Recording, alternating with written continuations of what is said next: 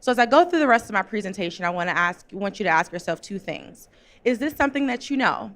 Or is it something that you know where to go find the information? Or number two, is this something that your transportation provider can give to you? And if not, we can talk. Life of a shipment. So I won't go through all of the details and all of the integrations and things that come into it. So I'll just leave it at, this is what it looks like behind the scenes.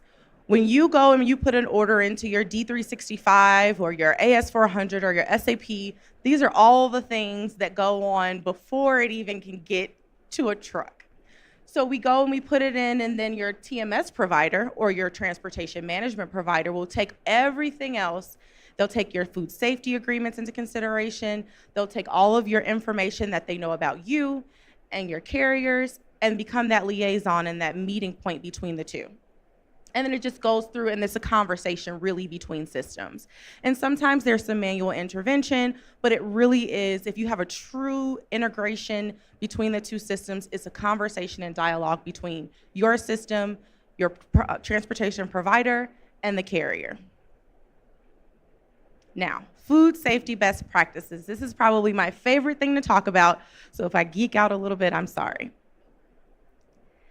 Best-in-class industry standard. So first, food safety agreements. A lot of people have food safety agreements. The FDA has their own set of laws for transporting food, but do you have an additional food safety agreement just for your carriers? Again, if you don't know, do you know where to go get the information? Also, what's in your food safety agreement? How tight is your food safety agreement, and who is managing your food safety agreement? Secondly, seals, bolts, locks. We all know that, again, FDA laws say that all food has to be locked and sealed with a number, no matter where, how, mode, whatever, it has to be sealed. But again, is that in your food safety agreement? Do your carriers know that, but do you have a plan of what happens when your carrier gets there and there's no seal? Inspection plans. Do you have a plan when something happens? Because of course, nothing goes wrong in supply chain, nothing goes wrong in transportation, so who needs a plan?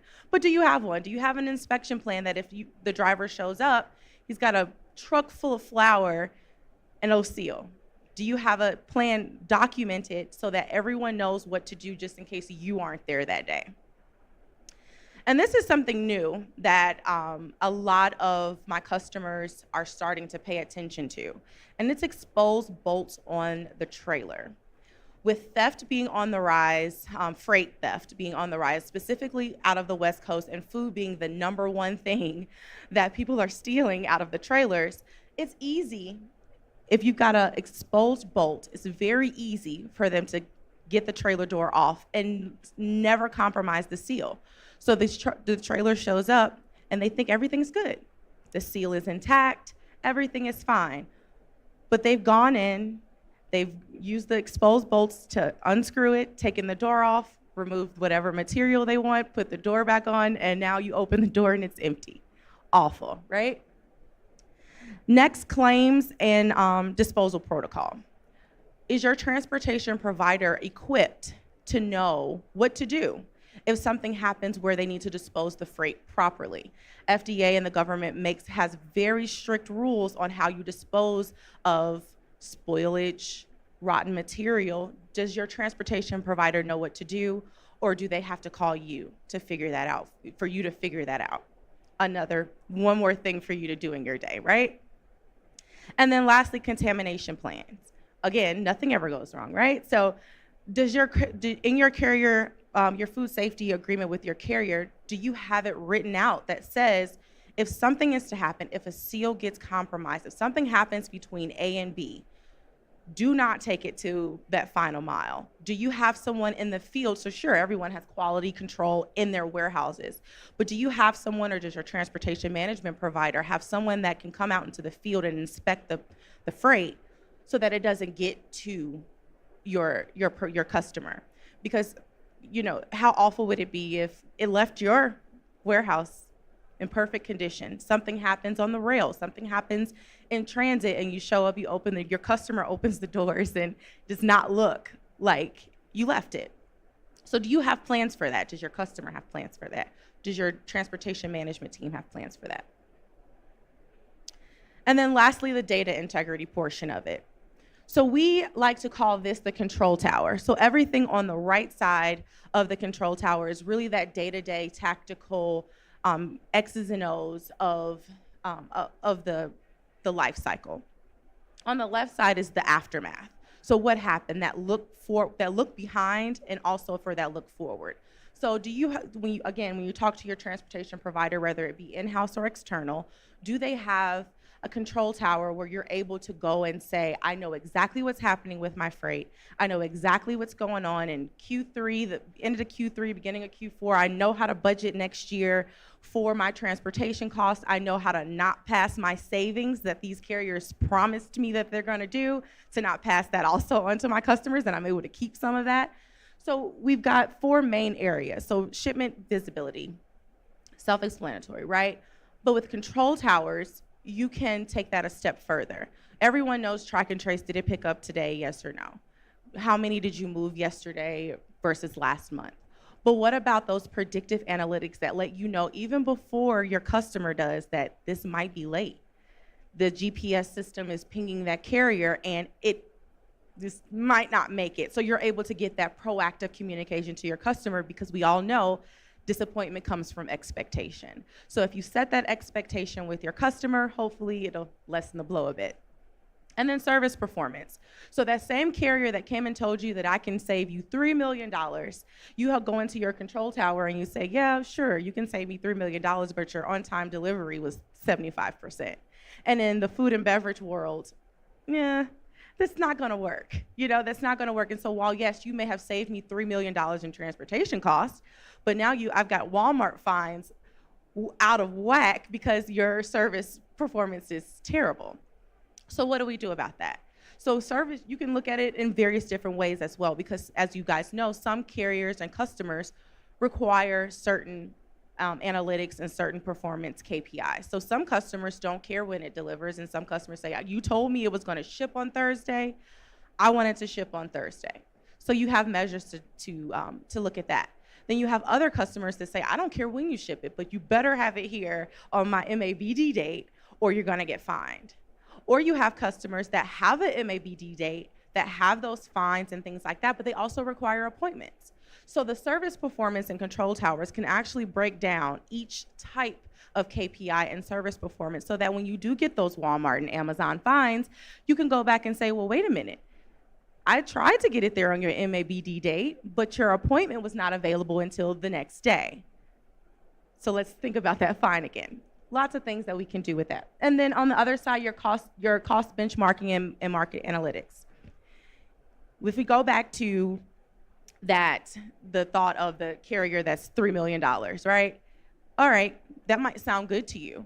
But then if you go into the cost benchmarking, well, if you charge my competitor this rate, but you're charging me this. So it allows that negotiation and that bargaining tool, because knowledge is what all that negotiation is. If I know better, I ask for better. And then the market analysis as well. A lot of people say that, oh, well, in food and beverage world, you're gonna have higher transportation costs because you can't go find mom and pop LLC to go and move your freight, because it has to have food grade, things like that. But I challenge my team to say, why do the carriers feel like they can charge us more just because I want the trailer to be clean? I'm not asking you for anything extraordinary. I just want you to have a clean trailer and lock it. So these type of things, the market analytics to tell you lane by lane where the hot markets are in the country, where it's the tender rejections. Again, I won't geek out into that. But yeah, all of the market analytics that come with that are all into a control tower.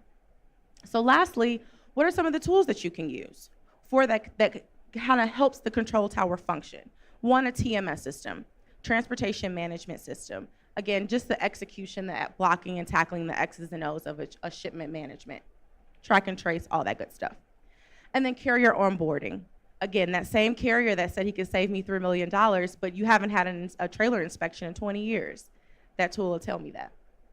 Again, that enhanced control tower we talked about earlier, and then sophisticated RFP tools for procurement events. So when we have, again, procurement events and we don't just have a single source provider, they become a bidding war, so to speak, on your freight. And so you're able to say, hey, You told me you were going to save me $3 million, but when I gave you the lanes and I gave you the requirements and it's got to be drop trailers here and live loads here, now that your song is changing. So that tool kind of helps you kind of put that all together. So again, I ask 2 questions that I asked in the beginning. Do you know where to get this information? And does your current transportation provider, whether it be in-house or external, provide these for you? And if not, give me a call. Thank you.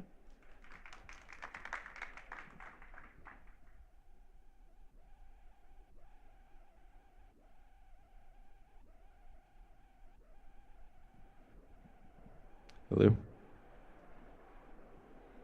All right. So my name is Jordan Weitz. I am a co-founder of Keychain, and we are one of the first technologies to help brands, manufacturers, and retailers find each other really, really fast.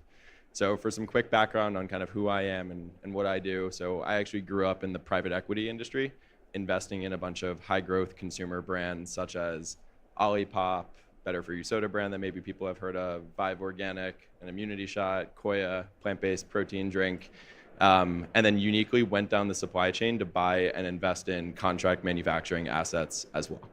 So in categories that we thought were really exciting, but weren't necessarily sure what was going to be the emerging brand winner, we would go down and buy the facility that would then produce for a lot of the emerging brands.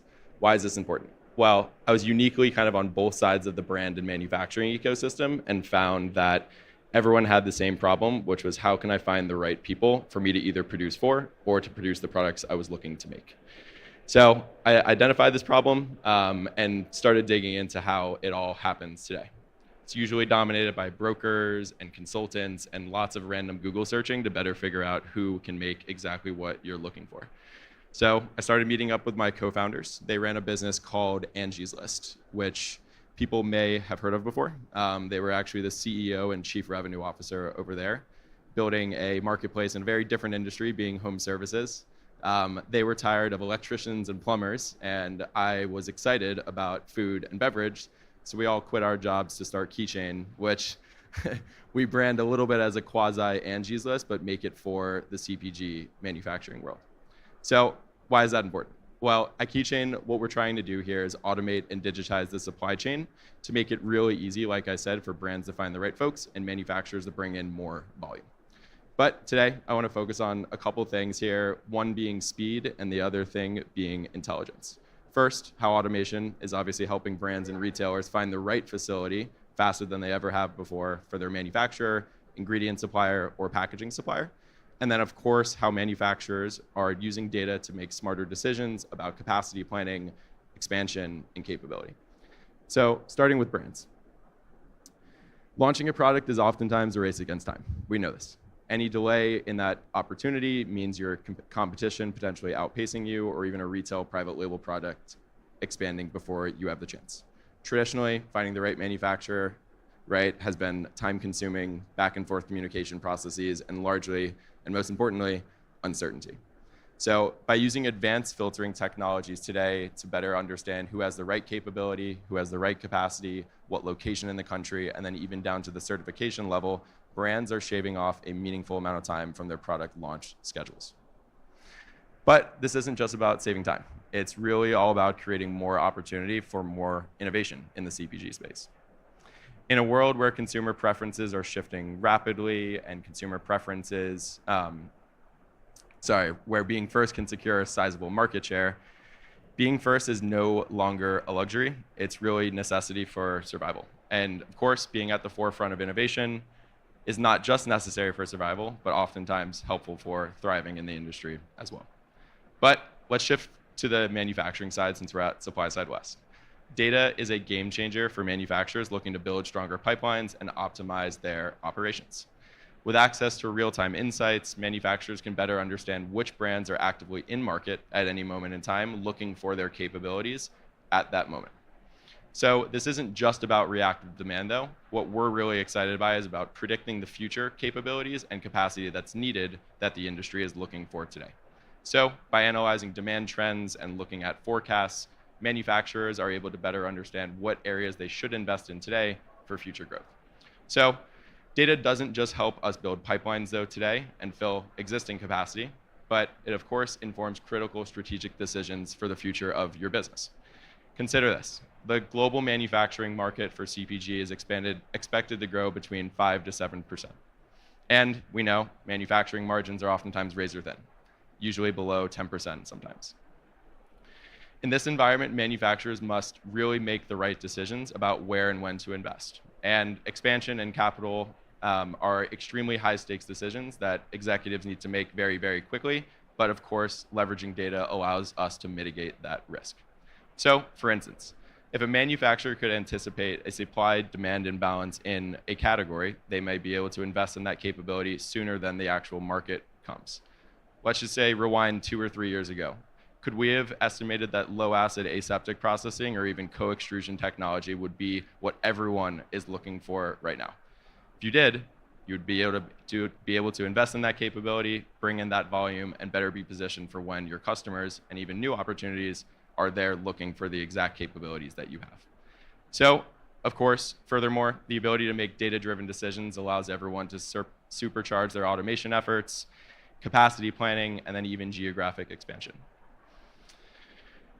In a world where even a minor misstep can erode margins, the right investments made at the right time ensure that manufacturers can make competitive decisions and stay agile, staying in front of all of their competition.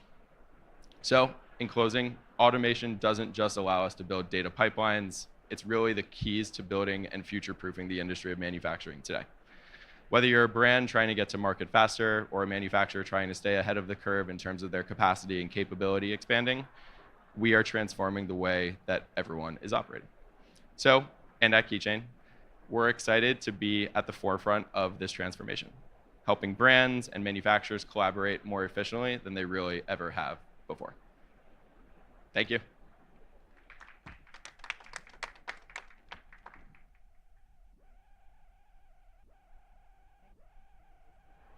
Thank you, Jordan. I'm gonna open it up if anyone has a question, and then if not, I have a couple of questions I could ask them, but I wanted to open up to the floor if you guys have any questions for Skylar or Jordan. No? Oh. Thank you. I have a question for Jordan. Are you targeted more towards like to help retailers to launch their private label, to help either the small brands or the big brands? Is there a specific focus for a Keychain? Yeah, it's actually all of the above. So brands that are just starting out, that are looking for their first manufacturer is kind of an obvious tool for them to use because they really don't know where to go. We also work with a lot of the largest brands in the world that do not have the data to better understand who has what capability at a given moment in time. For example, we had a request come in from a very big strategic looking to make apple juice, and they wanted us to help them figure out who had Tetra Pak capabilities filling into a 200 milliliter carton and could do that high acid in a very specific region of the country. And I think, again, like the level of granularity and intenseness around their expectations is very different from, you know, XYZ cookie brand to one of the largest strategics in the country. But we're helping all things brands and retailers find the right manufacturers. I think levels of sophistication change, of course, between them, but Keychain right now is a free tool for any brand or retailer to use and find the right manufacturer. So we're really just trying to increase transparency and make it real easy for whoever's looking to bring a product to market, do it very fast.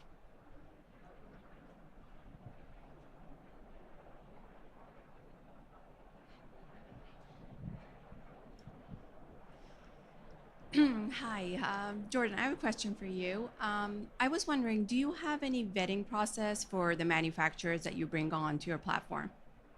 Yes, we do. It's very important to us, largely because the brands and retailers that are working with us trust us that when we have a manufacturer that's a part of our ecosystem, that they truly are best in class. So we have a pretty robust vetting and onboarding process whenever we bring in a new partner.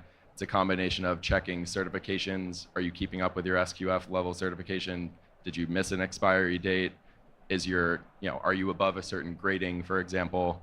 We also have ratings that are not yet public, but we capture on a day-to-day basis with how did this brand that we made an introduction to, did they like their experience talking to this manufacturer? So there's lots of quantitative stuff that we're calculating, but also what we have a core belief in is the qualitative information that did this person respond to me quickly, and were they a great person to have a conversation with about a product that I was launching. So the answer is yes. Lots that kind of goes into it to make sure that we're only showing the best manufacturers for the categories we're in.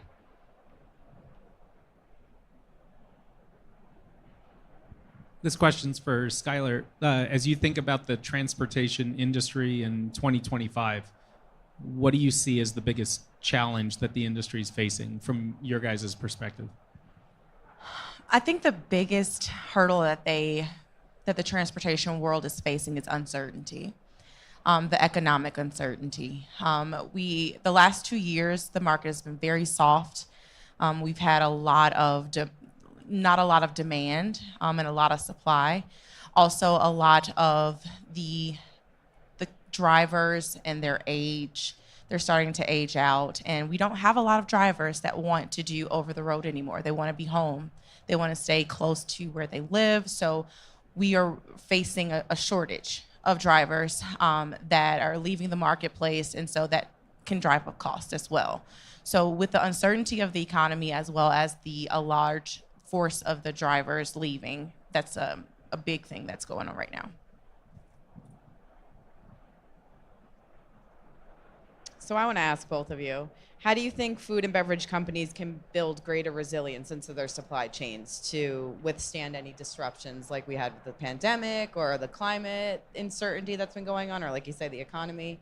How can, they build this into their businesses? I think planning, of course, processes, making sure that you have contingency plans when things do go wrong. I think COVID showed everyone that you need to have a backup plan and a backup plan to your backup plan. I think a lot of times, especially for transportation, I've seen in the food and beverage world that we like to set it and forget it. And we like to just have a single source provider because it works. And I think that what COVID showed us, and as well as the economy right now is showing us, is that when we do have just that single source provider, it kind of gives them a little too much of a monopoly. And so when something goes wrong, you don't have those relationships that you've built with other carriers or other providers where you can go and say, hey, I need your help. So I think that it's really key to, one, make sure that you have those contingency plans, but also build those and foster those relationships with other carriers. I was going to say, just to add on to that, visit your manufacturer and build in-person relationships. I know it's not going to totally change what they do thereafter, but one of the most important things that we found our customers doing.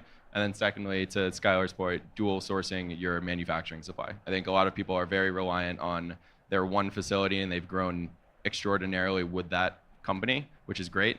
But always having that backup plan, whether it's on the East Coast, if the large majority of your supply is on the West Coast, making sure that you're covered across the country. Dual sourcing supply is one of the most prominent uses of Keychain, that people are happy with their existing manufacturer, but they're looking for a second one just in case. Great. And I'll end with this. So are you seeing food and beverage companies addressing sustainability within their supply chains to, minimize waste and things like that? Or what's the role that is playing?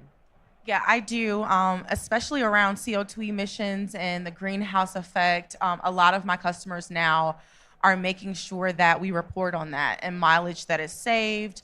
And when we talk about consolidations and optimization, to make sure that when you're utilizing your miles, basically, you don't have empty miles, so to speak, when you are traveling from A to B. If you've got a customer that's from, let's say, from Chicago to Atlanta or to California, that you aren't unnecessarily driving those miles would drive up the CO2 emissions and things like that. So that's really the main thing that I see, is that they're really pushing for us to track, trace the CO2 emissions and to be cleaner. Interesting. Are you seeing sustainability in? Yeah, definitely. I think just being in the nature of, we have projects that come in from lots of brands. I think that there has been a surge in sustainable packaging that has been requested, which has in turn oftentimes been tricky to find facilities that can produce and fill new age packaging that hasn't yet hit mass market. So that's definitely one thing. The second thing, I think brands and retailers have a much higher expectation on what their facilities do, whether it's socially, environmentally, you name it, from a certification perspective, but even how they treat their employees, water practices, so on and so forth. So I think sustainability as a whole is definitely something people are requesting more. And I think it's on manufacturers to kind of meet those requests and hopefully change the way that they've done business historically. So. Great. Well, thank you for all of your insights, guys. I appreciate it. And Thank you for having me. yeah, that's all we have time Appreciate it. for. So have a great day, guys.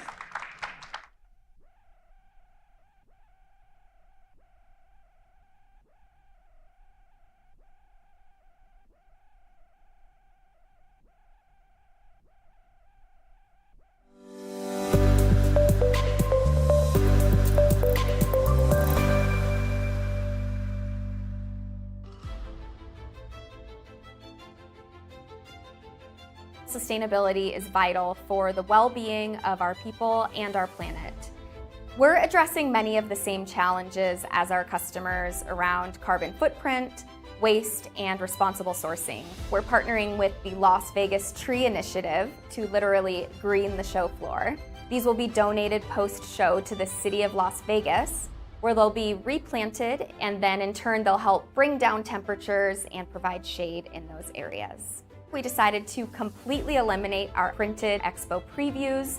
Instead, we really ramped up our digital marketing efforts to significantly reduce our waste production. Our health and nutrition industry is making the world a better place, and the more that we can empower companies, the more we'll have healthy people. We partner with wonderful organizations, including the Naturally Proud Network, Vitamin Angels, Women in Nutraceuticals, and the Naturally Network. We also work with various trade associations and a lot of nonprofit charitable organizations. All of these groups and our relationships with them are to help support their mission and our mission, which is more health for more people.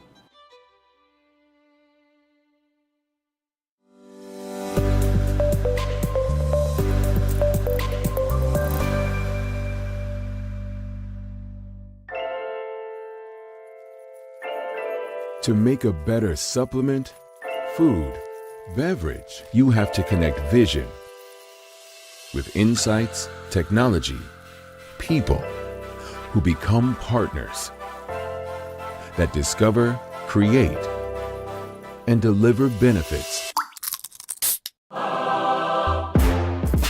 Connected to ingredients that work in application, in the body, in life. All while staying ahead of trends and pursuing a more sustainable future. All so you can open the door and reach for something better.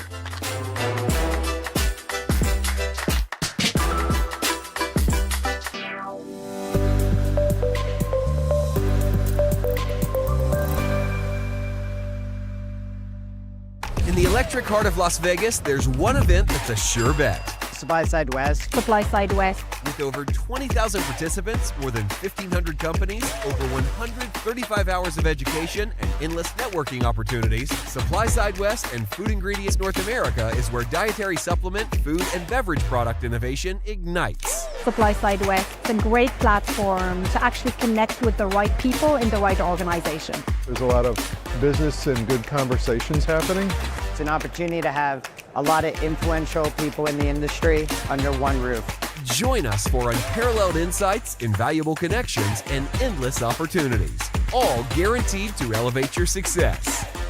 Supply Side West, your industry this October in Vegas. Register now at supplysidewest.com.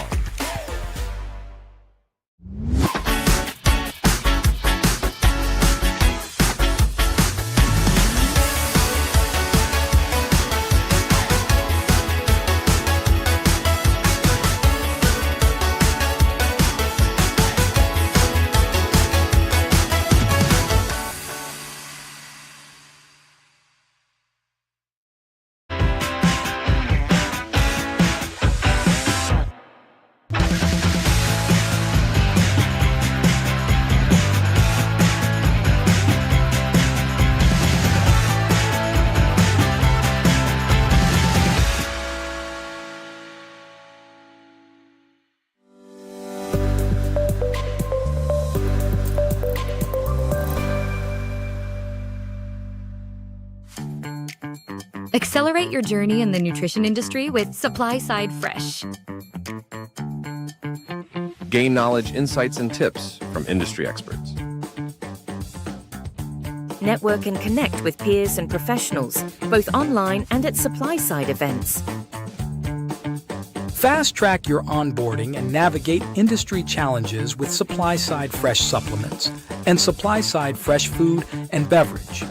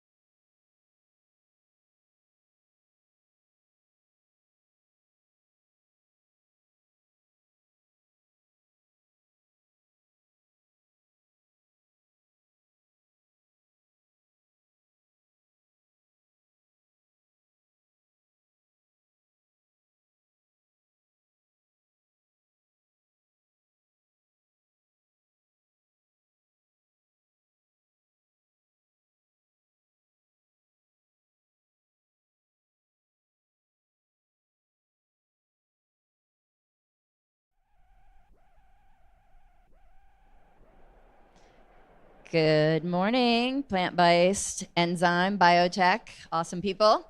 My name is Karen Butler, and I'm one of the editors here at SupplySide. It's such a pleasure to have you here. Thank you for joining us. We've got a power-packed 45-minute session for you. The slides are available right now in the mobile app if you're interested in those, so you can hit them anytime. Show of hands, how many of you guys are involved with plant-based applications? Anybody? Okay, and anybody work specifically with enzymes? Enzymes biotech? All right, good. Well, you've got your work cut out for you. I read recently in a Carey article that only a tiny fraction of all the potentially available enzymes from natural resources have been discovered and utilized to date. So I thought that was really exciting with where we're headed with biotech and this session today. We have some goals I would love to share with you. Today, our speakers will share what enzymes are, how they work, and what they're capable of. They'll give examples of enzymes in action across plant-based applications such as beverage, milk, cheese, meat, and more. They'll discuss plant-based industry challenges and how enzymes can improve functional and nutritional attributes. They'll share some real-time research and market opportunities. So a lot to get in there. And with that, I would love to welcome our first speaker, George Sweetie. He's Technical Sales Representative at Amano Enzyme. Let's welcome George.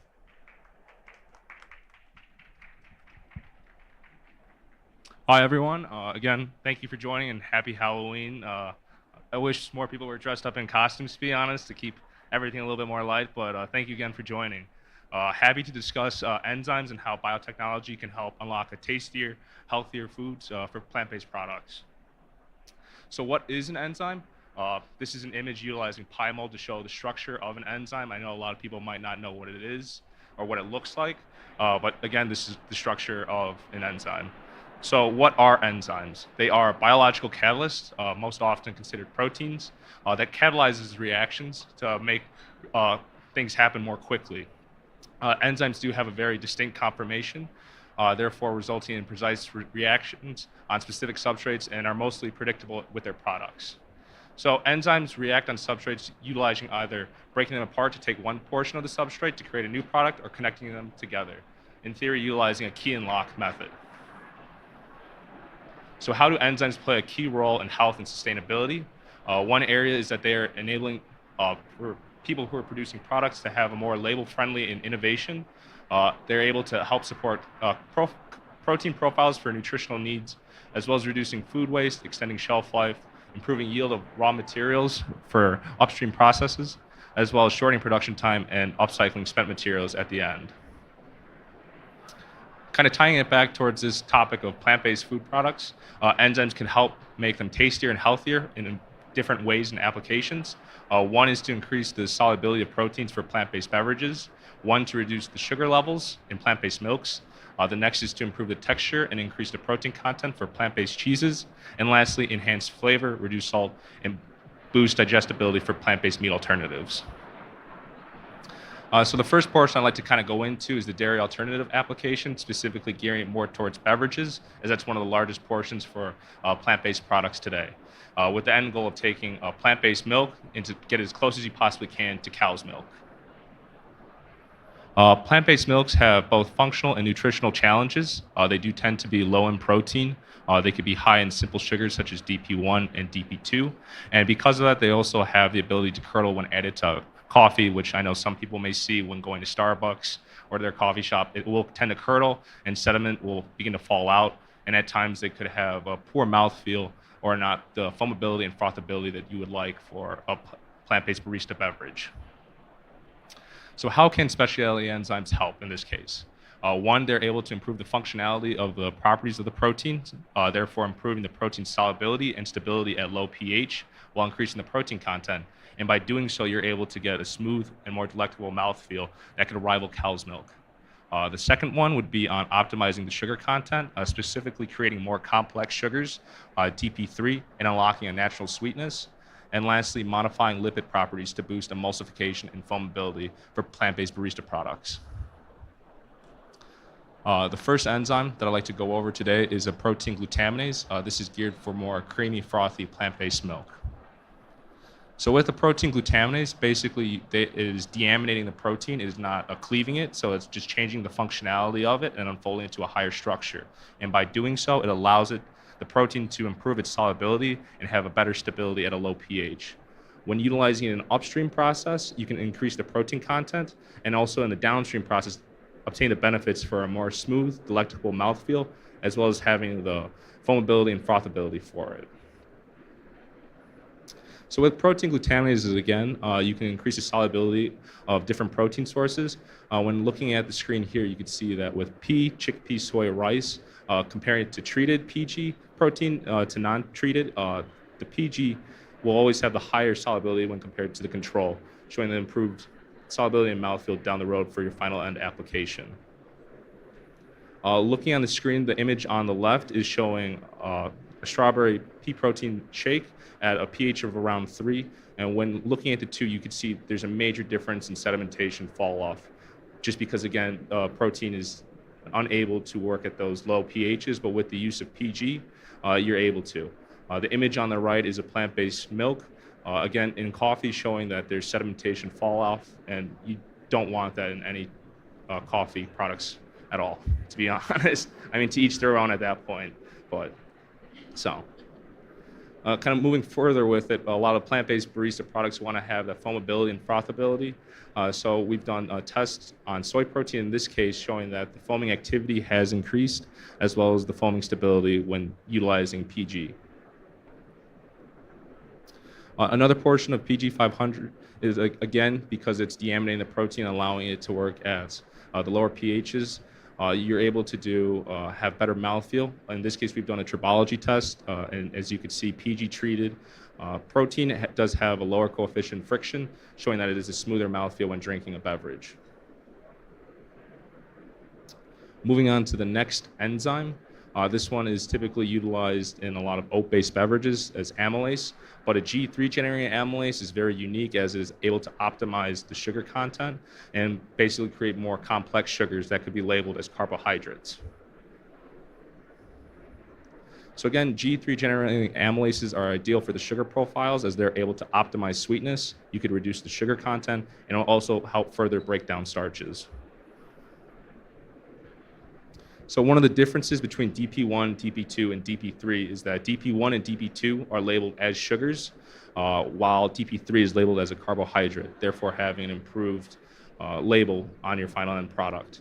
When looking at the sweetness, though, DP1 and DP2 is higher in sweetness, but again, it is labeled as an added sugar, while DP3 is labeled as a carbohydrate, so you'll have the benefits of stating that your final end product is reduced sugar, because again, it is now labeled as a carbohydrate.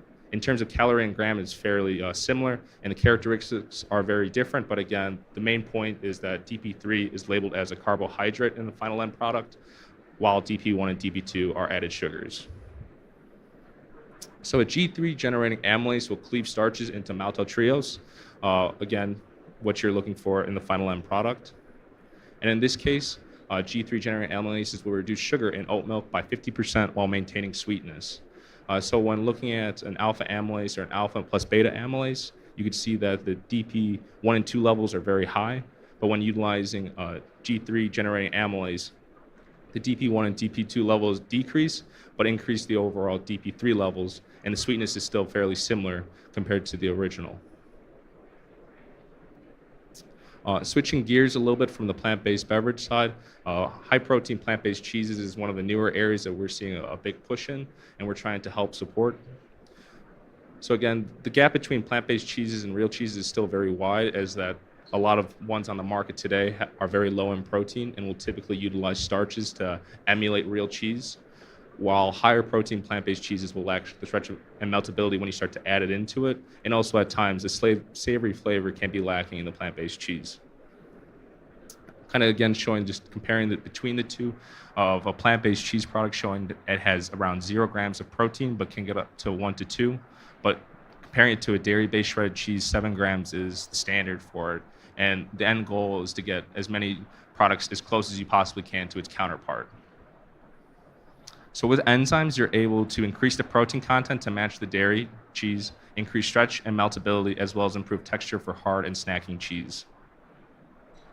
Enzymes are able to increase the stretch of it, and in this case, we're utilizing the fork and stretch method when comparing between the two. And as you can see, that there's a dramatic difference within it. Also, the meltability is very important because most likely you'd like to utilize it for pizzas or other products, and if it doesn't melt, that becomes a bigger issue for the consumer. So you want to get as close again as you to the actual product. The next image, I think, is the best way to show it, is comparing a treated enzyme plant-based cheese to non-treated. It looks completely different. One looks unedible, one that I would like to avoid at all costs, and the other one actually looks like a cheese pizza, which I'd be happy to eat at that point. But again, the end goal is to get as close as you can to it. Another aspect within the plant-based industry is, another key point is meat alternatives, and trying to get them to be more improved in flavor as well as the digestibility. So again, some of the challenges in producing plant-based meats is first the consumer acceptance. Not many people are willing to switch over. That may be due to missing some of the savory notes, that meaty flavor notes that you are looking for when eating. Some of the texture may be different as the plant protein structure is completely changed when utilizing it against regular meat. And lastly, plant proteins can be harder to digest. So plant protein is globular and lacks savory flavor of meat. And there's two methods to try to get as much as you can out of it. One is through the extrusion method, basically where I'll unfold and align plant proteins to create a fibrous texture. The image on the right kind of shows what the general formulation and how to reach that point. But the second point is enzymes to liberate amino acids, and that would be focusing on the glutamate and cysteine, the two key points when creating a plant-based meat alternative. So one of the enzymes you could utilize in this case are proteases. They're able to increase the umami flavor as well as increase the digestibility of the protein. In this case, we're specifically focusing on textured pea protein, and the last portion is just salt reduction for utilizing proteases. Again, proteases are able to increase the umami and meatiness as it is increasing the glutamate and cysteine levels, but it can also increase all other amino acid breakdowns, which will be shown on the next slide. But again, with the use of proteases, you could introduce it with your TPP, add your other ingredients, begin mixing and molding, and then grilling it to form the patty. And you'll still now have the final end product that's similar to regular meat. So protease-treated TPP does, again, release a lot of amino acids, and that will help basically show that it is able to digest more of it because the protease is hydrolyzing the plant protein. And again, you're primarily focusing on wanting to increase the glutamate and cysteine for plant-based products, specifically for meat. And again, with utilizing proteases, it also, you will be able to use less salt as, again, that it is enhanced, and it'll also have an improved umami, saltiness, and kokomi. Overall, with enzymes, you could utilize it for all other applications, not just plant protein products itself. You could also utilize it to extend the shelf life, texturizing, adding depth of flavor, intensifying the aroma, or assisting fermentation, as well as optimizing organoleptic properties. So you could do a lot with enzymes. But that's pretty much my part, short and sweet, basically breaking it down for you. Thank you. Thank you, George. You proved me wrong. I thought, how's he going to get through all those slides? And he just breezed on through. Also, I learned that I am a food scientist because I do that fork test with the cheese quite a lot. Next up, we have Dr. Priera Panescu-Scott. She's lead scientist and plant-based specialist at the Good Food Institute. And she was also recently named to the inaugural 2024 cohort of top agri-food pioneers through the World Food Prize Foundation. So we're really honored to have her here, and thank you so much. Dr. Panescu-Scott. Is this on? Yes. Thank you so much for that kind introduction, Karen. And George, I don't know if you were trying to get a pun, but you're like short and sweet and broken down. And I was like, just like an enzyme, making those D3s. But yeah, so I'm really excited to chat with you guys today. And I'm used to very technical scientific conferences. And I have to say, like, scientists could learn a thing or two about how to throw a conference. This has been so much fun. And I just really been enjoying being able to talk to everybody here and taste everything. And it's just been a lot of fun. But in true scientific fashion, I will be getting some technical slides in front of you guys. Hopefully it's not too much. Feel free to ask questions at the end. But today I'm going to be talking specifically about enzymes for plant protein functionalization. George already gave a really good overview of a lot of the possibilities of things that we can be doing with enzymes. So I'm just really excited to kind of drill in a little bit more on the plant protein side of things. And so today I'm going to go over just kind of general opportunities in the plant-based meat, eggs, and dairy market in the industry. And then I'll talk about specifically where we would want to use enzymes in these protein and oil treatments. Again, really speaking to some of the stuff that George is already talking to and taking it a little bit farther. And then I would love to give you some examples of the GFI grantees working on these projects. We give out a few $1 million in research funds every single year to companies, academics, honestly, even folks working with the government, and allow them to do research. And so we have some really exciting research on enzyme usage in plant proteins there. So first I'll talk about the plant protein market. This is maybe a little bit difficult to see, so I'm gonna walk through it with you guys. If you look at the yellow bubbles here, these are the prices for a variety of animal meat products. So here's total meat, which takes into account the averages of all of these ones here. So I'll just speak on the total meat. Total meat average price is about $4.46 per pound. For plant-based meat, it's about $7.89.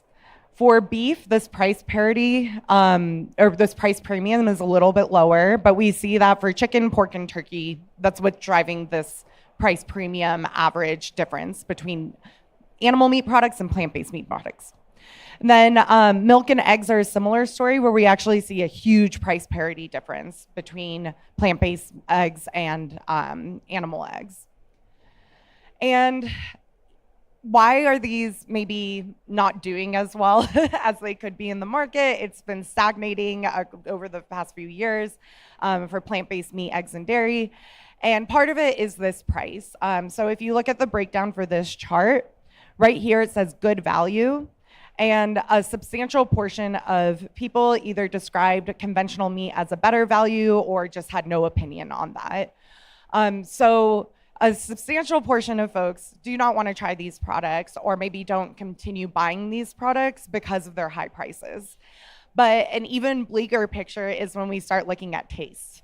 When we look at taste, people just aren't liking the taste of these products. I don't blame them. We were just showing the plant-based cheese with and without enzyme, and most of the plant-based cheeses I see on market now do look like that first picture. And as someone who is really bullish on plant-based cheese, I don't eat those. I would say that there's a lot of work that we could do, but I have had plant-based cheeses that are phenomenal. It's just about getting to a price point where it makes sense for the market and actually bring demand in for the market. So enzyme treatments are something that can really hit a lot of these points. It can help bring down costs for extraction. It can help increase taste. We saw the umami taste that can be brought through protein hydrolysis. Additionally, from a nutrition point of view, enzymes can help with increasing protein digestibility and making those proteins healthier for people. But then also, enzyme treatments could be used to help with clean label products as well, reducing the number of ingredients necessary, or even in the case of the D1 and D2 and D3 sugars, being able to label something as a sugar versus a carbohydrate that was reduced. So in this picture, I have I told you guys it was going to get technical. I have a nice graph here of how do we actually get a plant protein out of a plant, right? We have to do a series of processes. If you're eating any oil, any protein, any carbohydrate that's not from a whole seed, it goes through some kind of process like this. So processing shouldn't be as dirty of a word as I think it's getting as much as I think it's happening now, because actually processing can be really, really good. And I like to use this word sympathetic processing, where there are processing methods that are actually better for protein digestibility. For instance, if you were to take a pea protein directly from a pea and just consume pea, you're not going to be getting as much of that protein as if you were to have a pea protein that was extruded, because extrusion can help with the digestibility of these proteins. So processing is not bad, but when we do go through processing, we do go through a variety of steps that require soaking the material, then drying it, and then soaking it again, and then drying it. It's a lot of back and forth.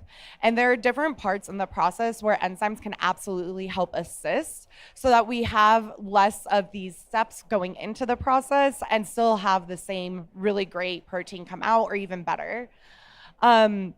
Let's talk about salt reduction for a second, because I think that's a really interesting one where maybe people don't see exactly where enzymes can help with that. A lot of the salt in plant proteins comes from this extraction process. It's because we either do a salt extraction for the protein, or we do an acid-base extraction that forms the salt. And then the salt is migrated into the plant protein that ends up going into these products. If we use an enzyme step instead, there's a possibility of actually being able to circumvent that either salt usage or salt production by using an enzyme like a protease instead. So that's one way that proteases can be really, really helpful. Carbohydrates can also be really helpful in plant protein extraction, because as you imagine, when you're trying to get the plant protein out, you really need to beat down those plant cell walls in order to get a protein out of it. So a carbohydrates can help with lignocellulosic material that comes with these crops to actually help break it down and then make it way easier to get the protein out. So there's a few different possibilities here. We can even look at lipases for oil structures, and I'll show an example of that later.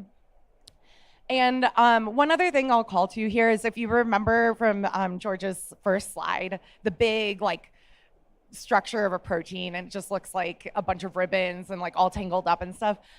Plant proteins are like that times a million. Plant proteins are just so globular, they're so tightly squeezed, they're wound up, and that makes it really hard to have enzymes actually access them. So that lock and key model that you see with enzymes of oh, it goes into the substrate, that's gonna be really, really hard sometimes to do with plant proteins because they are so tightly wound up. So there's a few challenges, but a lot of opportunity. So I'll talk a little bit about a few researchers here in my last few minutes and give really specific examples of how they're using enzymes in these production processes. Again, GFI has a grant research program. Every single year, we put out a call for grants on a specific topic, and we fund about $6 million worth of research in those projects. In this call for grants, I actually specifically asked for biological processing methods that can improve plant-based proteins. So this is very, very aligned with this presentation, and these are the grantees who ended up coming out as the leaders in that pool. So first, Dr. Simsek and Dr. Mishra from Purdue University. They're working with hemp protein. And what they're doing is they're actually using carbohydrates, in this case, to help get hemp protein out of the seed. So they're using the carbohydrates to make more soluble dietary fiber that helps with the nutritional aspect of these products. We get more fiber out. Additionally, it helps with getting the proteins out of the seed as well, like I mentioned. This project has just started, so there's not as much results, but this is a really good example of how a carbohydrates can be used for something like hemp that has a really high fiber content and needs a little bit of extra help to get that protein out. Next, I'll talk about another professor from Purdue University, but I swear we provide grants for people outside of Purdue University. They just happen to be two examples in a row. So Dr. Da Chen from Purdue University, he is fantastic. He works in extractions as well as extrusion for plant proteins. And in his research, he's using protease to hydrolyze proteins. So alkylase is the protein that he's using in this case. And initially what they showed is when you use the alkylase protein, you can hydrolyze, or enzyme, you can hydrolyze the protein. I think in this case, pea protein, yes. They can hydrolyze pea protein. This decreases the molecular weight of pea protein, makes it a lot more soluble. And additionally, it actually, when heated up, made a much better gel as well. And that gelation property can help a lot if you imagine with meat products that need to be really cohesive, or maybe like a yogurt. Some people are using these to make like scallops, for instance, like kind of a more gelatinous meat. That's not a very appetizing vocabulary for that, but I hope you guys are with me. So yeah, and it also improved the digestibility of these proteins. Something that Dr. Chen didn't test here that I think George, was speaking on, and I think I could hedge a bet, is like, I bet by hydrolyzing this pea protein, it maybe tastes a little bit better too. Maybe some of those umami flavors came out, but this wasn't necessarily tested in this project. So this is available, and sorry about the overlap here, but you guys have the slides, so if you want to look at the research paper, you can. The next project that he's working on is actually using this in conjunction with extrusion. So we talked about like, oh, you can use enzymes maybe instead of extrusion, but you can also use it in conjunction with extrusion to even amplify that texturized behavior even more so.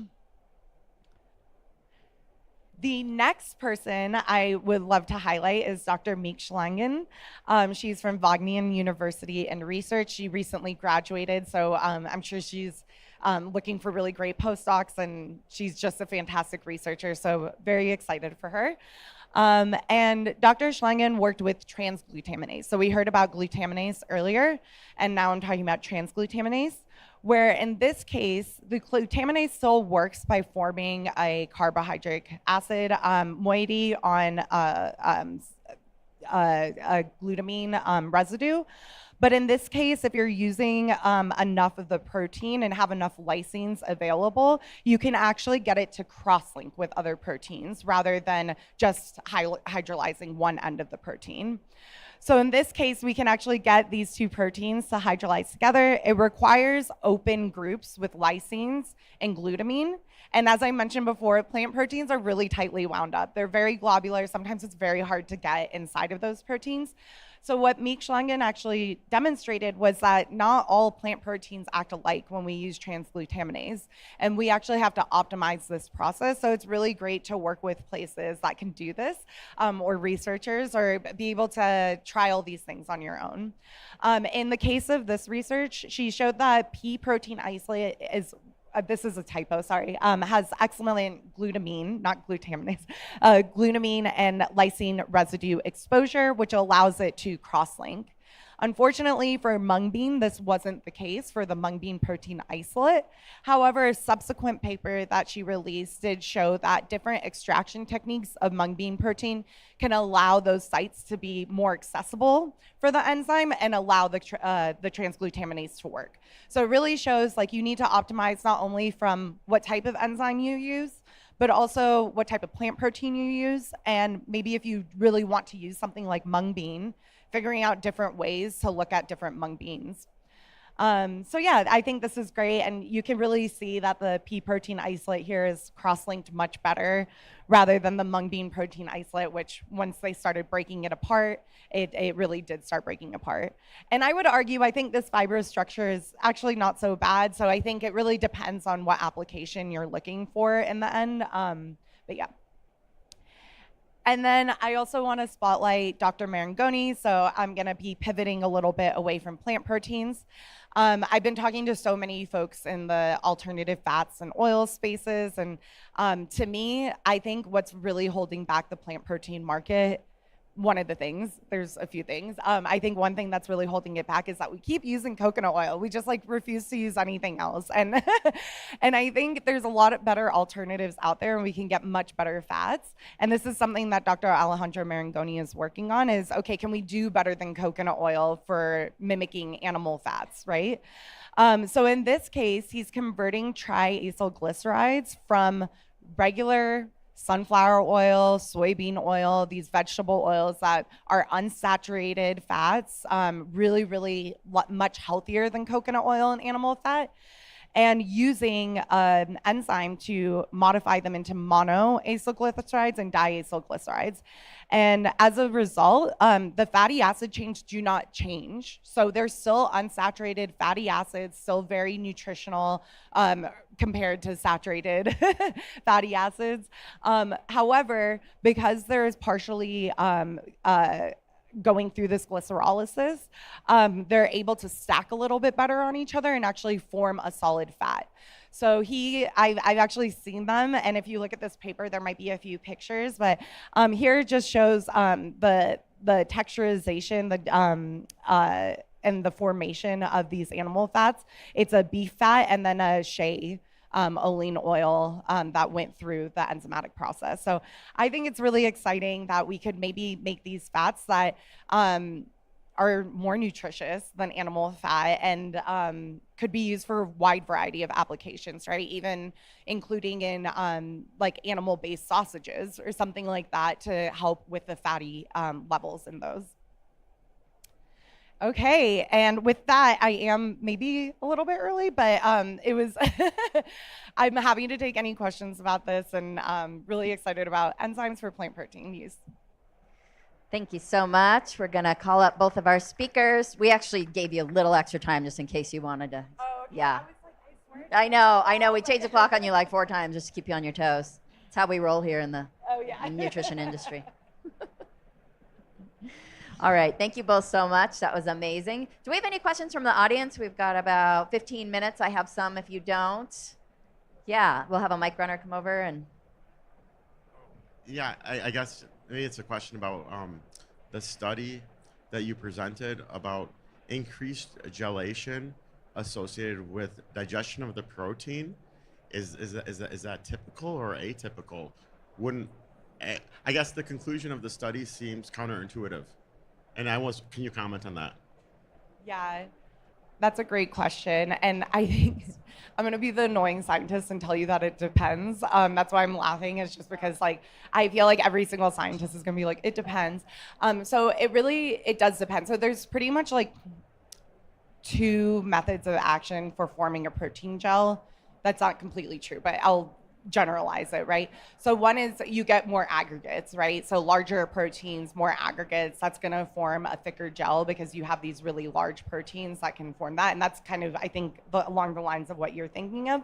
And then there's some instances where actually unraveling the protein provides more opportunity for covalent or non-covalent bondage between the different protein chains. So in this case with the pea protein, with it showing an increased gelation, that case it's probably because there are more of the groups like cysteines that could form disulfide bonds. Again, it's a very high temperature that it goes through, so it can help with orienting those hydrolyzed proteins and making the groups actually talk to each other a little bit more than the aggregated proteins. But there are instances where a hydrolyzed protein actually forms a better gel. So it's really about looking and testing and finding different types of proteins to do what you're hoping for.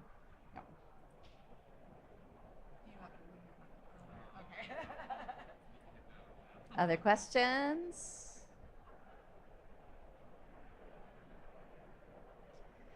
Okay, I've got a loaded one for you. Are we in the realm of GMOs here? Is there kickback on that? Is this normal scientific? Is it commonly accepted? Help us navigate. So I can touch on that. When working with customers, typically within the food industry, a lot of times they like to avoid GMO, but there are benefits in utilizing them as in terms of cost of production. You could utilize a GMO enzyme and be able to hit it better than a non-GMO. But again, it comes down to the application in industry. But I think for the food industry, most people are still hesitant on utilizing GMO enzymes. Yeah, I would agree with that and say, first of all, I love GMOs. I think that they're great, and I think that that's going to be very helpful for us to get to a point where we can sustainably feed everybody in our world. I will say that as my stance. That being said, there's obviously, if you're in the market and you're trying to get your product sold globally, you can go through a lot of pushback. So there are definitely enzyme solutions out there that are non-GMO. Many of the ones that we both presented on today, we can absolutely have those enzymes non-GMO. The GMO aspect is just kind of opens up the possibilities of what we can do in the future, and I'm hoping that sentiment will get there. I do think that non-GMO enzymes, I don't think consumers think about them very much, to be completely honest, but I do think that when they do think about it, again, it's from the viewpoint of looking at how many ingredients on the label, things like that. And enzymes can provide a little bit of a shorter list of ingredients. As we mentioned, a few nutritional aspects like keeping unsaturated fatty acids in a solid form, or increasing fiber content, decreasing sodium content, increasing protein digestibility. So I think there's a lot of benefits that allow the consumer to like not think too much about it and just be happy that it's a nutritious and tasty product. Yeah. Yeah, great answer. I know just so many of our attendees here are so concerned about clean label and certifications and all that, so just wanted to put that out there. Are there regulatory considerations around food enzymes, whether US or EU, that you guys know of? I think one of the biggest ones right now is regarding the FDA stance on labeling for gluten-free. As I know, sometimes utilizing enzymes in the fermentation process, you could utilize wheat, and it comes down to then if it does have wheat in the final end product. So that's kind of where the FDA is kind of walking the guideline. It's just kind of walking that gray step right now where we don't know where it's going to go. So as enzyme producers, you have to start looking at different ways to utilize or different forms of fermentation media to try to hit those certain marks that you're looking for. Yeah, super interesting. You talked about the future. Are you seeing AI in stuff, or? Again, I think I could also touch on this. I know at our research lab, we're starting to look into utilizing AI technology to try to cross-reference and try to find the most optimal routes and getting there. It's a learning process. AI is still very new to us, but it does help sift through a lot of the stuff in time of cutting through researching at least. I think for AI, for enzymes and looking at how well they're going to function and understanding it from that perspective, it makes a lot of sense because when you're working with enzymes, these are very defined structures that work in very defined ways. I will say that I am very cautiously optimistic about AI in the food space. I think that there's a lot of really great places that we can plug and play that are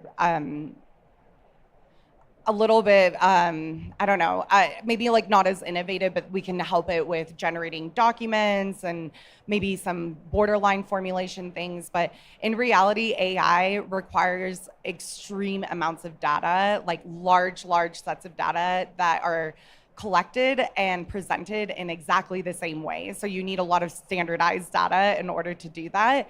When we're working with something like a food product that isn't very standard, isn't very homogeneous, it's very heterogeneous, it's extremely difficult to use AI in those instances. Machine learning, which is like being able to use a few data points to kind of paint a picture that can help you along that way, that's something that is coming up more in the field, and it seems like it is helping a little bit. But I will say in general, I'm still very cautiously optimistic about AI. I think it's a little bit hyped up right now, and I think we could do a lot to just, realize that researchers, like the real intelligence is still incredibly valuable.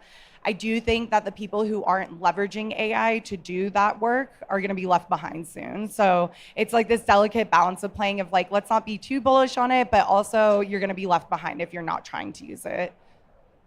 Yeah, great point. We editors here at Supply Side laugh about this often. We'll ask a question and it'll say, well, it definitely could be this, but you should definitely think maybe it's not. And we're just like, did it just say that? So glad it's going across the disciplines.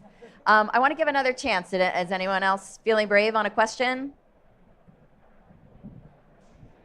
So for this year, there's been a decline in plant-based meat sales, because of consumer perception that it's ultra-processed. Can you a little louder?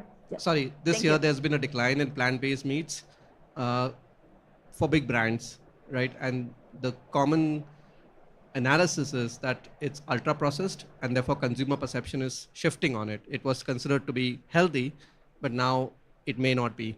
That's what people seem to think. Can you just talk a little bit about that in terms of consumer perception and the health benefits around it? Oh man, I get to deal with this like every single day. It's so much fun.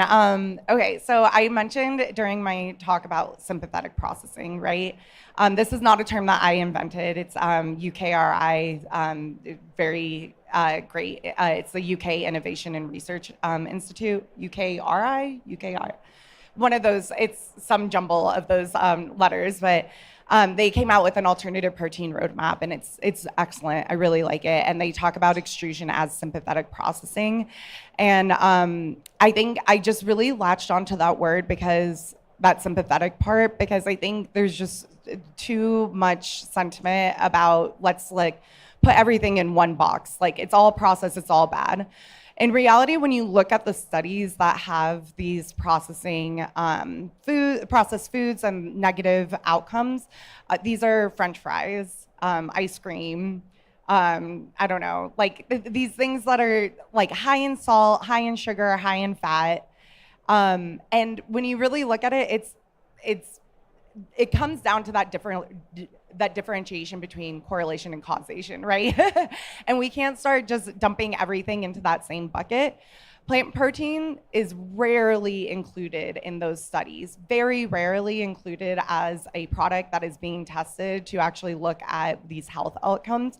And when it is included, and when the studies are just focused on plant-based protein, it actually shows that it's way better. It's still way better than animal meat and protein in a large variety of aspects. That being said, like animal meat and plant-based meat right now, they're just different, right? They're just two different things. And I think one other thing, since I'm on my soapbox, is if you really care about nutrition and health as a person, like you shouldn't be just nitpicking about one thing on your plate. It should be about holistically understanding what you're eating constantly.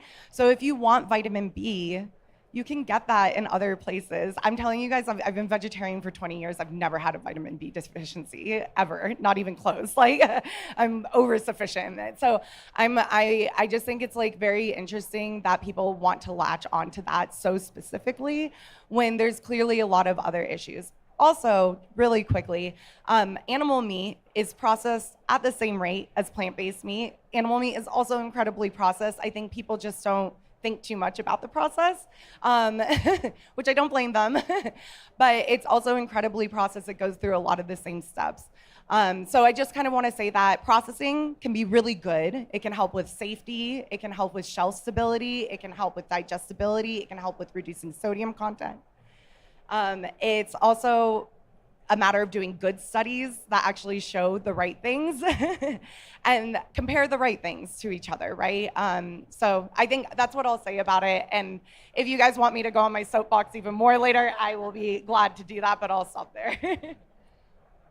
I think the only thing I could add to that is just, again, the consumer perception of it is everyone is used to eating regular meat and having a push for now utilizing different proteins such as like pea and soy. It's new for everyone. So they expected the immediate switch over to be, oh, it's exactly the same, but it's not the case. It takes time, it takes effort, and I think we're slowly getting there more and more, either utilizing different enzymes or different processing methods to hit that point, but I do think that we'll get there in the future. Sorry, really quickly, just a final punchline is that I am thoroughly convinced, at least in the US, and I do think that this is being shown globally as well, if you put something that is tasty and affordable in front of someone, they'll eat it, you know? And I think once we get to that point with plant-based meat, a lot of this processing sentiment will hopefully settle down. Good points. Dr. Panescu-Scott, can you tell us a little bit about the kinds of resources we can find on the GFI site, Good Food Institute? Yes, GFI.org. I meant to say this in my slides. I have all the links there to any of the figures that I showed and things like that. One of the really big things that I'll point out to you guys, because I think this is the most important for this audience, every single year we put out a state of the industry report for plant-based meat, eggs, and dairy. We also do it for fermentation products as well as cultivated products, so like lab-grown cell meat. And every single year we put out these extensive reports. I think they're wonderful. You can really get a pulse check on the industry, see where the sales are, that plant-based meat sales are declining, and we need to figure out why. And we have a little bit of insight on those. But oh my gosh, it's honestly a little bit overwhelming, our website, because we have so many resources. I'm telling you guys, if you have any questions about plant-based meat, fermentation, cultivated, you'll probably be able to find your answer there. And if you get overwhelmed, please feel free to reach out to me. I'm more than happy to like kind of narrow down the list for you and be like, these are what you should be looking at because you're interested in these things. But Awesome. And then George, Amano has some kind of a lab, right? Can you share a little bit on that? Yep. So we do have a lab at our facility in Chicago where our R&D team is able to work with customers one-on-one, either in the formulation of starting a brand new product or trying to tweak it to hit the marks that you're looking for. All we typically have is a general meeting to introduce ourselves, and then our R&D team will then take the samples from you, and then we'll get you the results you're looking for. And if it's not from us, we'll go to our subsidiaries in Europe and or Japan. So we'll get you there as quickly as possible. Very good. So we've got time for one last takeaway. Is there anything you'd like to leave our audience with in this realm? You had your soapbox a few times. We're going to give you another one. We love it. Yeah, I just think plant proteins aren't dead. You know, I think we're barely scraping the surface of what we can do and what we can get to consumers. Yes, the field has stagnated a little bit, but I think we need like the impossible plant-based cheese, you know, like something we need that like for the industry that'll get us there. And I think enzymes could be a really, really fascinating way for us to get there. And seeing some fantastic products, and that cheese that you showed, I'm like, can we get that on a commercial scale so I can eat that more? I think key takeaway would be enzymes are still fairly, I feel like, unrecognized by the general consumer. And with scientists now utilizing more and more of it, there's way more possibilities now. It can't just be just for hydrolyzing protein. You could have more functionality that you may never have seen before. So just continue to work and explore in those areas. Awesome. Well, thank you so much for your time and expertise today. You guys visit gfi.org. Amano's got a booth on the floor. There's tons of enzyme and plant-based companies, so you can find anything you need. And thank you for being here. Have a great rest of the show.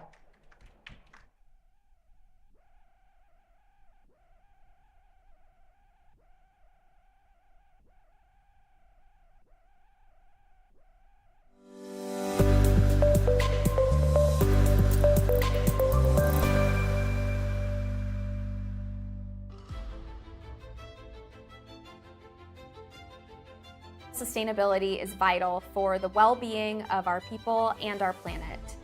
We're addressing many of the same challenges as our customers around carbon footprint, waste, and responsible sourcing. We're partnering with the Las Vegas Tree Initiative to literally green the show floor. These will be donated post-show to the city of Las Vegas, where they'll be replanted, and then in turn they'll help bring down temperatures and provide shade in those areas. We decided to completely eliminate our printed expo previews. Instead, we really ramped up our digital marketing efforts to significantly reduce our waste production. Our health and nutrition industry is making the world a better place, and the more that we can empower companies, the more we'll have healthy people. We partner with wonderful organizations, including the Naturally Proud Network, Vitamin Angels, Women in Nutraceuticals, and the Naturally Network. We also work with various trade associations and a lot of nonprofit charitable organizations. All of these groups and our relationships with them are to help support their mission and our mission, which is more health for more people.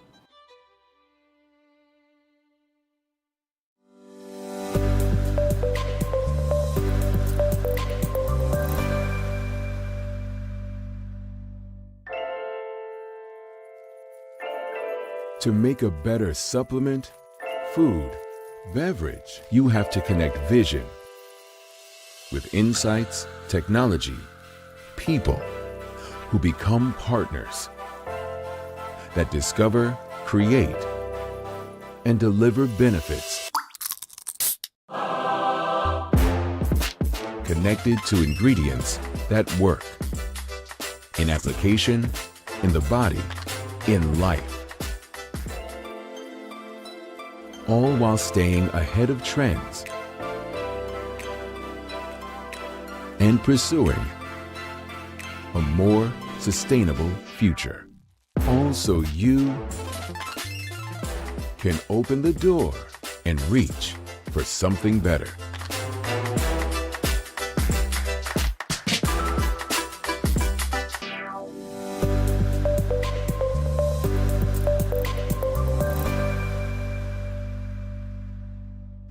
electric heart of Las Vegas, there's one event that's a sure bet. Supply Side West. Supply Side West. With over 20,000 participants, more than 1,500 companies, over 135 hours of education, and endless networking opportunities, Supply Side West and Food Ingredients North America is where dietary supplement, food, and beverage product innovation ignites. Supply Side West. It's a great platform to actually connect with the right people in the right organization. There's a lot of business and good conversations happening.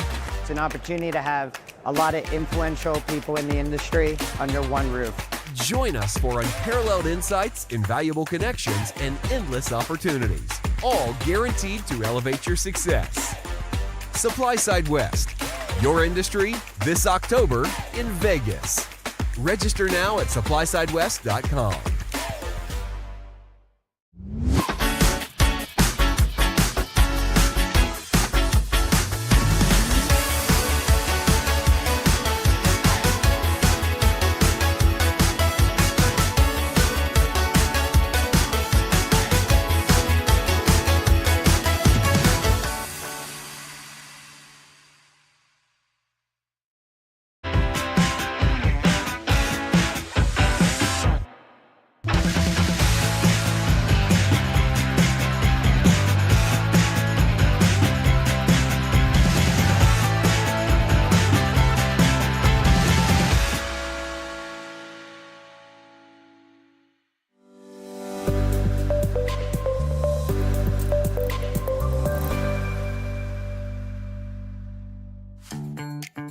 Accelerate your journey in the nutrition industry with Supply Side Fresh.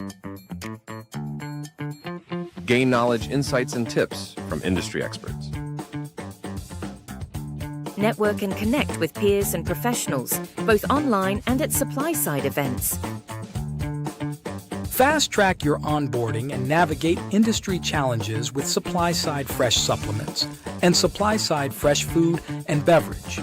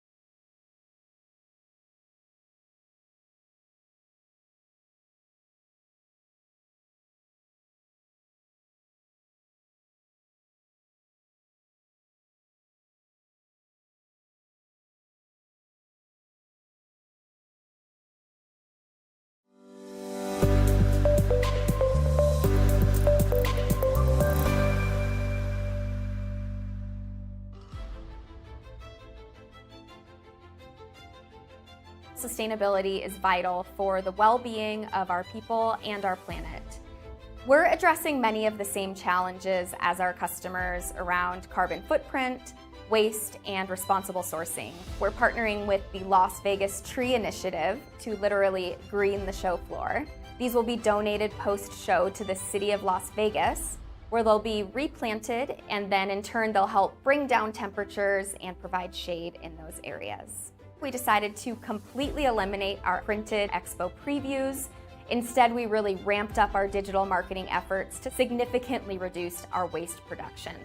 Our health and nutrition industry is making the world a better place, and the more that we can empower companies, the more we'll have healthy people. We partner with wonderful organizations, including the Naturally Proud Network, Vitamin Angels, Women in Nutraceuticals, and the Naturally Network. We also work with various trade associations and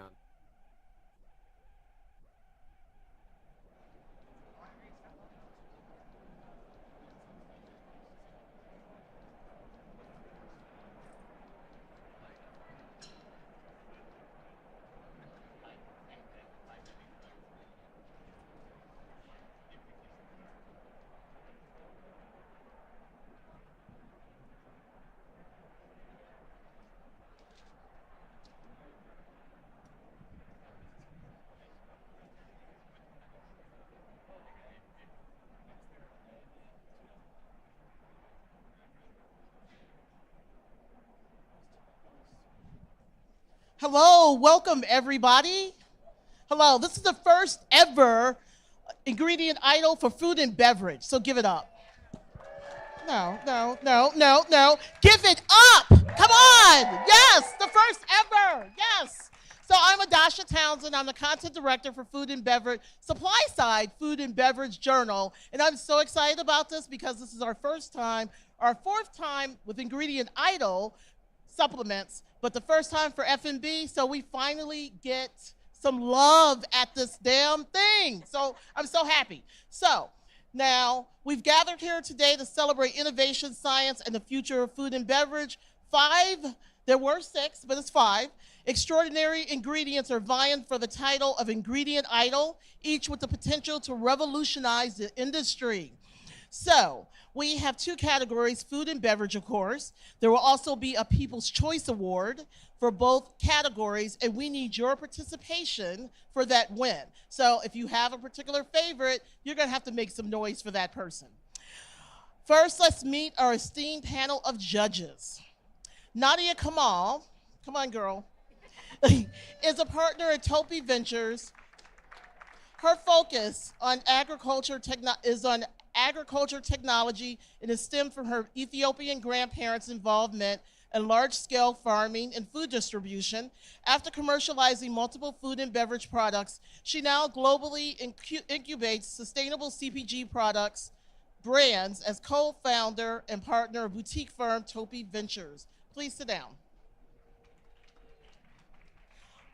Also, Daniel Schwarf is founder and CEO of Startup CPG. He is a longtime CPG veteran. While CEO of Machu Picchu, the energy beverage standout became the fastest growing natural channel brand in its first year on shelf. Previously, he was head of strategy at food tech pioneer Eat Just and a director at Mars Chocolate's global pricing team. And finally, longtime supporter of Supply Side West is Sam Kressler.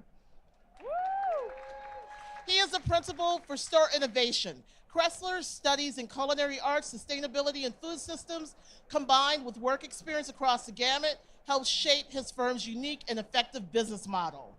Let's give our judges a hearty round of applause. They're awesome, they're good people, and they're hysterical.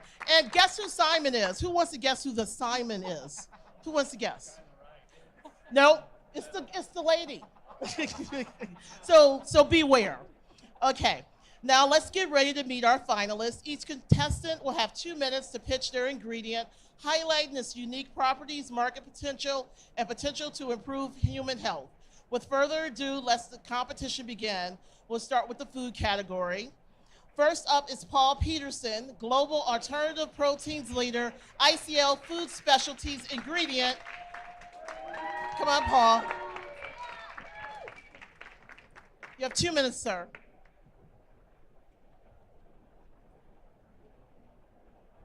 Good afternoon. Let's start by imagining the future of food. A future where plant-based meats and seafoods are just as flavorful, nutritious, and easy to cook as their traditional counterparts. Today, I'm going to introduce to you our innovative Rovitaris binding solution, which is based on Rubisco protein. It's a clean label binding solution designed for plant-based meats and seafood applications. Historically, plant-based foods have relied on chemically modified additives such as methyl cellulose to bind all the ingredients. But the future's clean, the future's plant-based, and that's where the science of Rovitaris binding solution comes in. So Rubisco is a very prevalent protein. It is found in lemna leaf, also known as duckweed. It is the most abundant protein on planet Earth, as it is present in all green foliage. And thanks to our partnership with Plantable Foods and the advancements in the growing technology for lemna leaf and also the isolation technology, we now have access to this Rubisco protein, which is a powerful ingredient as a favorable alternative to methyl cellulose. Now, Rubisco binding solution improves the texture of plant-based products. It enhances the flavor and ensures that we have great water and oil retention across a wide range of temperatures. It's very effective at cold temperatures and at hot temperatures for your food applications. And it provides perfect consistency, texture, and mouthfeel. But it's not just about the performance of our product. It also provides a cleaner label, healthier product, and a more environmentally friendly food production system. The market potential is large. It's a $2 billion industry for methyl cellulose, and our Rovitaris binding solution, we believe, has a market potential of $100 million. So in conclusion, with low allergenicity, superior nutritional profile, Rovitaris binding solution with its excellent binding functionality is poised to lead the clean label movement. Thank you. Okay, thank you, Paul. You went over. Okay. Right Stay on, there. 2 minutes. Stay there. So the questions start with Nadia. I'm not really the Simon. At least not right now, because this is very, very intriguing. So with Rubisco, you talked a little bit about the environmental attributes. Can you tell us a little more about that with the supply chain? Yeah, so Rubisco uses a lot less water, right? A lot less land. It's actually, so the way it's actually grown right now is in ponds. And it's also a very, very fast producing plant. So it can reproduce itself within 24 to 48 hours. So it's a very sustainable farming process. There's also a high level of protein, about 40% of protein inside that actual lemna leaf. So hence the very good for using less water, less land, etc., and very fast growing. Okay. Is there anything that needs to be done about sourcing it responsibly? Right now, we're growing it, right? We're actually growing it right here in North America, right? There's a plant, the plant for this particular product is in Texas. So it's absolutely very sustainably sourced and everything and grown. Daniel? There have been a lot of challenges in the last couple of years, consumer perception of plant-based products being very processed, that kind of stuff. How can your product help reverse that in the opinion of consumers and help more of them get back on board the previously explosion of plant-based? That's actually an excellent question, because our product is really absolutely designed for that, right? So one of the main ingredients that goes into a lot of these plant-based products is methyl cellulose, right? Which is a chemically derived additive for binding. So we're actually taking one of these chemically modified products out of the label and actually putting in a completely clean label process. So the way the protein is actually extracted from the lemna leaf, it's a very clean process. It's just decanting and filtration system, so no chemicals at all. So, and it will appear on the label as lemna leaf protein, right? So it's got a very clean label appeal to consumers. Okay, Sam. Yeah, no, so the first question I had was, how is it going to appear on a label? So that was great, so thank you for that.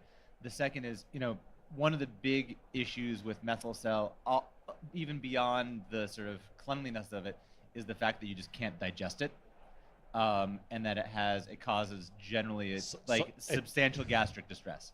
Yeah. So what is that? How does your product differentiate there? And then the second question I have is, in terms of processing environment, how does it work? Let's say low pH, high pH, hot, cold, high pressure, low pressure, high shear, low shear. You know, like what are we looking at in terms of the actual usability of it? So your question on methyl cellulose is a great one, right? Because actually methyl cellulose is used as a laxative, right? That's probably part of your question. So in the medical industry, it actually is used as a laxative. So it definitely has a digestive issue for people. So our product has actually been through the full battery of tests, right? So right now we have sulfur-firm grass, right? So we've done all the tox studies, digestive studies. So we don't see any issues there, and there's no allergenicity, being that it's a protein. So I think we can address that. Your second question about how versatile is the product? Time's up. I'm sorry. The product is very versatile. It can be used in beverages, foods, across the range of products. Okay? Can I His ask question was long. one more quick question? Yeah. No. Come on. This time's up. Yes, I'm sorry. yes, Come on. please, Okay. please. How does it taste? Oh, it has a neutral taste profile, which I think is very important. So, Thank you, Paul. thank you. Thank you. Okay, good luck. I'll have up next Ora Reich. He's the managing marketer for Sweet Additions. Ora's a chick. Okay. All right. FiNA Pro. Come on.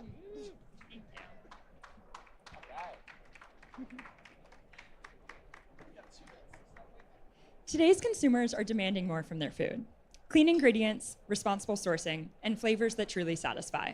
But not every ingredient can deliver on these promises. FiNA Pro is here to change that, offering a groundbreaking, domestically manufactured oat protein concentrate that's nutrient-dense, environmentally responsible, and delicious.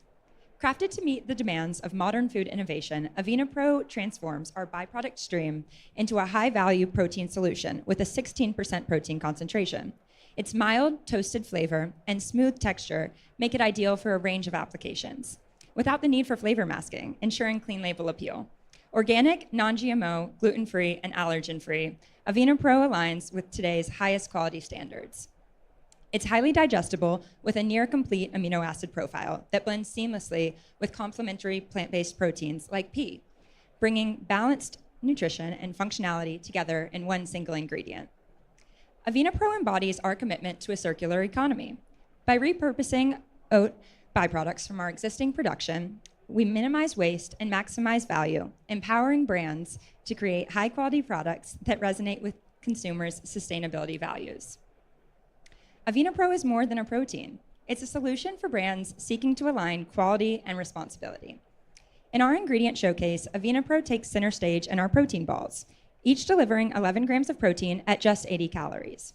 These protein balls highlight FiNA Pro's ability to create high-protein, low-calorie snacks that satisfy consumer demand for both nutrition and taste.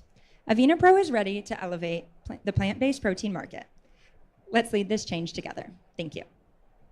Thank you. You still have 15 seconds. Okay. Let's start with Sam. Okay, so something you said was near complete protein, which to me means that you don't have all the essential amino acids in it.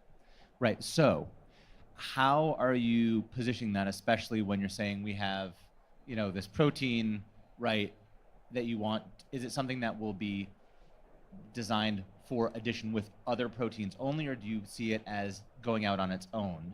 A, and B, what does the PDCAS of this protein look like? So the current PDCAS score is a 0.6. We're working our way up to a 0.8, and that's why I really wanted to emphasize its effectiveness in blends with proteins such as pea, because let's face it, pea protein tastes bad. And our protein tastes really mild and doesn't really affect the formulation much. Those so are blended. fighting words for the purist people.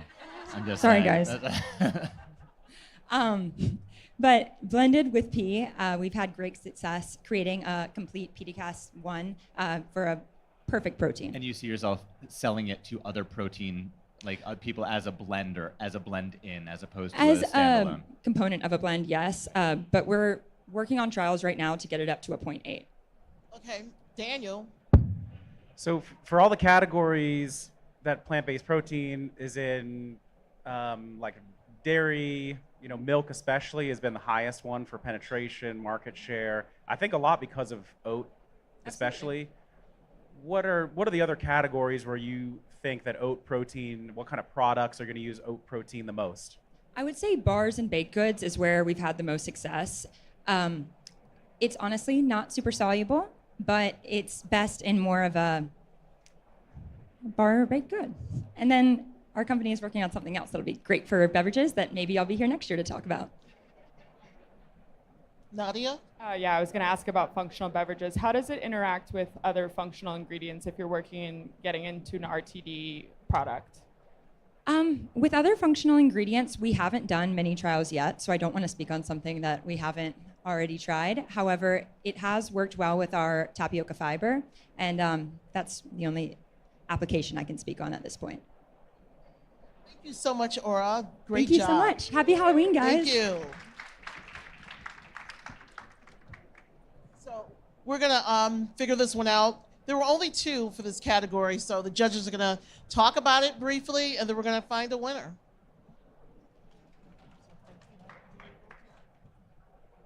Are these, okay, these are off, right? All right, here's what I think. In the meantime, I want you guys to think about who you would prefer for the winner for the People's Choice. So let's talk about it. Paul Peterson of Global Alternative, no, that's his title. ICL Food Specialties Ingredient.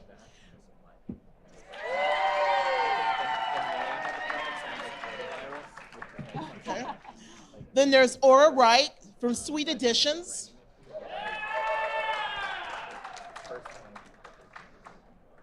I don't know. We got to do this again. So, Paul.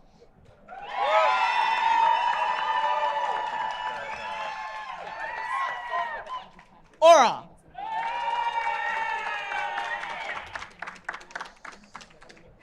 Let's try this one more time. Paul.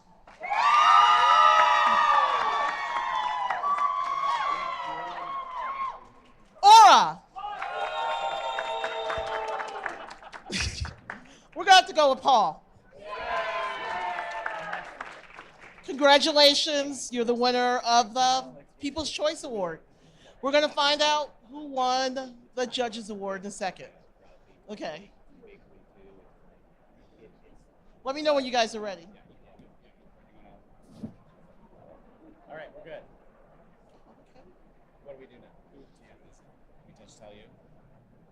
So, who are we going to make cry? No.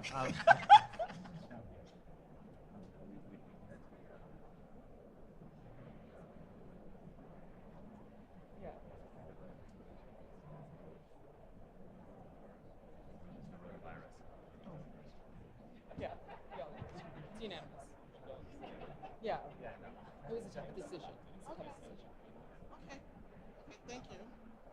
Okay, well, congratulations, Paul. You're the judges winner too. You got 2 awards. Okay, all right, thank you. You were really great too. You were really good. I feel like I should give you something too, so we will.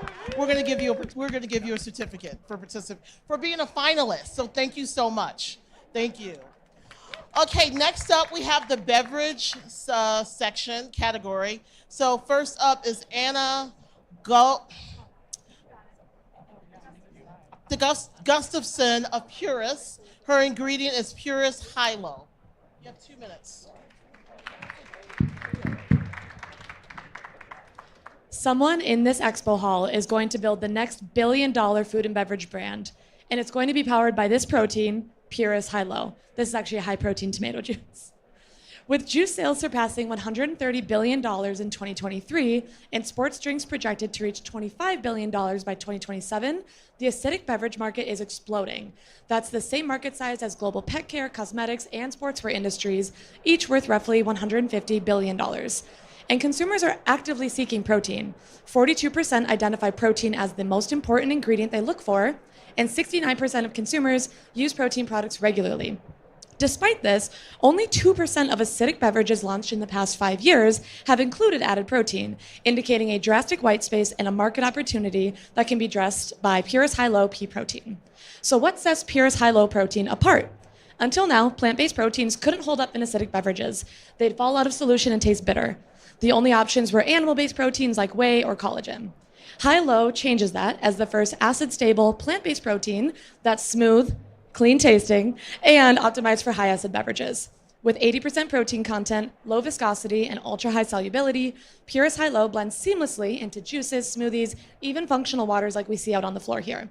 Imagine orange juice with as much protein as a glass of milk, protein waters that deliver both flavor and function, and post-workout drinks that offer hydration plus muscle-building protein. Pure's high-low opens the door to entirely new product categories, meeting consumer demand for high-protein beverages with functional benefits. Research has found pea protein supports muscle protein synthesis on par with whey protein, making it ideal for active consumers. Unlike collagen, which lacks key amino acids, Pure's high-low provides all the essential amino acids critical for tissue repair and overall health. This makes it a viable alternative to animal-based proteins, not only for athletes looking to gain muscle mass, but also for older populations looking to maintain muscle health. So who will create the next billion-dollar brand in this room? Those who choose Pure's high-low, the protein that transforms high-acid beverages and redefines sports nutrition. Thank you. Thank you. Daniel, questions? Yes. Protein is very popular right now. Like probably, every year you go to Expo, like something is popping off, like mushrooms or plant-based, whatever it is. So is protein in everything, including beverages, going to be a fad or a trend? Like fad, it's going to happen real quick, or are people just going to look for protein in everything forever now? It's certainly, we see a long-term trend. Demand for protein continues to grow, and it's we're calling it the proteinification of food and beverage. So people don't just want protein in protein, like sports nutrition shakes, right? Of course, you expect protein to be in that, but people are looking for more protein in more occasions. Protein in your snacks, protein in your juices, protein in your nighttime desserts. So we definitely don't see it as a fad. We see it as a long-term trend that continues to grow. Why?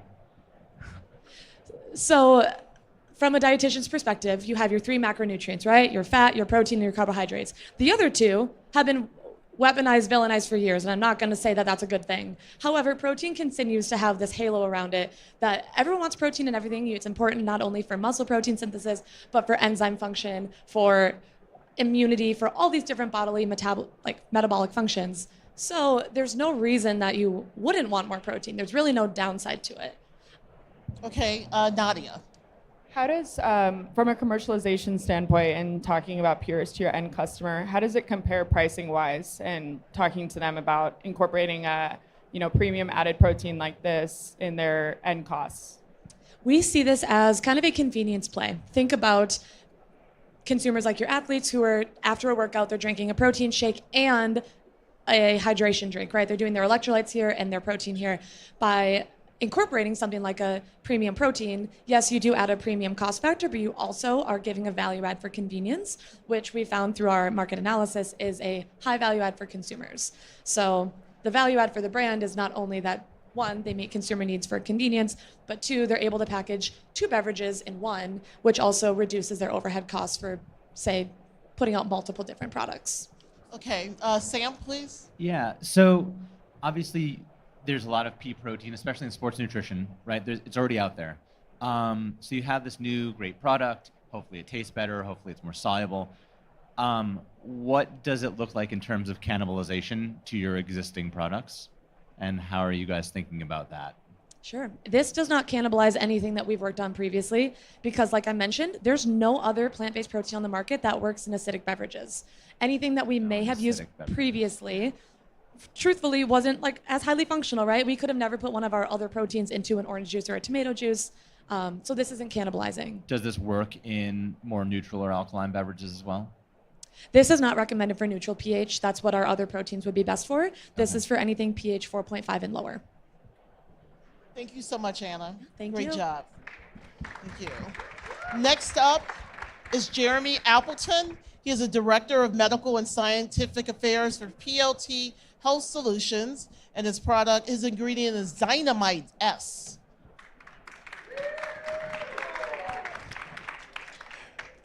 Dynamite is an innovative, award-winning, clinically validated ingredient that is fast-acting and experiential, delivering both enhanced mental energy and sports performance. Its safety and efficacy has been validated in 10 randomized, double-blind, placebo-controlled clinical trials published in the peer-reviewed medical literature, with an 11th on this new form that we're offering today for beverages on the way, completed. It's a patented and proprietary extract of sustainably harvested mango leaves standardized to a powerful antioxidant xanthone known as mangaferrin.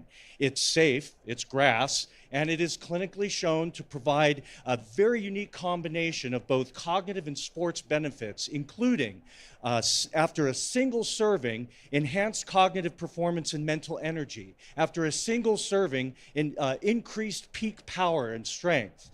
Increased sports performance in elite athletes. It increases the delivery of oxygen to both skeletal muscles and the brain, and it relieves muscle pain after exertion. So now Dynamite is available as in a new water-soluble, taste-neutral format that is specifically designed for beverages. And this very format has also been clinically studied. It is perfect for RTDs, shots, any format where stability, solubility, transparency, and color are important for your formulation. So there's an enormous market potential for an ingredient like this that is experiential, that goes right into your hybrid beverages that are now blurring. The trend is to blur the line between energy drinks and sports beverages, and Dynamite fits right into this trend. It is also meets a high demand that we have for an alternative, a non-stim alternative for cognitive and sports performance. Thank you so much. Thank you. Nadia, let's start with you. Yeah, super interesting. Can you give me some quantitative data? I know you said that it increases kind of a couple of different functionalities for the end customer, but is it like a 50% increase or 90% increase? That's a very good question. So after a single serving, for example, with the peak power in the form of Dynamite PX, there was nearly a 4% increase in peak power, which is highly relevant in terms of making the difference between, say, winning a competition and not winning a competition. In terms of cognitive performance, I don't know that I have specific numbers on it, but what we do know is rapid visual information processing, cognitive, the ability to perform cognitive work, like counting backwards by threes or by sevens, rapid visual information processing, memory and attention are all shown in these clinical trials to be affected after a single serving. All right. Oh, wait, one follow-up. So can I take more than one serving of this in a day, or what's the recommended dosage? Yeah, it's grass up to 500 milligrams per day. This new form is, what I didn't say about it was that it has a 3 times bioavailability of the active constituent, mangaferrin. So this has now reduced the effective dose from 300 milligrams down to 100 milligrams, making it very friendly for different types of applications. It's also water-soluble and taste-neutral. So you can achieve those clinically validated effects now at an even lower dose. So you wouldn't need to take 500 milligrams of this per day. You could get away with 1/3 of that. Okay, Daniel? Okay, so like Celsius has 200 milligrams of caffeine. For a lot of people, even that's actually hard to feel. Yeah. Do you feel like when an athlete or whoever has a drink that has this product in it, they actually will really feel the cognitive benefits in a way that will make them want to buy that beverage again? I've used this product myself, and we've also tested it obviously in controlled clinical trials. It is intensely experiential.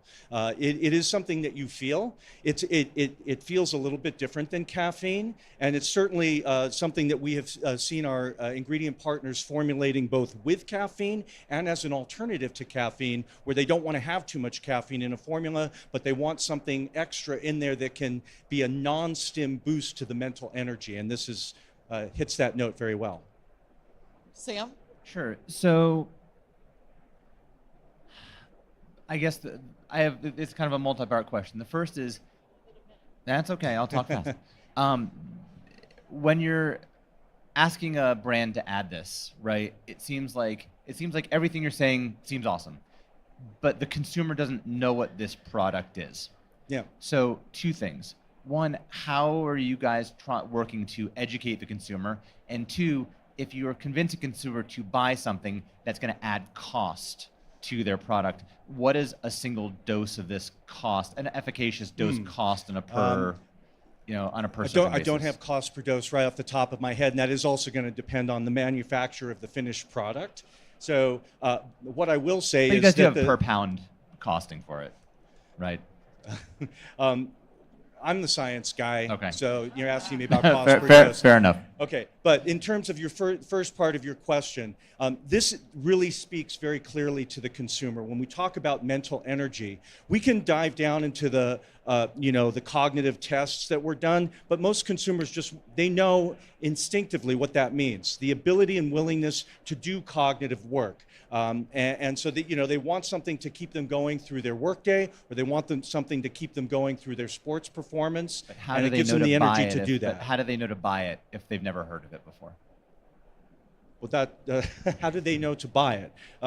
That's usually the function of the advertising, right? Fair enough. Non-stim mental energy. You can put that on the label. We have compelling claims that can go on pack that are substantiated by double-blind clinical research. And so what our ingredient partners do is that we advise them on the outcome measures that are validated, and they take those claims and put them right on pack, and that speaks directly to the consumer need. Thank you so much, Jeremy. Okay, Thanks. thanks. Thank you. We have samples.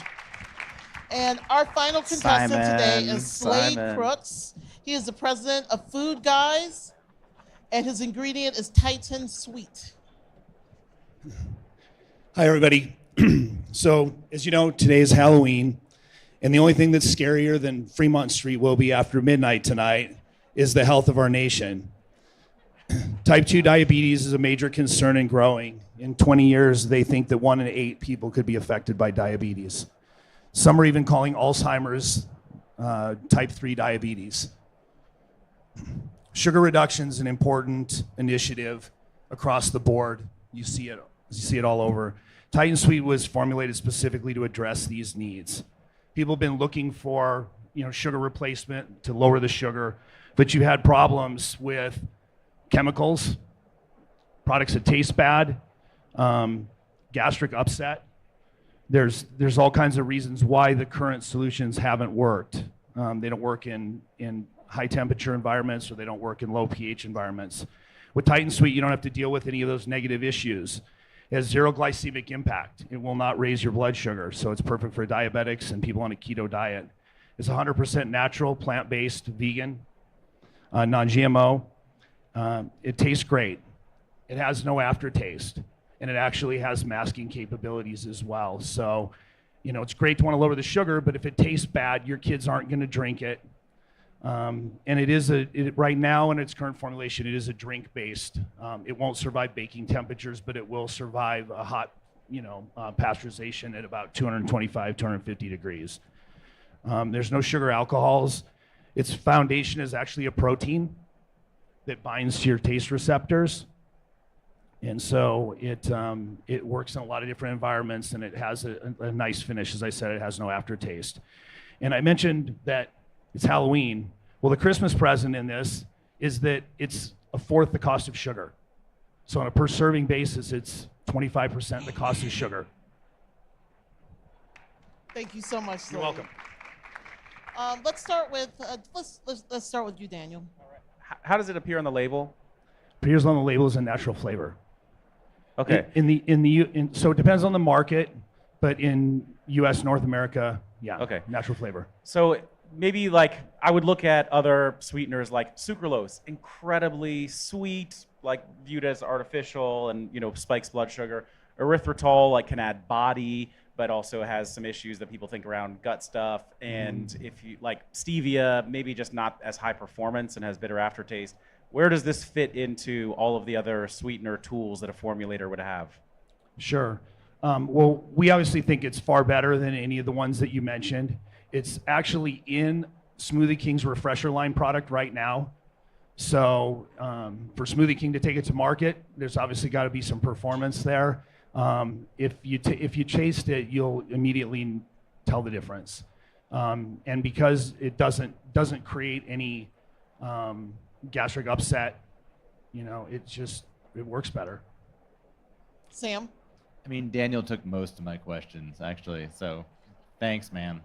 I guess I'm curious, you're saying right now it really functions only in beverage environments like hot fill or maybe UHT. Yeah. Are you looking to expand the usage to bakery and snacking and that kind of stuff? And if so, what does that kind of look like in terms of modifying the product itself from from the health standards or the labeling claims or any claims that you can be making? Yeah, it wouldn't affect the labeling. It's more the nature of the fact that it's a protein and the protein breaks down at that temperature. So we have not really explored the baking side of it. We want to look more into that, but that's a future. We think that with gummies and candies and beverages, you know, that this can make an impact right now. Do you see an opportunity to sell as a reformulation tool for people who are, or for existing products in the market, or is this more for like new innovation?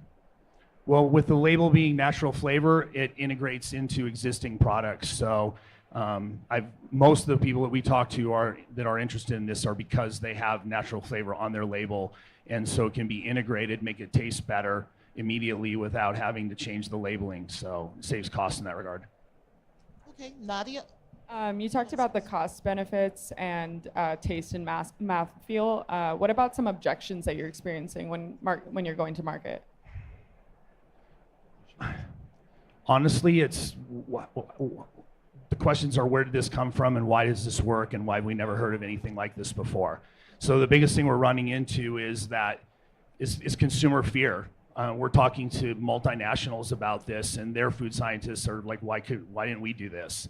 So the Smoothie King was a big step forward for us to be able to say this is in those products to, as we're talking to manufacturers, alleviate any fears about what is this? Let me just ask one more. If the product is sweet, but on the label it just says natural flavors, isn't the consumer going to be like, oh, that's sweet? What's in this? Like, why is it sweet if it just says natural flavors? Right. Well, there are a lot of things that if you look at them on the shelf, they say natural flavor and they're sweet. But it plays very nice with monk fruit and stevia. So if products have those in them already and they have natural flavor, they can cut down on the amount of monk fruit, cut down on the amount of stevia, incorporate this, and it will actually make their existing product taste better because it will help with in that regard. And we can custom formulate. If somebody wants us to put monk fruit into it so they have a call out on their label, it will work in that regard too. We can customize that. Okay, thank you so much. Thank you, everybody. The judges are going to deliberate again. This time they have 3. So you guys do your thing and I'll talk to them. Okay, so we have 3 worthy contestants here. So first we have Purist, then we have Dynamite. Purist High-Low is the ingredient. The second one is Dynamite S. The third one is Titan Sweet. So first, Anna and her Purist High-Low. Let's give it up for who, if you want her to win. Okay. Dynamite S. Okay. Oh, that's you. Okay. And Titan Sweet. Okay, we're going to do this again. Purist High-Low.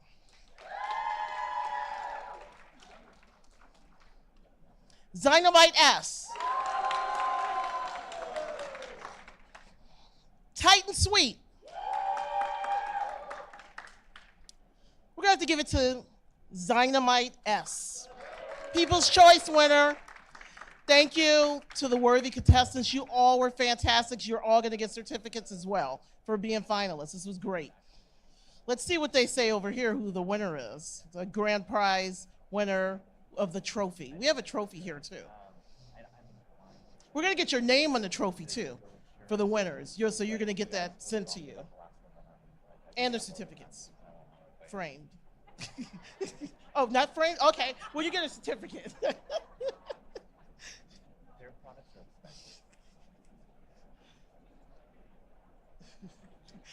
She's like, that's coming out of your budget. Just let me know.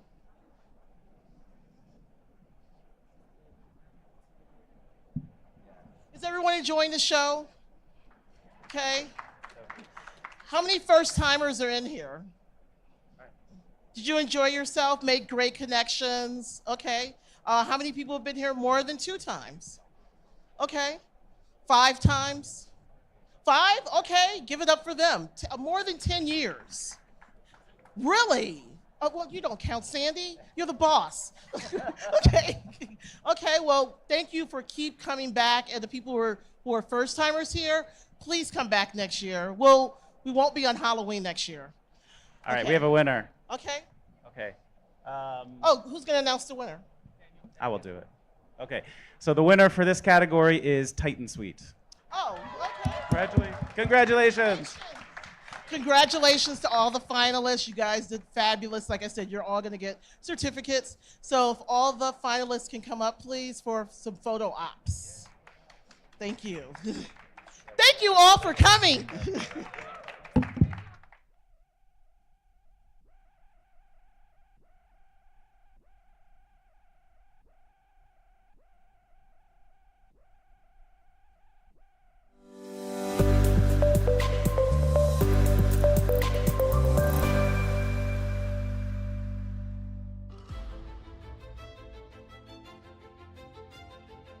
Sustainability is vital for the well-being of our people and our planet. We're addressing many of the same challenges as our customers around carbon footprint, waste, and responsible sourcing. We're partnering with the Las Vegas Tree Initiative to literally green the show floor. These will be donated post-show to the city of Las Vegas, where they'll be replanted, and then in turn they'll help bring down temperatures and provide shade in those areas. We decided to completely eliminate our printed expo previews. Instead, we really ramped up our digital marketing efforts to significantly reduce our waste production. Our health and nutrition industry is making the world a better place, and the more that we can empower companies, the more we'll have healthy people. We partner with wonderful organizations, including the Naturally Proud Network, Vitamin Angels, Women in Nutraceuticals, and the Naturally Network. We also work with various trade associations and a lot of nonprofit charitable organizations. All of these groups and our relationships with them are to help support their mission and our mission, which is more health for more people.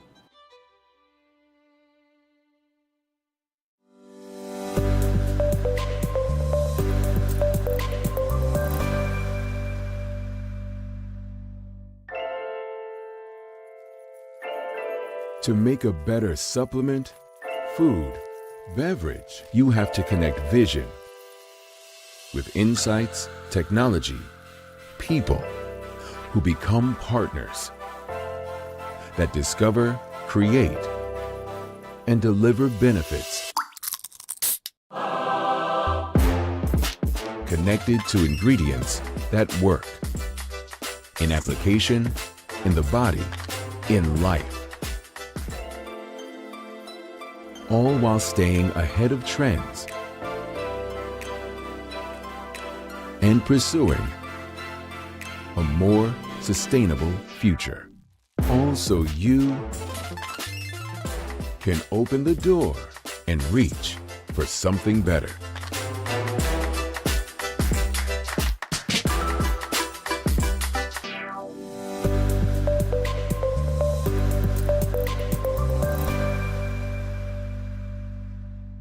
In the electric heart of Las Vegas, there's one event that's a sure bet. Supply Side West. Supply Side West. With over 20,000 participants, more than 1,500 companies, over 135 hours of education, and endless networking opportunities, Supply Side West and Food Ingredients North America is where dietary supplement, food, and beverage product innovation ignites. Supply Side West. It's a great platform to actually connect with the right people in the right organization. There's a lot of business and good conversations happening.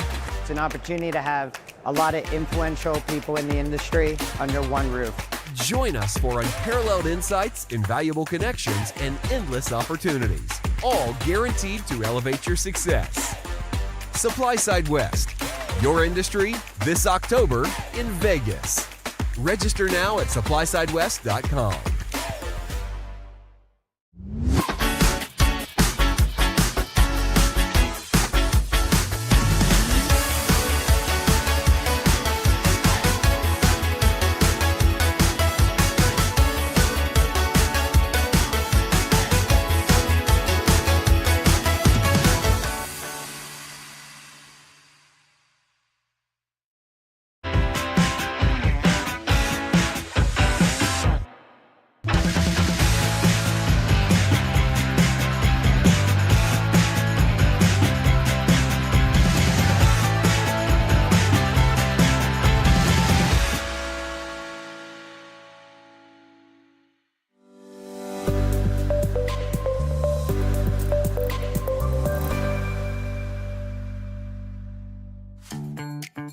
Accelerate your journey in the nutrition industry with Supply Side Fresh. Gain knowledge, insights, and tips from industry experts. Network and connect with peers and professionals, both online and at supply side events. Fast track your onboarding and navigate industry challenges with Supply Side Fresh supplements and Supply Side Fresh food and beverage.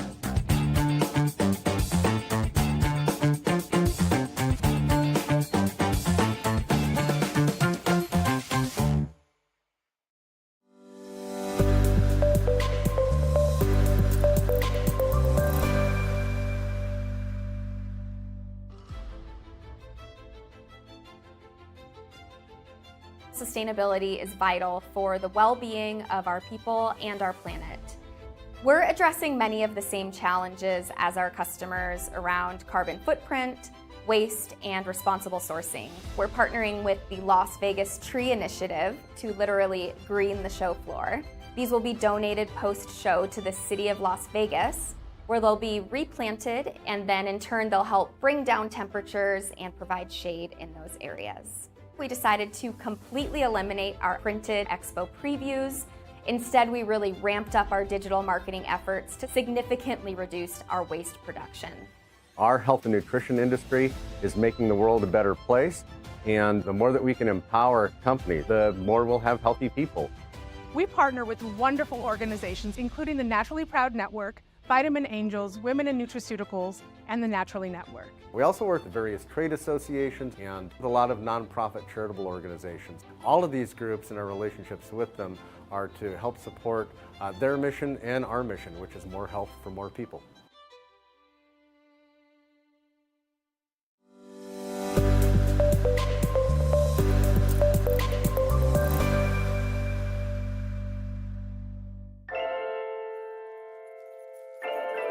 To make a better supplement, food, beverage, you have to connect vision with insights, technology, people who become partners that discover, create, and deliver benefits. Connected to ingredients that work in application, in the body, in life. All while staying ahead of trends and pursuing a more sustainable future. All so you can open the door and reach for something better.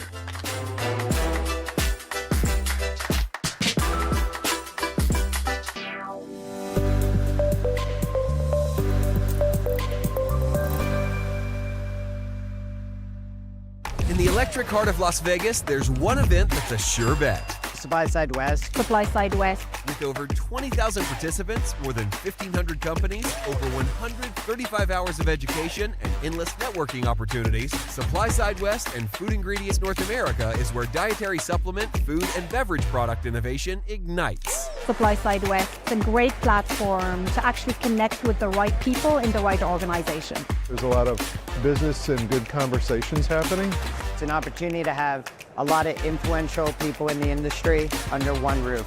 Join us for unparalleled insights, invaluable connections, and endless opportunities, all guaranteed to elevate your success. Supply Side West, your industry this October in Vegas. Register now at supplysidewest.com.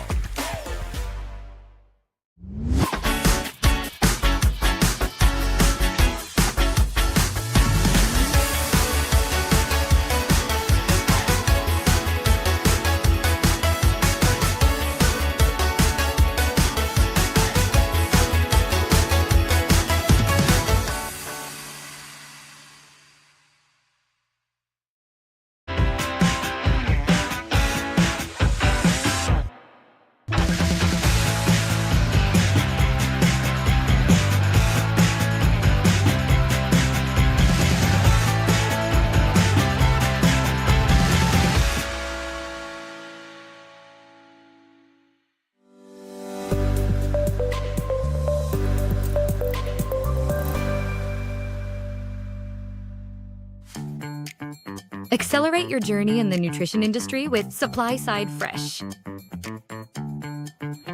Gain knowledge, insights, and tips from industry experts. Network and connect with peers and professionals, both online and at supply-side events. Fast-track your onboarding and navigate industry challenges with Supply-Side Fresh supplements and Supply-Side Fresh food and beverage.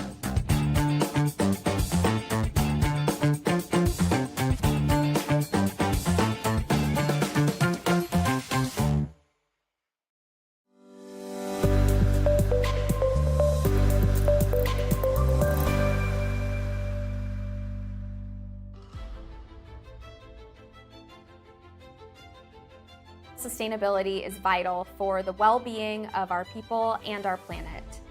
We're addressing many of the same challenges as our customers around carbon footprint, waste, and responsible sourcing. We're partnering with the Las Vegas Tree Initiative to literally green the show floor. These will be donated post-show to the city of Las Vegas, where they'll be replanted, and then in turn they'll help bring down temperatures and provide shade in those areas. We decided to completely eliminate our printed expo previews. Instead, we really ramped up our digital marketing efforts to significantly reduce our waste production. Our health and nutrition industry is making the world a better place, and the more that we can empower companies, the more we'll have healthy people. We partner with wonderful organizations, including the Naturally Proud Network, Vitamin Angels, Women in Nutraceuticals, and the Naturally Network. We also work with various trade associations and a lot of nonprofit charitable organizations. All of these groups and our relationships with them are to help support their mission and our mission, which is more health for more people.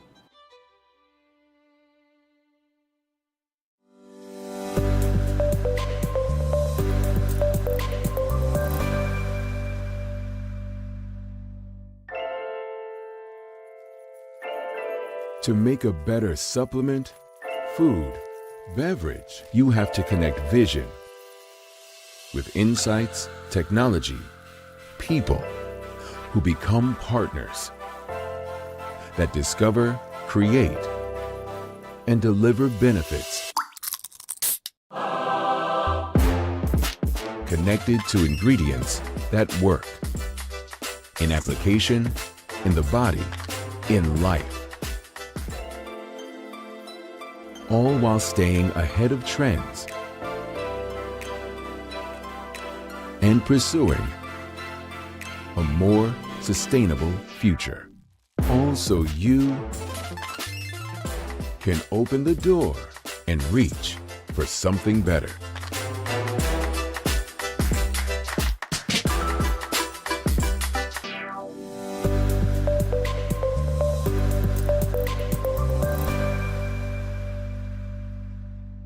In the electric heart of Las Vegas, there's one event that's a sure bet. Supply Side West. Supply Side West. With over 20,000 participants, more than 1,500 companies, over 135 hours of education, and endless networking opportunities, Supply Side West and Food Ingredients North America is where dietary supplement, food, and beverage product innovation ignites. Supply Side West. It's a great platform to actually connect with the right people in the right organization. There's a lot of business and good conversations happening.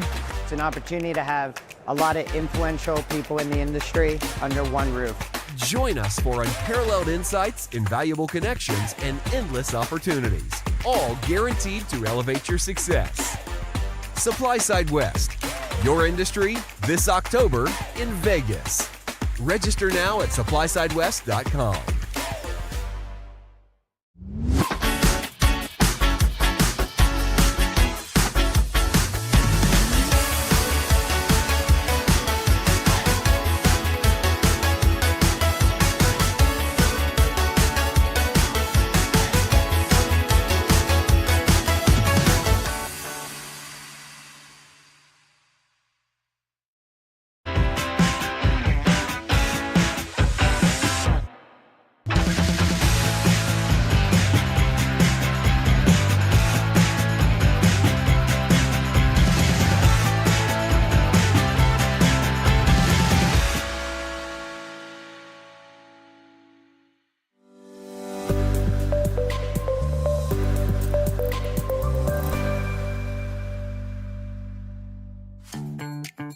Accelerate your journey in the nutrition industry with Supply Side Fresh. Gain knowledge, insights, and tips from industry experts. Network and connect with peers and professionals, both online and at supply side events. Fast track your onboarding and navigate industry challenges with Supply Side Fresh supplements and Supply Side Fresh food and beverage.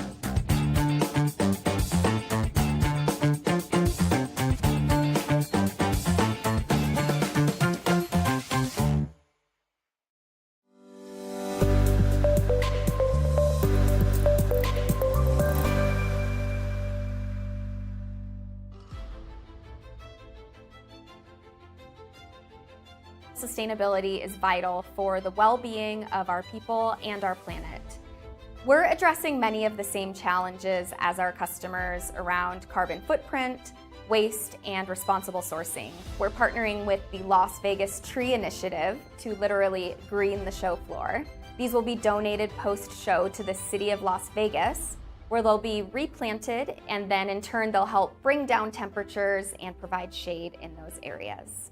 We decided to completely eliminate our printed expo previews. Instead, we really ramped up our digital marketing efforts to significantly reduce our waste production. Our health and nutrition industry is making the world a better place, and the more that we can empower companies, the more we'll have healthy people. We partner with wonderful organizations, including the Naturally Proud Network, Vitamin Angels, Women in Nutraceuticals, and the Naturally Network. We also work with various trade associations and a lot of nonprofit charitable organizations. All of these groups and our relationships with them are to help support their mission and our mission, which is more health for more people.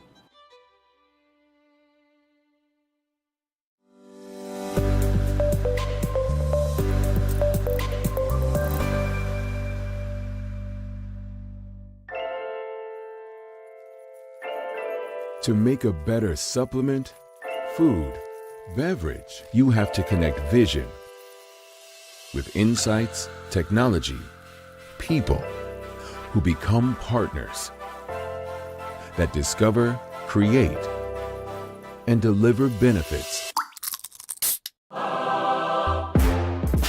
Connected to ingredients that work in application, in the body, in life. All while staying ahead of trends and pursuing a more sustainable future. All so you can open the door and reach for something better.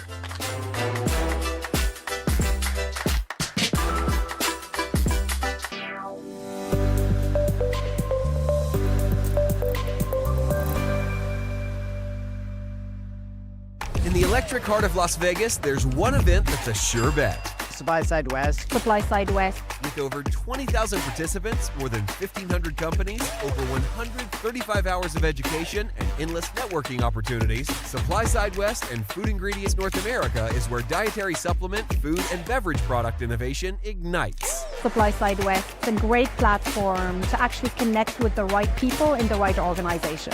There's a lot of business and good conversations happening. It's an opportunity to have a lot of influential people in the industry under one roof. Join us for unparalleled insights, invaluable connections, and endless opportunities, all guaranteed to elevate your success. SupplySide West, your industry this October in Vegas. Register now at supplysidewest.com.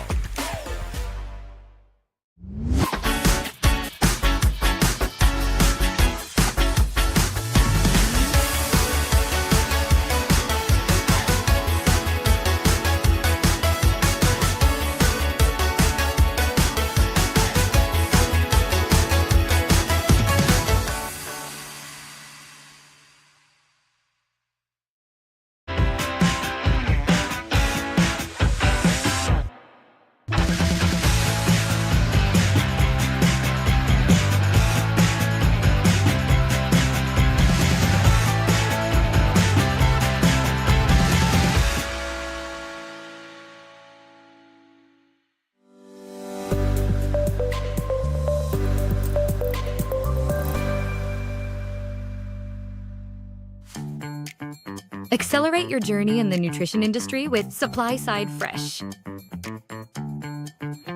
Gain knowledge, insights, and tips from industry experts. Network and connect with peers and professionals, both online and at SupplySide events. Fast track your onboarding and navigate industry challenges with SupplySide Fresh supplements and SupplySide Fresh food and beverage.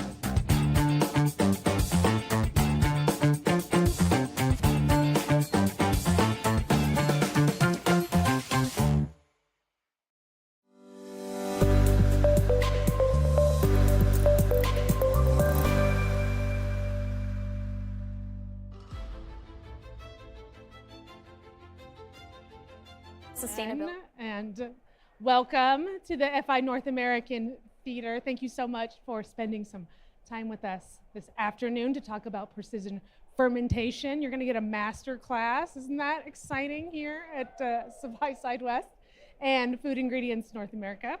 I'm Sandy Almendares. I am Vice President of Content at SupplySide. I've got a few show announcements before we get started. Please scan that QR code right there. You'll get the mobile app, which helps you plan your schedule, and it also is where you can get the slides from today's presentation. Just go to the session, go to the schedule, go to this session, look at the documents place, and you'll see the slides. Of course, you can always take pictures of the slides I know some people like to have them on their phone. That's fine. And there's the Wi-Fi. Wi-Fi is always good. And the expo hall is open until 5 o'clock today. To get us in the mood here, I've got some stats. The global precision fermentation ingredient market was valued at $3.24 billion in USD, and that was in 2023. And it's anticipated to meet $120 billion by 2023. So that's a CAGR of 43%. The reason behind this is because there's rising veganism, because these products are tasting better and better with every iteration. And people want more availability and protein and different types of ingredients in their food. And consumer acceptance, we're finding, is increasingly increasing with these types of products, especially among millennials and Gen Z shoppers. So there's really a ton of opportunity in this space. And since it is so new and for many a novel technology, it's really important that brands are doing it the right way and following all of the safety measures and understand the reason and the science behind these products. And so that's what you're here today to learn about from very top experts in the field. We're going to start with Baljit Gotra, excuse me. He is the CEO, he's the co-founder and co-CEO of Equi, and then after that we'll have Andrew Charette, who is the Director of Regulatory Affairs and a psychedelic advisor at KGK Science. I love that title, and I'm going to talk to my boss about getting that for myself. All right, Baljeet, please come up. Oh, I'm so sorry. Yeah, you come up and I'll talk about the goals and objectives. We're going to learn about the technology, the formulation benefits and challenges, scaling operations, costs. Everyone wants to know how much it costs, and regulatory requirements and considerations. Thank you. Thank you. Let's go. Yay.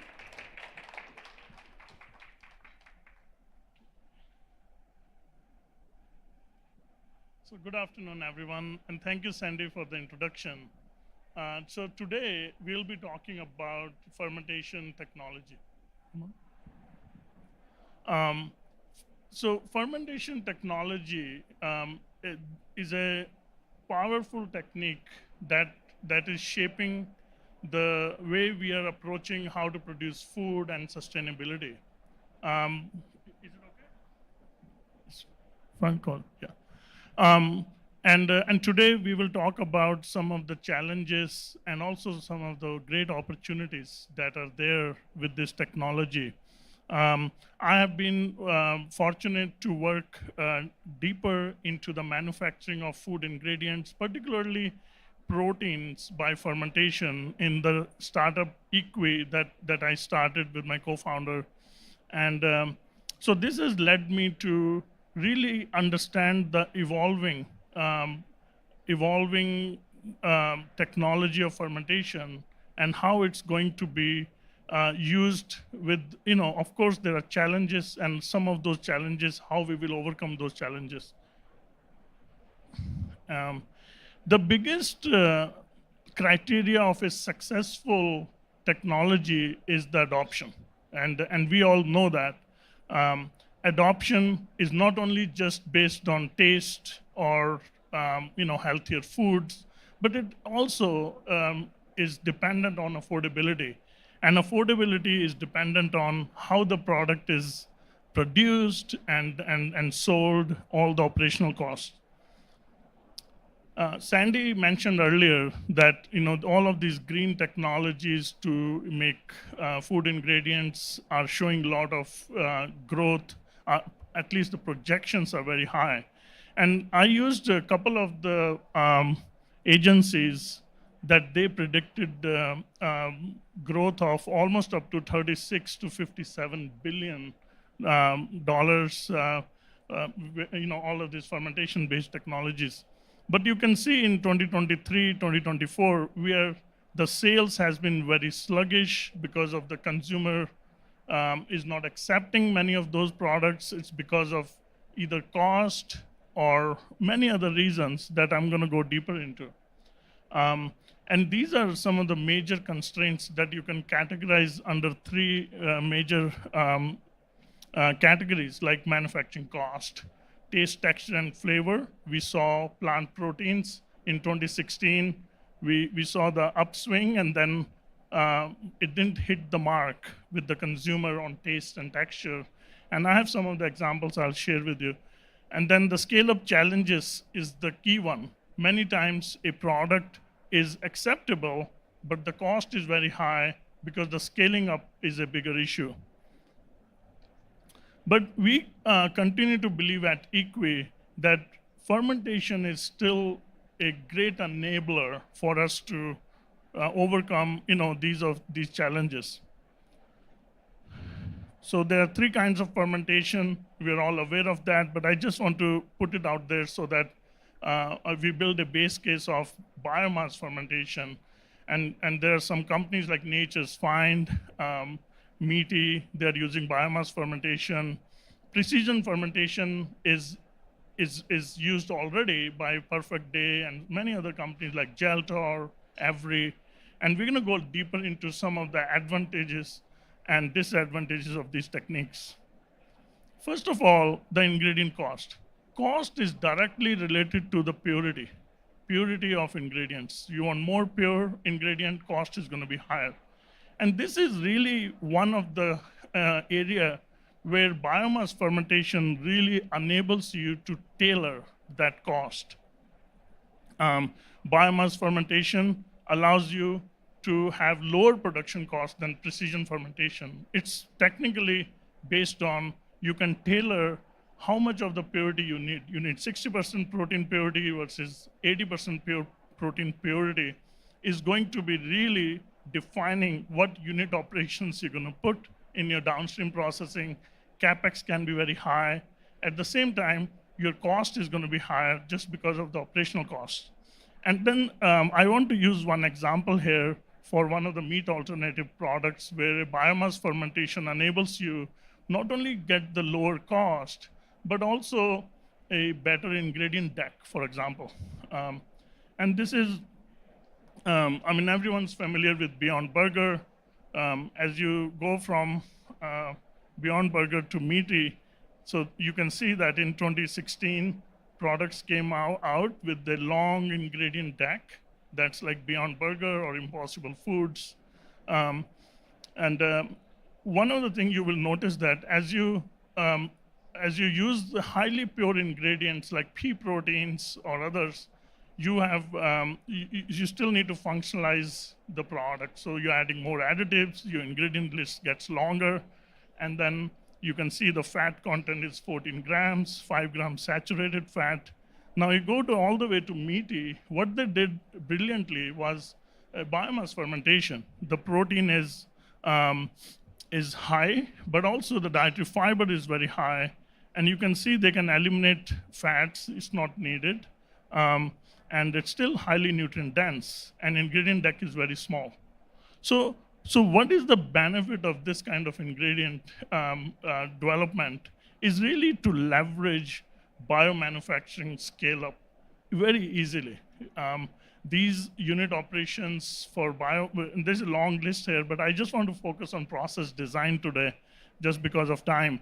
But process design, now process design is really dependent on what's the purity of your ingredient and what is the volume of the product you're going to be manufacturing. These are the two critical aspects there. And when it comes to cost and in biomanufacturing, size does matter. You have a larger batches of production, your cost goes down. And this is an example of one of our protein based on yeast organism that we ferment and then we do the purification in the downstream. We were at $10 per kilo. That was at very low volumes. As you increase it to all the way to 2,000 tons, we are projecting the cost to be about $7. So that's a typical batch process.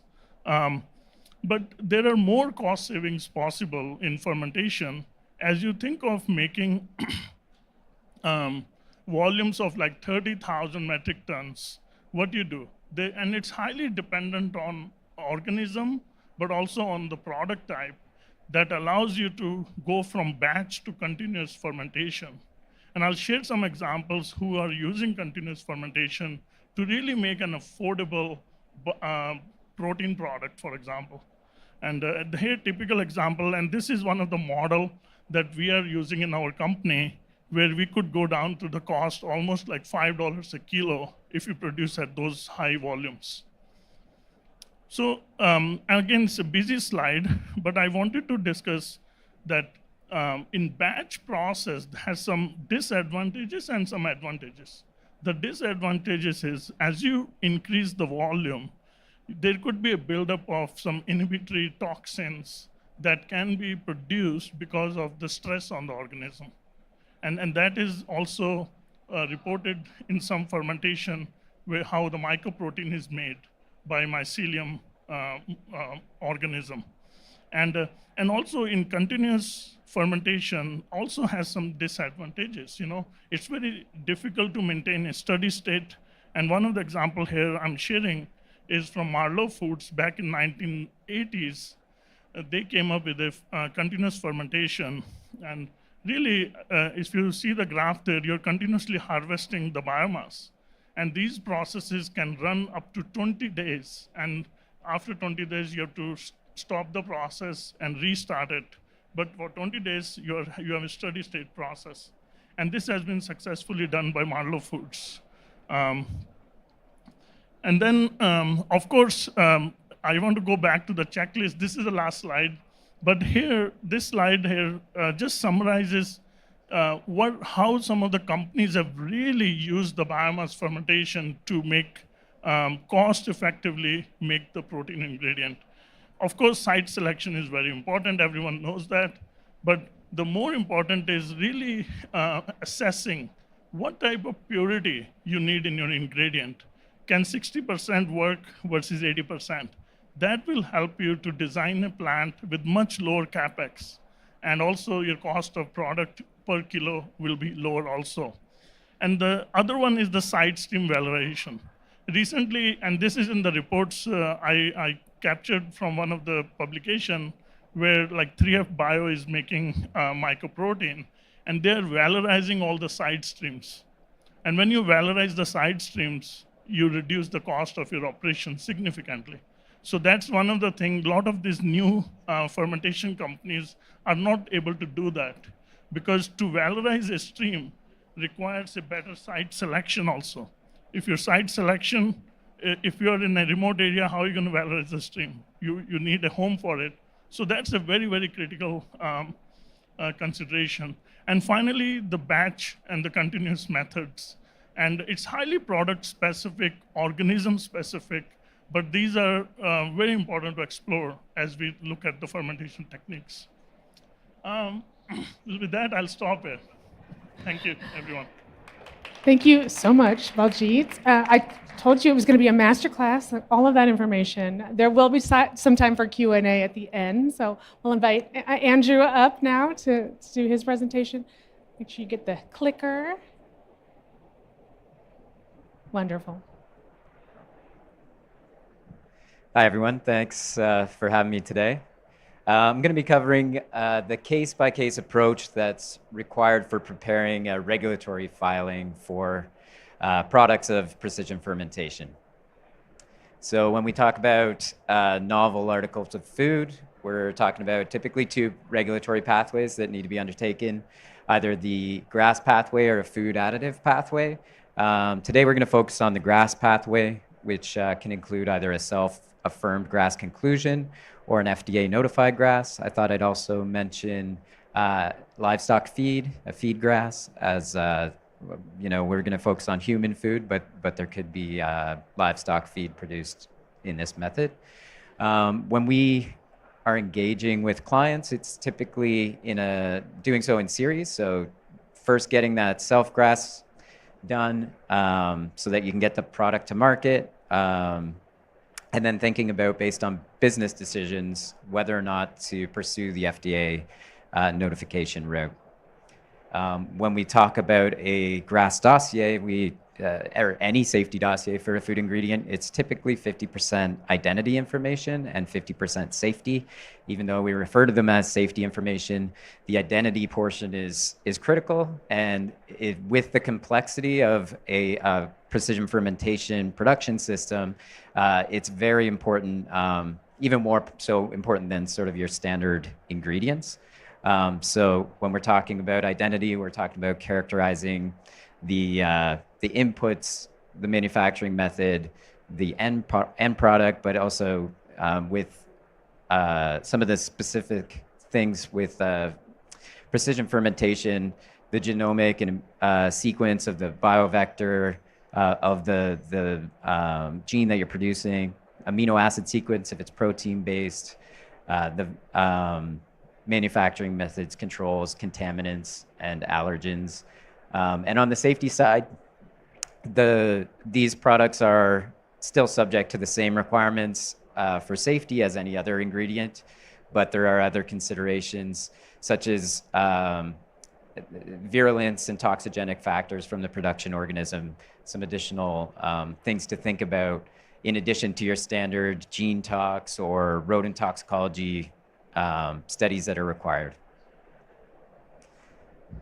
So when we engage with precision fermentation products in particular, it's really important to think about the timing of when you're going to engage on doing the studies to pursue a GRAS. So when we engage with a client, it's usually at the pilot scale production, so they're already at producing at bench scale, and the idea is to engage on the regulatory, start now that you can have some product and produce it, start doing the studies that you need to do in line with your scale-up procedures so that you can get to market as soon as possible, which totally makes sense. The most common pitfall that we've encountered are companies being a little too eager to move forward with some things. There's certain studies that should be done in series and some that can be done in parallel. And what we have found is that the uncertainties can arise during the scale-up procedures, which cause a company to have to go back to some of the basics around in the worst case, some of their production organism selection, or some of the other critical factors in the production system. And that can have effects on the end product. And sometimes those effects can be severe enough that some of the data they've collected so far is no longer applicable, and they have to redo some of that work. And that's really the worst case. That's what we try to avoid. So it's really about defining the plan up front with a regulatory consultant, if you're using one, to sort of map out what the gaps are, what studies need to be done, and what the dependencies are that would trigger the start of that study, not just running everything you can as fast as you can, just so that you can avoid some issues and really make sure you have it defined as to when you feel confident that you're going to be able to scale the product that you have now is going to be what you're producing when you're at commercial scale production. The case-by-case element of precision fermentation ingredients is very apparent and very different from typical standard ingredients. I don't know what to refer them as, but because the production systems are unique, there's a myriad of variables that could go into the biovector itself, the gene that's being produced, the fermentation media, and the conditions of production. These things can all have effects on what's being produced, and can therefore have unique requirements to that specific ingredient.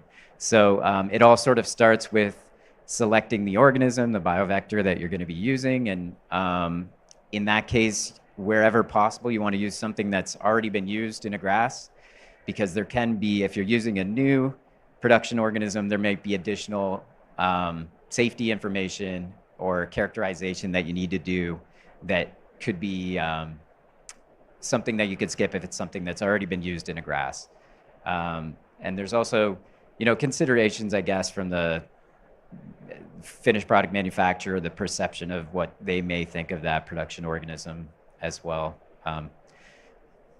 Other things to think about when you're sort of upfront are processing aids in your fermentation media. The common one we run into is antifoams that are used. Need to make sure that they are food grade and that they're GRAS. Ideally, they've been given GRAS for the use that you're using them for. Also need to think about your sort of cleanup methods at the end, heat treatment, and the filtration, the effectiveness of those, and the whether or not food grade materials are being used in those systems.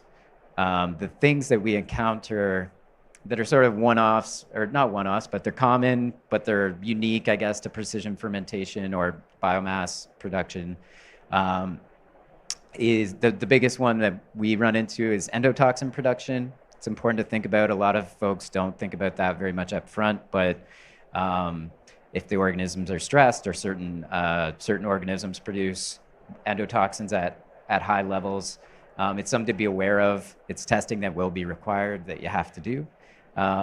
We've run into bioplastics, more so on biomass production, but those are more of environmental consideration. Allergenicity from the production organism remnants is a big thing, and it can be tricky in terms of testing if you do have a lot of that present. Other things are off-target metabolites, reactive oxygen ROS, biogenic amines, and then a big one is antibiotic residues. So you need, if you're selecting for your organism using antibiotics, you really should be running that by a regulatory consultant to make sure you're not using something that you shouldn't be and that it's not present in the finished product. So at KGK, we often talk about the path and the proof and like to separate things in that way. Here we talk about early identification. When you're going into a self-GRAS, in terms of your path, we like to identify early what the conditions of use of your ingredient are going to be. And whether or not you plan to expand that in the future, it really defines several things down the line in terms of the safety analysis and your exposure analysis, how much product per serving level you're going to be able to include in your GRAS, and then also whether or not you're going to pursue an FDA GRAS down the line as well. In terms of the proof, as I mentioned, you don't want to jump the gun on expensive studies. So something like a 90-day rodent toxicology study, it takes the longest and it's the most tempting to, you know you're going to need to do it. It's the most tempting to jump in and start it. And that's the one that you don't want to have to redo because it's expensive and takes a long time. So, so typically you have your, making sure that your system is working well and then start to characterize safety and validation down the line, which you can do in parallel with scale-up procedures. It's just making sure you're confident you're not going to run into something that puts you back to rethinking the basics. And then expertise, working with somebody who is familiar with these types of products and knows what to look for, because not everything is super evident in terms of potential toxigenic factors or something that are coming from a particular production system. And yeah, I think that's it. Thanks. Is this working? Hello. Yeah, I'll actually invite Andrew and Baljeet to come back up for Q&A. So everyone think about the questions you want to ask as I take us home on these slides. So the takeaways from this session is there's a ton of opportunity here for brands to provide really cool, innovative products. And those who decide to go into this area need to ensure that they're managing their costs, taste, texture, flavor, and scale up. Just like any other product, it's really important, and you don't want to dive in too quickly before you know the path, right, as Andrew was just saying. And it requires a careful approach to product safety and regulatory compliance. And if you just want more, because this was only a 30-minute masterclass, we have the next slide. Where do I even point this? There's no next slide? Oh. Well, I had a lovely QR code. Here we have the next slide. And so last year here at this show at Supply Side West, we had a longer 3-hour presentation on precision fermentation, and you can learn more. You can watch the video from last year. We had a Baljeet's colleague was on that panel as well. Okay, thank you.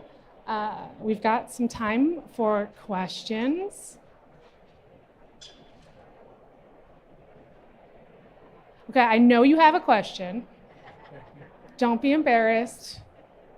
I knew it. Okay, Jen's running the mic, please. Oh. What's the use in beverage? Fermentation in the future of beverage. There's the previous slide. Can you go back, please? Oh, did I say? We put it at the beginning for the Q&A, so you have to go to the very end. What? I think it's they're saying it's the first slide, not the last one. The first slide. So fermentation's role in the future of food and beverage. Oh, the title of this, yes. And beverage. So what's the role? Yeah, I can maybe say. Yeah, so beverage is one of the category that has seen more growth than any other category of food when it comes to nutrient dense or proteins. So you think about plant-based milks. That's an incredible growth. There's so much of growth there. And now comes all the sustainable technologies like non-dairy proteins is one of the big area where precision fermentation has done very well, but also biomass fermentation has also done very well. So those two areas, I think beverages are now loaded with proteins. Used to be a ceiling at 20 grams of protein. Is serving now, I'm seeing 40 grams of protein in a beverage. So this category is evolving. It's great. Yep, I think we've seen some bioactive protein products as well, enzymes as well produced using precision fermentation for use in beverages is also something that we've encountered.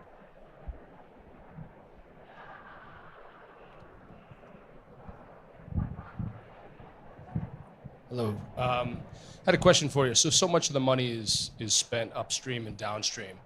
How can the technology itself, the bioreactors, be the positive implications of just increasing the production? Is there, are there companies out there that are doing that, just actually creating more efficient bioreactors?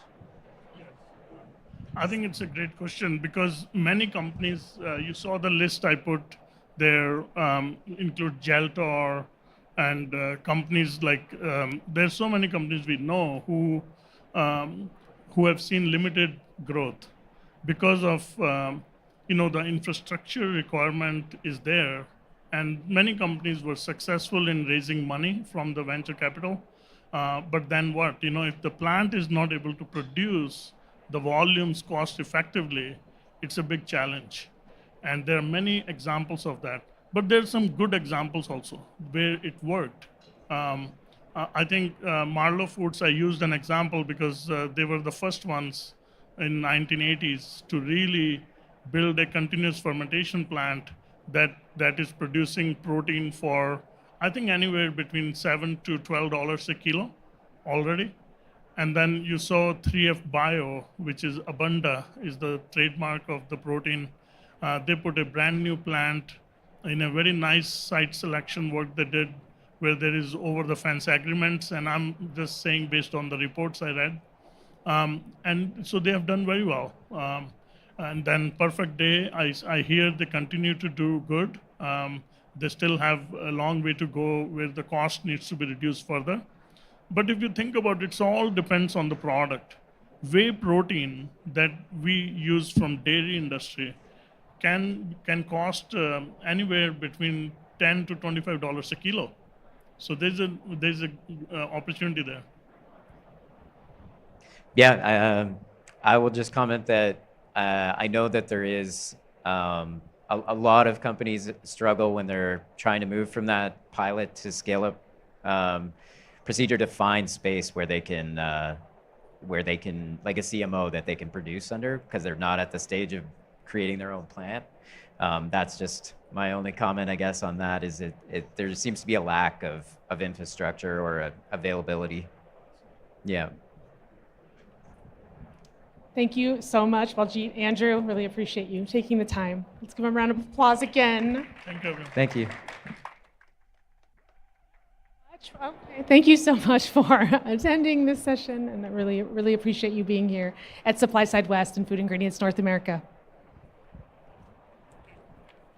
That was great. You guys killed it.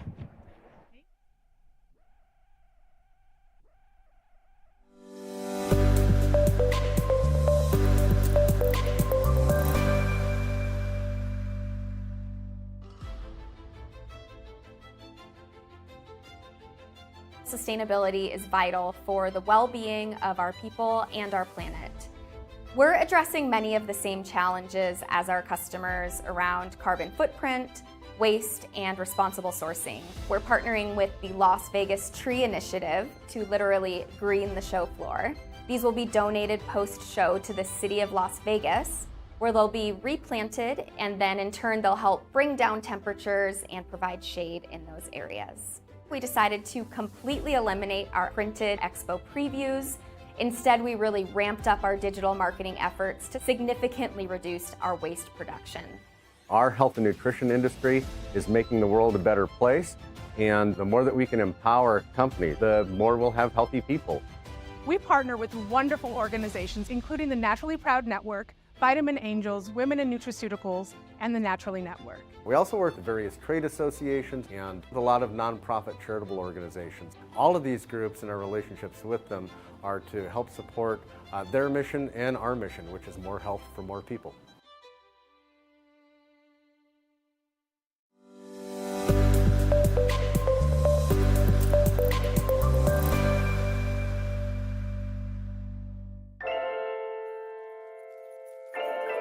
To make a better supplement, food, beverage, you have to connect vision with insights, technology, people who become partners that discover, create, and deliver benefits.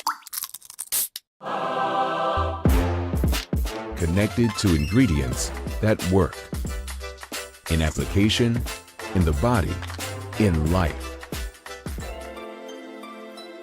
All while staying ahead of trends and pursuing a more sustainable future. All so you can open the door and reach for something better.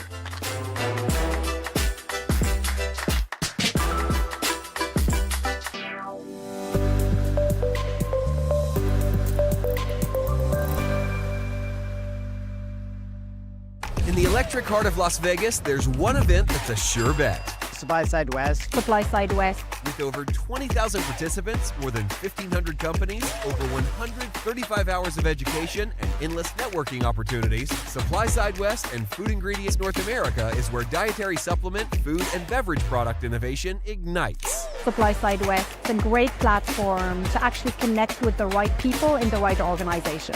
There's a lot of business and good conversations happening. It's an opportunity to have a lot of influential people in the industry under one roof. Join us for unparalleled insights, invaluable connections, and endless opportunities, all guaranteed to elevate your success. Supply Side West, your industry this October in Vegas. Register now at supplysidewest.com.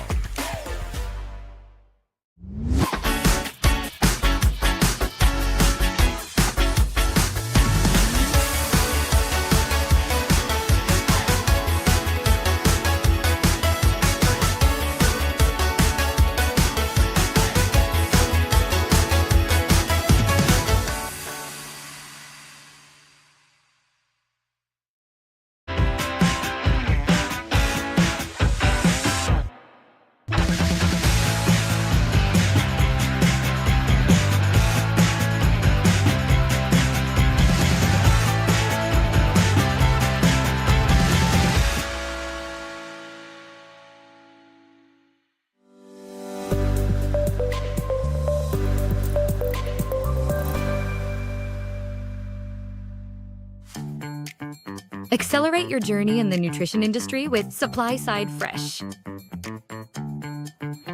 Gain knowledge, insights, and tips from industry experts.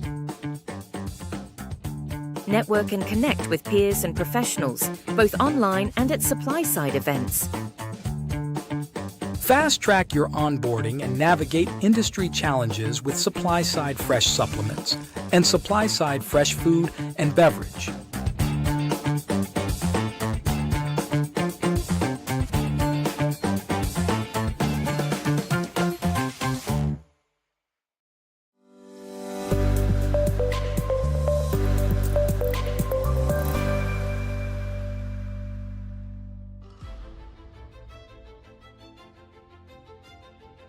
Sustainability is vital for the well-being of our people and our planet. We're addressing many of the same challenges as our customers around carbon footprint, waste, and responsible sourcing. We're partnering with the Las Vegas Tree Initiative to literally green the show floor.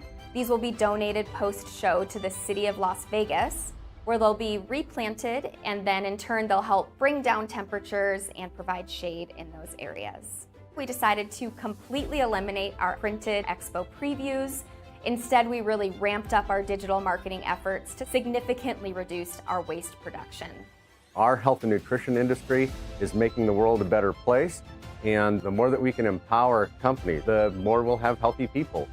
We partner with wonderful organizations, including the Naturally Proud Network, Vitamin Angels, Women in Nutraceuticals, and the Naturally Network. We also work with various trade associations and a lot of nonprofit charitable organizations. All of these groups and our relationships with them are to help support their mission and our mission, which is more health for more people.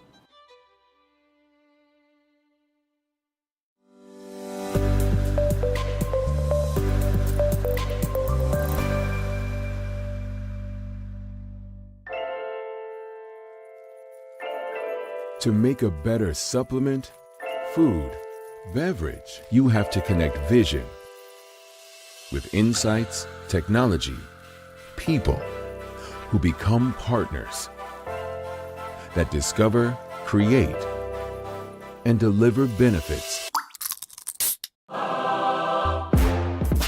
Connected to ingredients that work in application, in the body, in life.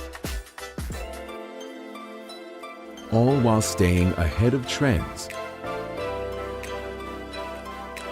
and pursuing a more sustainable future. All so you can open the door and reach for something better.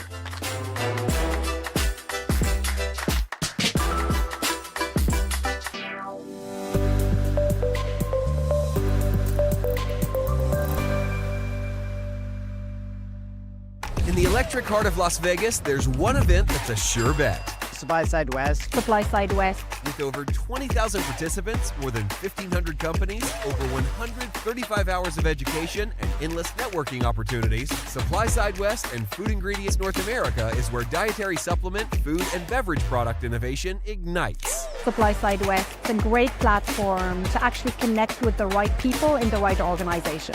There's a lot of business and good conversations happening. It's an opportunity to have a lot of influential people in the industry under one roof. Join us for unparalleled insights, invaluable connections, and endless opportunities, all guaranteed to elevate your success. Supply Side West, your industry this October in Vegas. Register now at supplysidewest.com.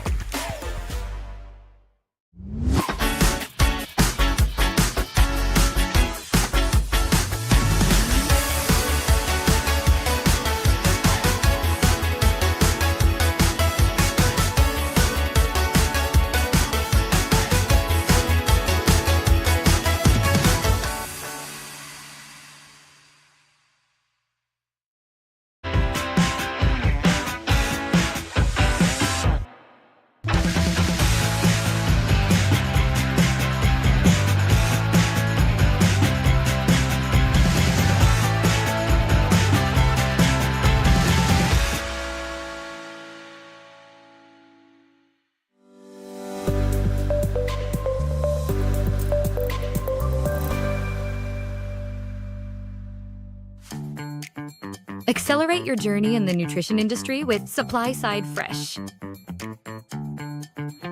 Gain knowledge, insights, and tips from industry experts. Network and connect with peers and professionals, both online and at supply-side events. Fast-track your onboarding and navigate industry challenges with supply-side fresh supplements and supply-side fresh food and beverage.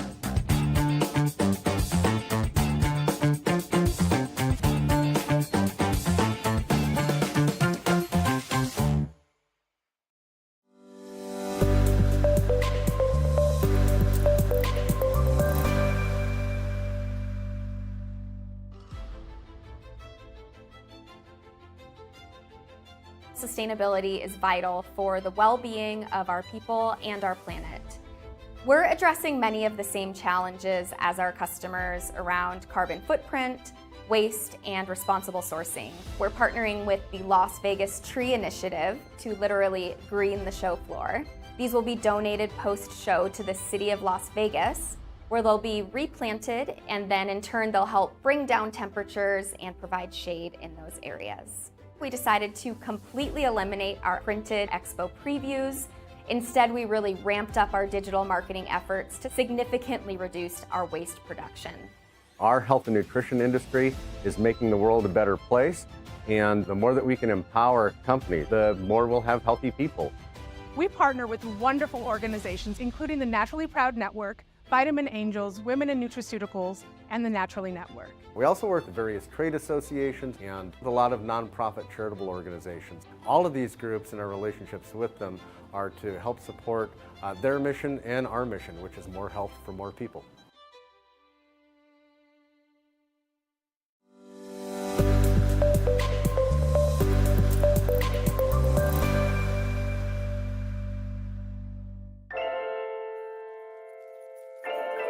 To make a better supplement, food, beverage, you have to connect vision with insights, technology, people who become partners that discover, create, and deliver benefits. Connected to ingredients that work in application, in the body, in life. All while staying ahead of trends and pursuing a more sustainable future. All so you can open the door and reach for something better.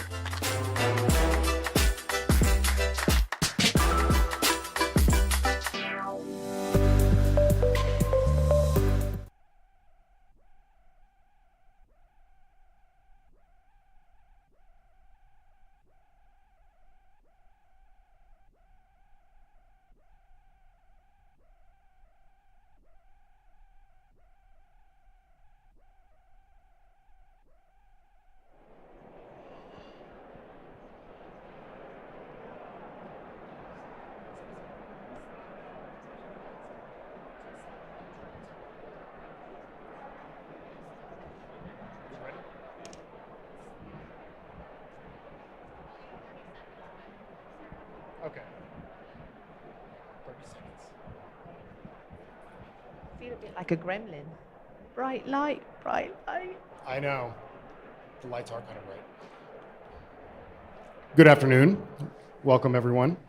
I'm Scott Miller, staff writer for Supply Side Food and Beverage Journal.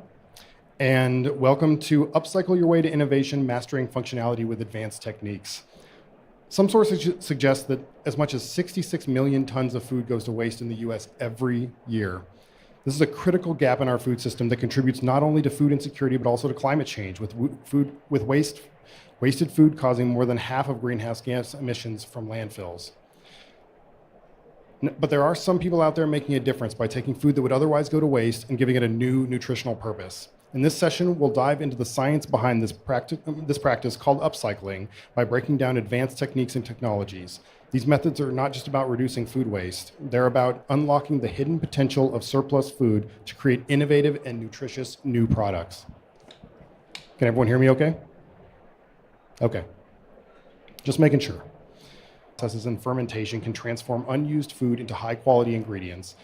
How these upcycled ingredients enhance texture, flavor, and nutritional profiles, helping you create products that not only taste good, but also do good. And the growing consumer interest in sustainability and how upcycled ingredients can meet market demands while supporting environmental stewardship. Joining us today are two pioneers in the field of sustainable food innovation. First, we have Dr. Lara Ramden, who's at the forefront of integrating upcycling practices into mainstream food production.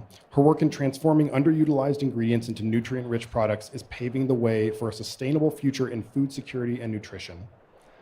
We also have Delisa Harper, co-founder and CEO of Funky Mellow, which brings a unique blend of marketing savvy and culinary innovation to the table. Her company's creative use of chickpeas to make marshmallow cream is a brilliant example of upcycling in action, demonstrating that sustainability can be achieved deliciously. Now let's go ahead and get started.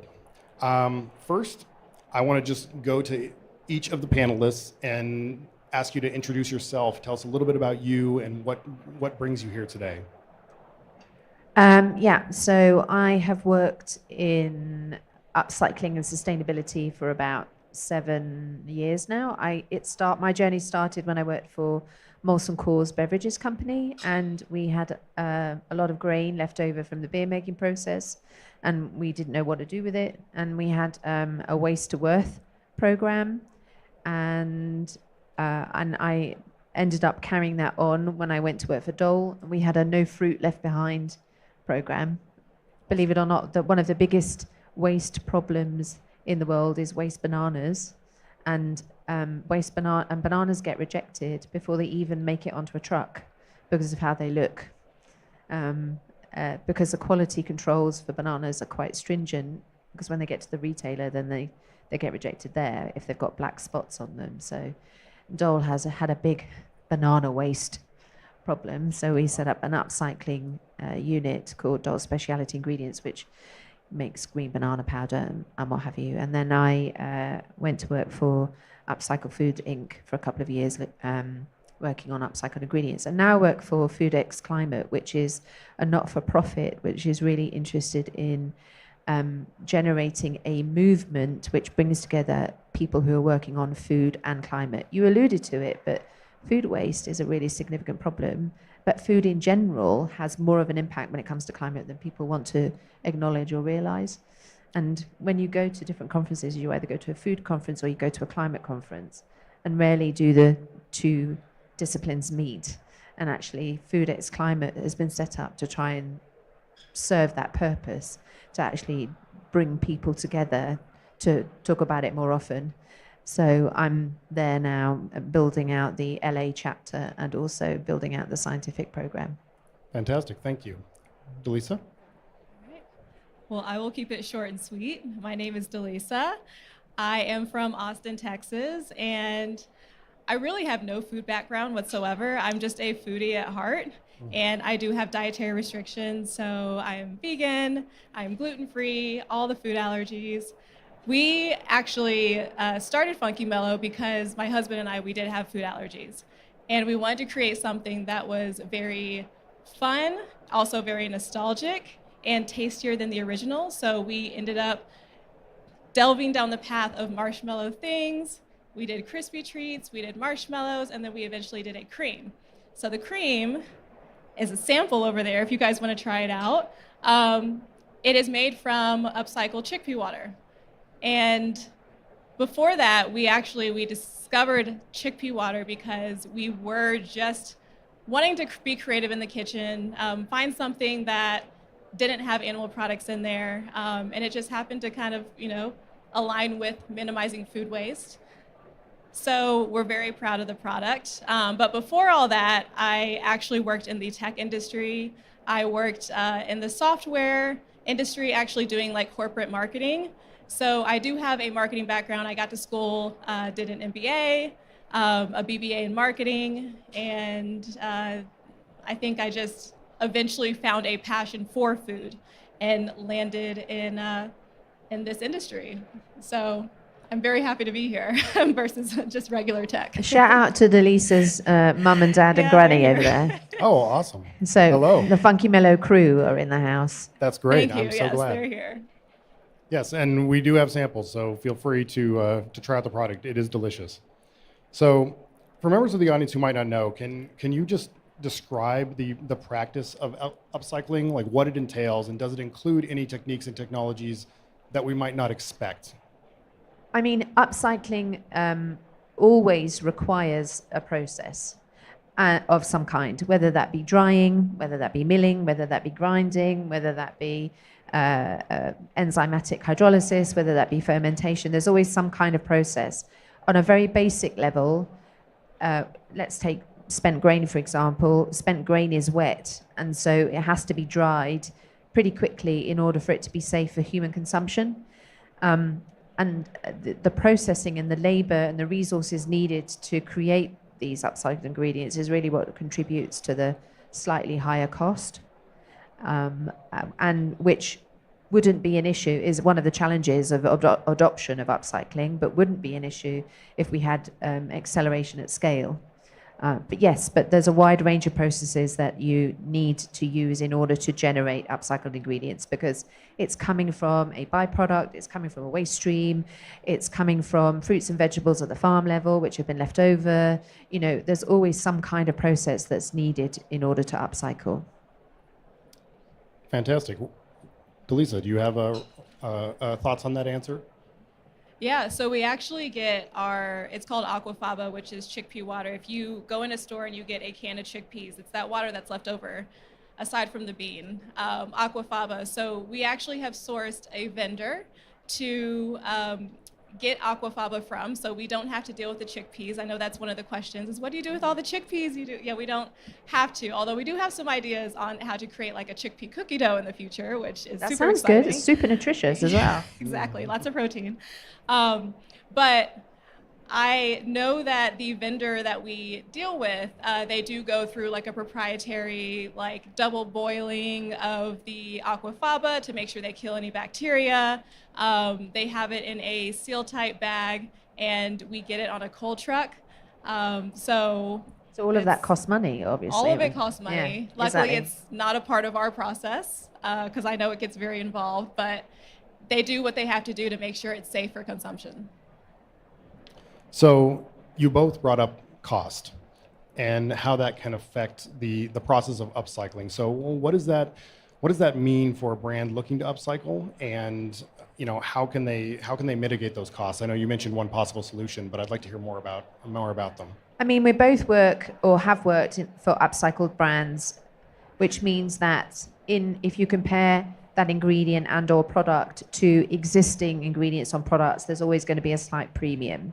So you're always, and in the upcycled category, whether that be banana chips or Voyage Foods chocolate spread or Matriarch Foods vegetable stew or tomato sauce, which are all upcycled certified products and made with upcycled ingredients, because of the nature of how they're made, they're always going to be at a slight premium. But if we get a wider adoption, because all of these are commercials, right? So all of these are commercial, and you can find them in the marketplace. What the movement needs, what Delisa needs, what all these brands needs is scale, right? And so they need volume. And as soon as we get scale and volume, then the price will go down, right? So we need greater adoption. We need more partnerships with more retailers to take on upcycled products and upcycled ingredients. We also need more food system designers to be experimenting and learning how to formulate with aquafaba the way in which Delisa did, but also with other upcycled ingredients like spent grain flour or upcycled vegetable and fruit powders or whatever it is. We need more formulators to be experimenting with those things. So we need all the different enablers in order to bring the cost down, basically. Delisa, as someone who's been working in this space, what are your thoughts on that, on the cost dilemma? Yeah, I mean, I would say that the aquafaba is one of the higher cost goods that are in our recipe. Aside from, we do use a vegan cane sugar because we are a vegan product, as well as a tapioca syrup because we want to stay away from corn syrup and make it very allergen friendly. But yeah, I mean, as Dr. Lara said, like that is the price we pay to give a high premium product out there.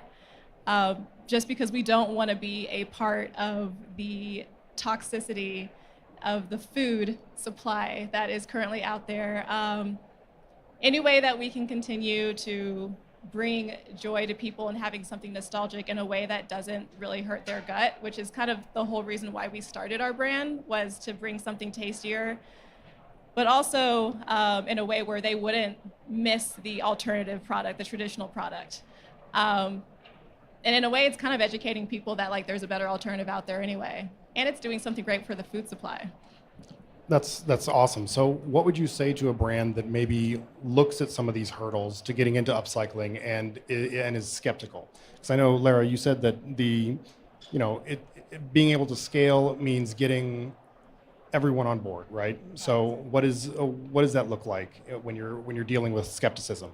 I don't think any of us are in food because we only want to make food for a certain subsection of society that can afford it, right? We're in food because we want to feed people, and you know, I I come from a family, an Irish mother and a Mauritian father, and both cultures, although very different, are predicated on feeding people and feeling good about providing food for people. So I feel it's in my blood to make sure that everybody is fed, and then it's not some people, haves and have-nots.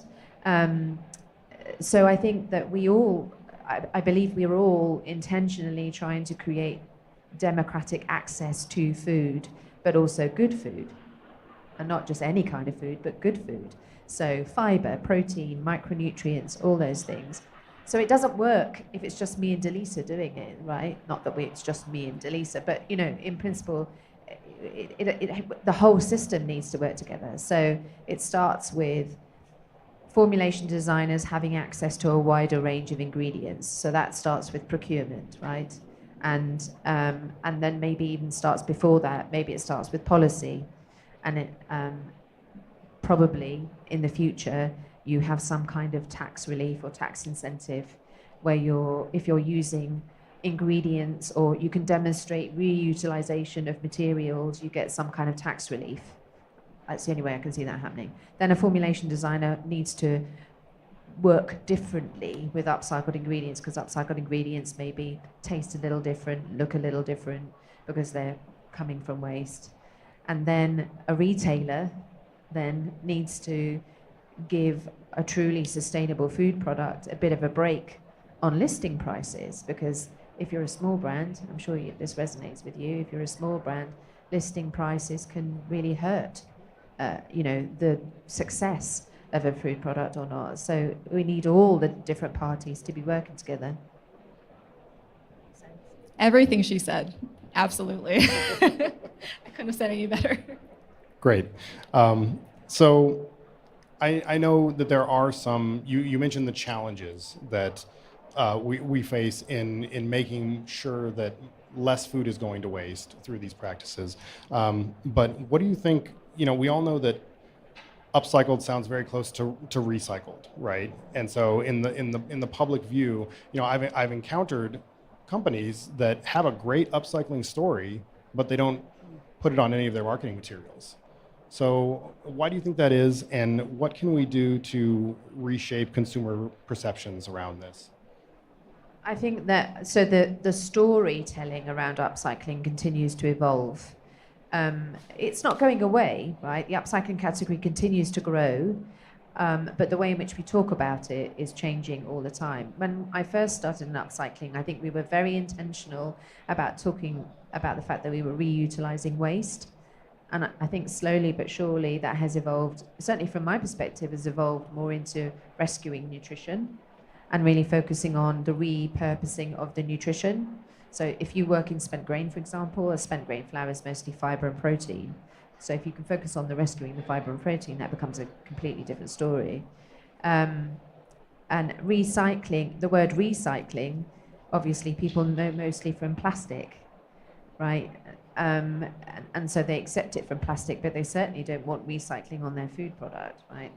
And the reason why we want to differentiate, because I also am on the board of the Upcycle Food Association, and we've worked really hard to have standards and guidelines of what upcycling really is. And the definition of upcycling is elevating that food and or ingredient to its highest and best use.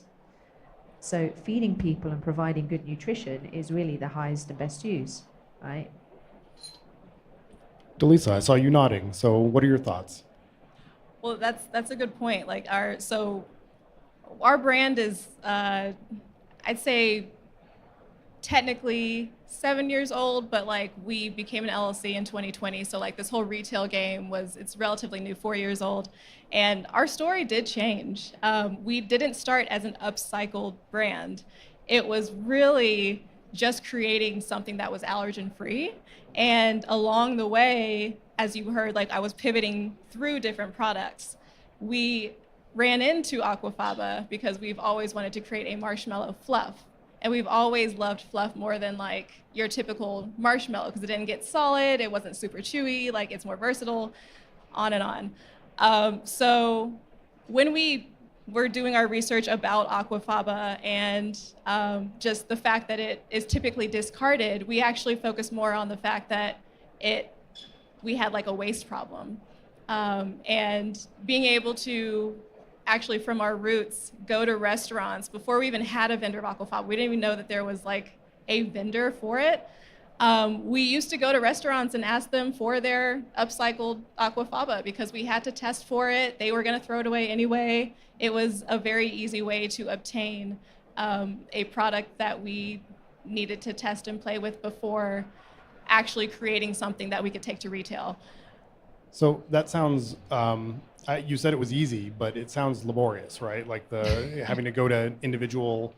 Well, on that level, yes. It wasn't a scalable process, right. But it didn't cost us anything. Okay. That's what I mean by it. We didn't have to really source. We did have a list of restaurants that would continue to give us aquafaba on the side.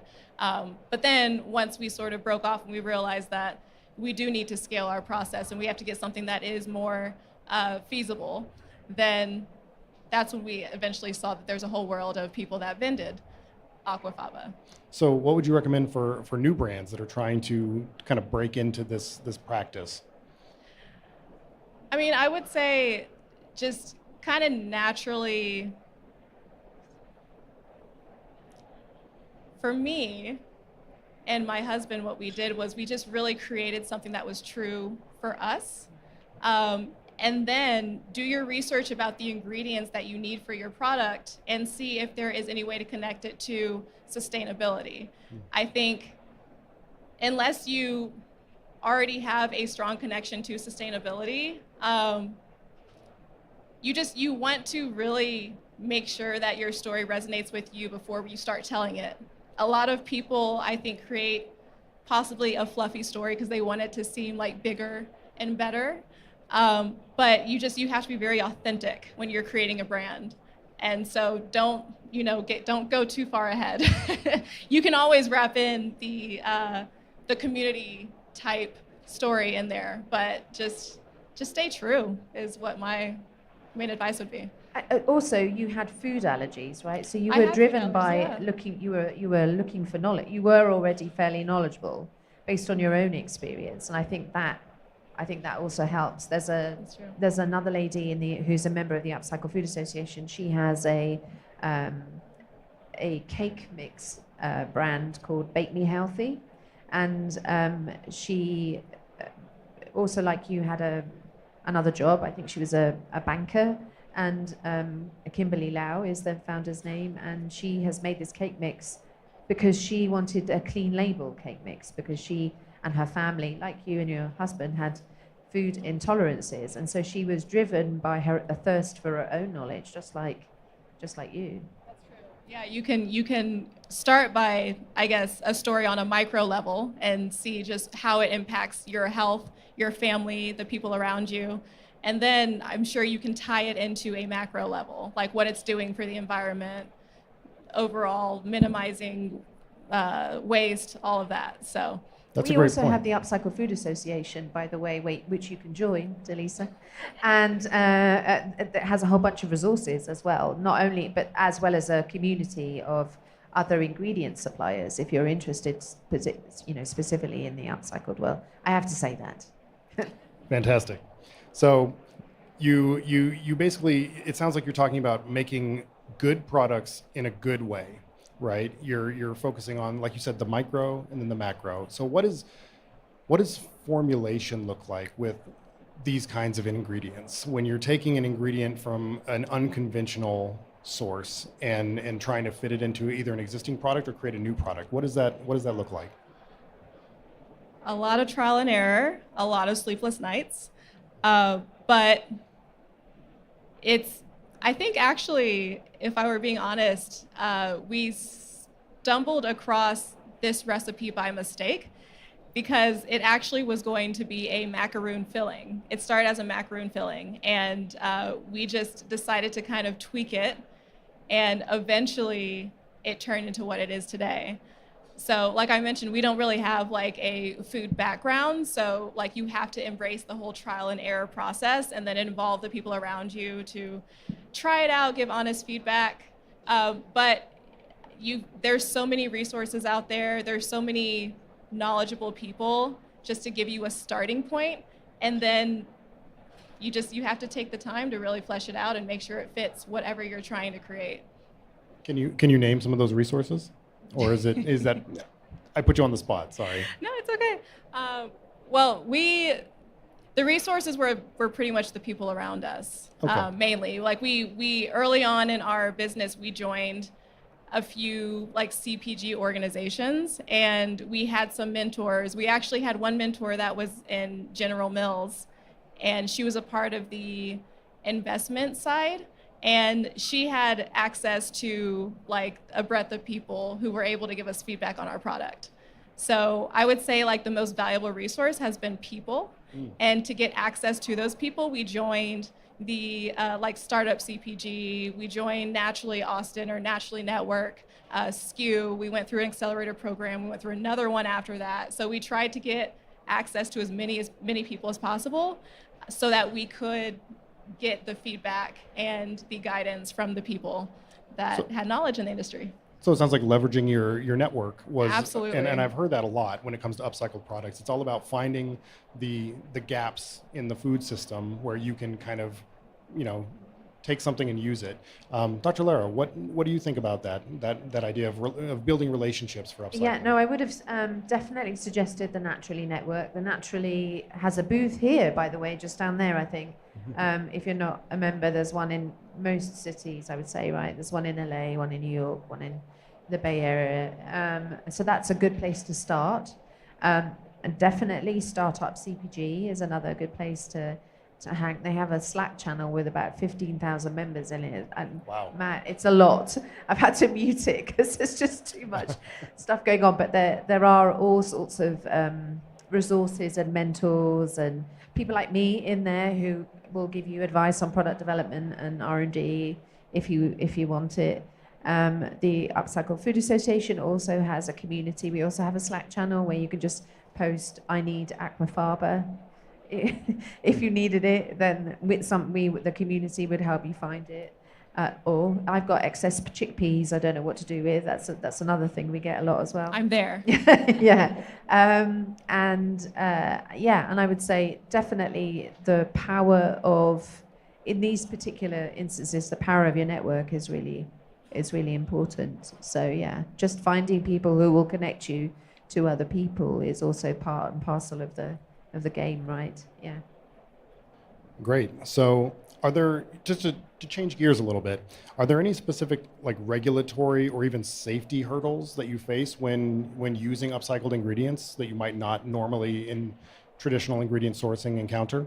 Well, I think that I would say that's probably challenge number one, right? How to make it safe for human consumption. So as I said, the in spent grain, it's a wet grain, and so there's a very short window in which you need to dry that grain in order for it to be suitable for human consumption.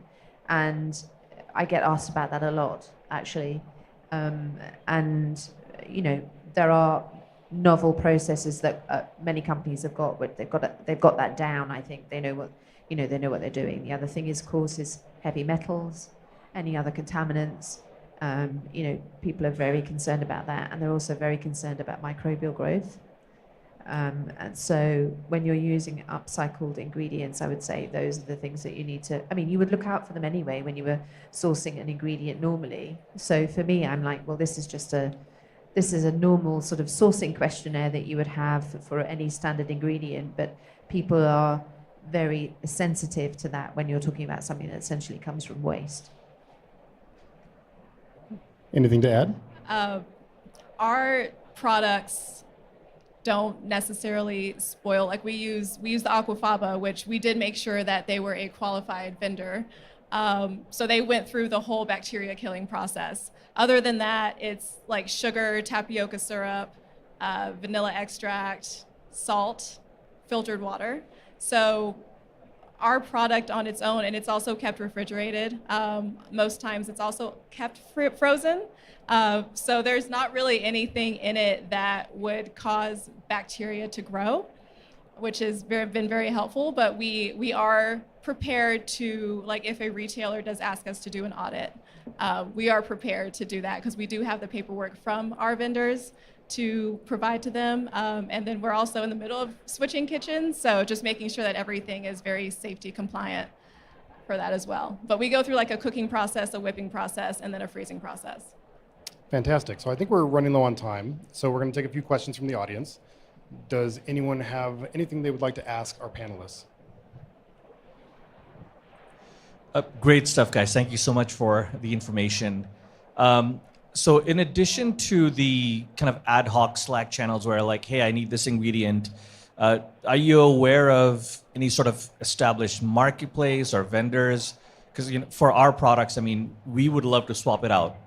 We use a lot of produce, veggies, from regular suppliers to something that could be upcycled or rejected, like the bananas you mentioned. So is there anything out there for us to kind of, tap into outside of just like, hey, does somebody have any garlic? At the moment, you'll laugh, but that is actually how it goes. Somebody posted a Slack channel and goes, I've got 1,000 pounds of Vocara left. I don't know what to, that's literally how it goes. On an ingredient level, the answer is I don't know, and I thought it was in the process of being developed by someone, but I'm not sure. Marketplace in terms of these kinds of products, the best partner we have had so far is Misfits Market. I don't know whether you're familiar with that. You can do you remember Imperfect Foods? There used to be Imperfect Foods and Misfit Markets, and they joined. And if you want to go anywhere to buy, sustainable food products, clean label, wonky vegetables, that's the place to go. And they've been the best retail partner, I would say, that we have had in the upcycling space. But on an ingredient level, it doesn't exist. You're right. True. Are you thinking a new business idea? I can see the cogs churning away. Well, this is where you get creative and you go to your local farmers market, get in touch with the farmers, see if they know anyone. You start to network through the people that are in your life or the people in your community. But I mean, that's how I found my resources, honestly, is just through people and telling people I've been looking for a solution to my problem. Do you know anyone that can help?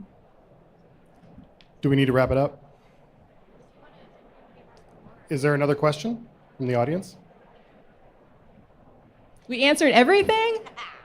Well, I know We're just ace. No, just from my own personal experience in reference to your question, it might help to start on a local level, because there are certain organizations, like in Chicago, there's the Chicagoland Food and Beverage Network, right? And they're just it's working to get people to collaborate across the industry, and they discover things like that, those gaps where you might find an ingredient that has a surplus. So that's just from my own knowledge of the of the subject matter, but I'm not one of the experts. So why don't we go around and we can do one key takeaway from each of you about upcycling that you'd like the audience to walk away with today before we finish up.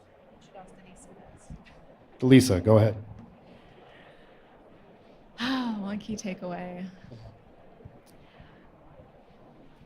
I guess mine would be I'm all about authenticity. So, I mean, if you have a problem that you're trying to solve, like around food, just make sure that you go through the process to create that food so it's very,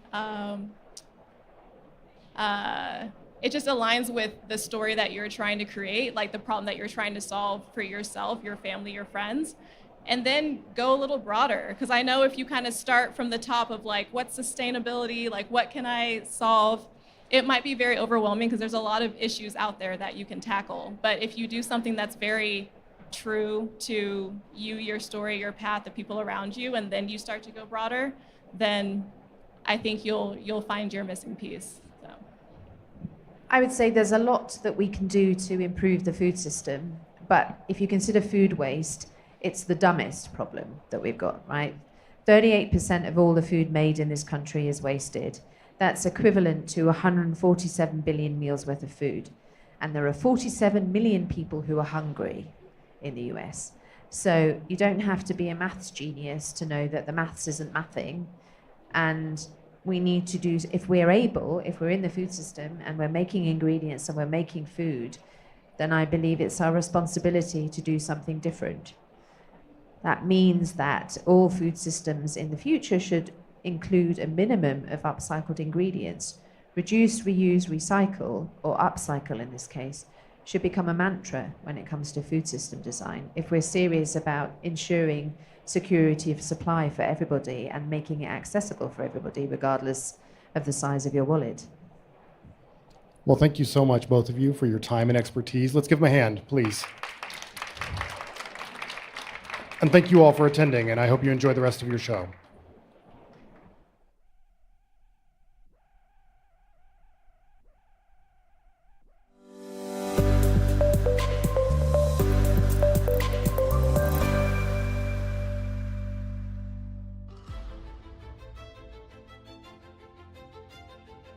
Sustainability is vital for the well-being of our people and our planet. We're addressing many of the same challenges as our customers around carbon footprint, waste, and responsible sourcing. We're partnering with the Las Vegas Tree Initiative to literally green the show floor. These will be donated post-show to the city of Las Vegas, where they'll be replanted, and then in turn they'll help bring down temperatures and provide shade in those areas. We decided to completely eliminate our printed expo previews.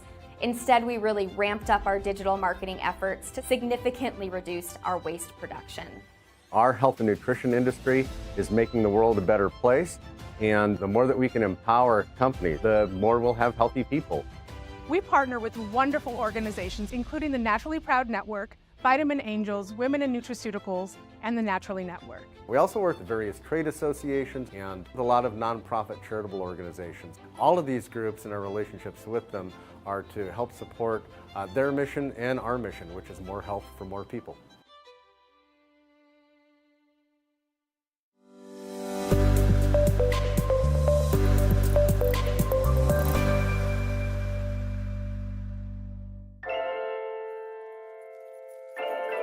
To make a better supplement, food, beverage, you have to connect vision with insights, technology, people who become partners that discover, create, and deliver benefits.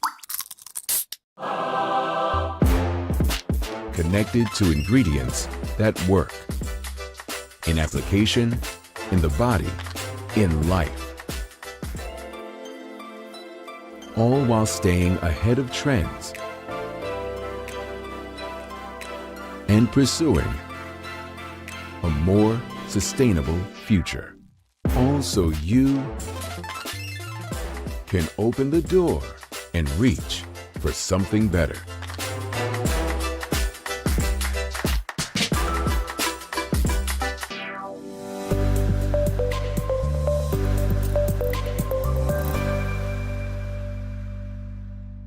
In the electric heart of Las Vegas, there's one event that's a sure bet. Supply Side West. Supply Side West. With over 20,000 participants, more than 1,500 companies, over 135 hours of education, and endless networking opportunities, Supply Side West and Food Ingredients North America is where dietary supplement, food, and beverage product innovation ignites. Supply Side West. It's a great platform to actually connect with the right people in the right organization.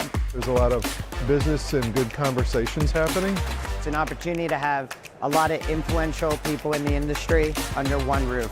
Join us for unparalleled insights, invaluable connections, and endless opportunities, all guaranteed to elevate your success. Supply Side West, your industry this October in Vegas. Register now at supplysidewest.com.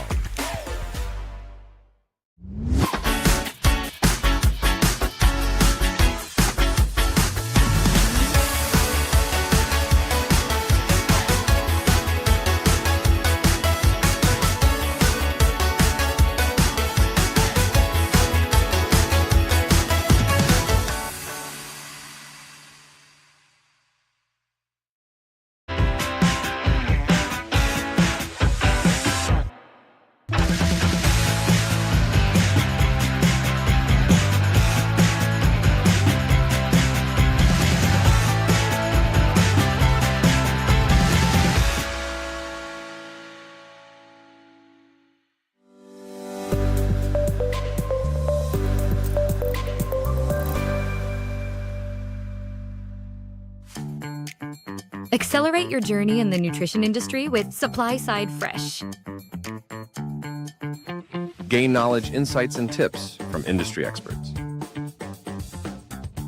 Network and connect with peers and professionals, both online and at supply-side events.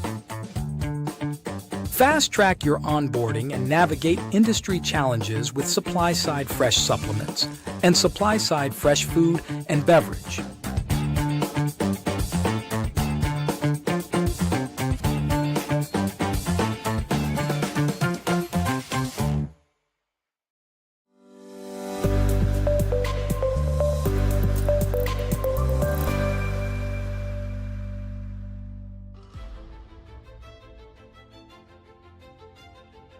Sustainability is vital for the well-being of our people and our planet.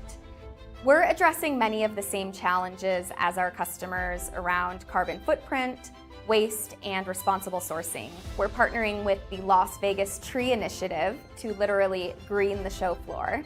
These will be donated post-show to the city of Las Vegas, where they'll be replanted, and then in turn they'll help bring down temperatures and provide shade in those areas. We decided to completely eliminate our printed expo previews.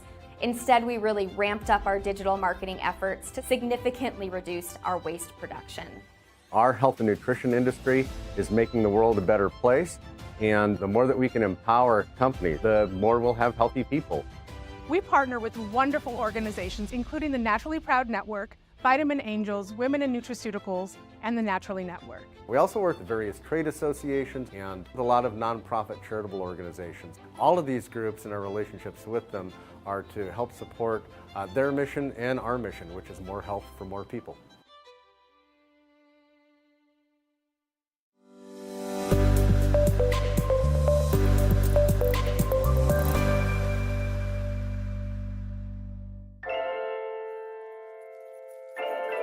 To make a better supplement, food, beverage, you have to connect vision with insights, technology, people who become partners that discover, create, and deliver benefits.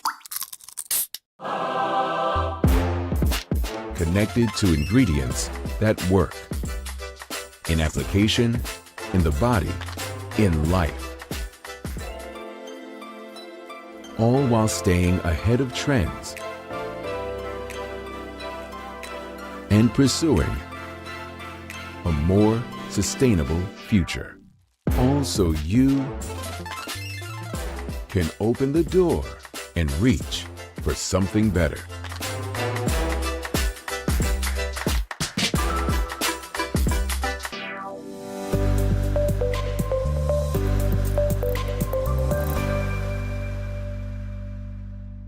In the electric heart of Las Vegas, there's one event that's a sure bet. Supply Side West. Supply Side West. With over 20,000 participants, more than 1,500 companies, over 135 hours of education, and endless networking opportunities, Supply Side West and Food Ingredients North America is where dietary supplement, food, and beverage product innovation ignites. Supply Side West is a great platform to actually connect with the right people in the right organization. There's a lot of business and good conversations happening.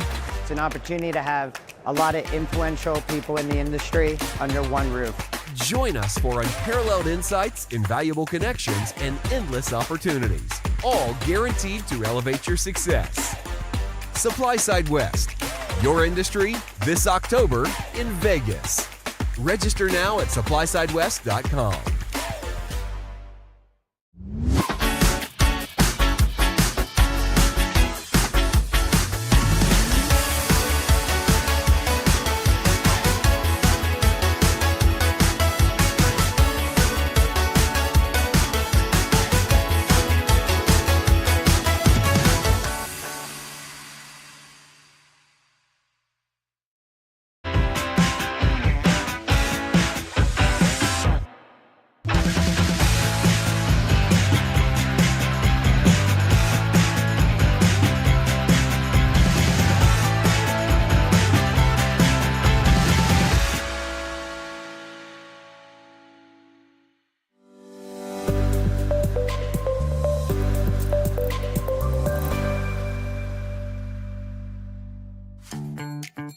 Accelerate your journey in the nutrition industry with Supply Side Fresh. Gain knowledge, insights, and tips from industry experts. Network and connect with peers and professionals, both online and at supply-side events. Fast track your onboarding and navigate industry challenges with Supply Side Fresh supplements and Supply Side Fresh food and beverage.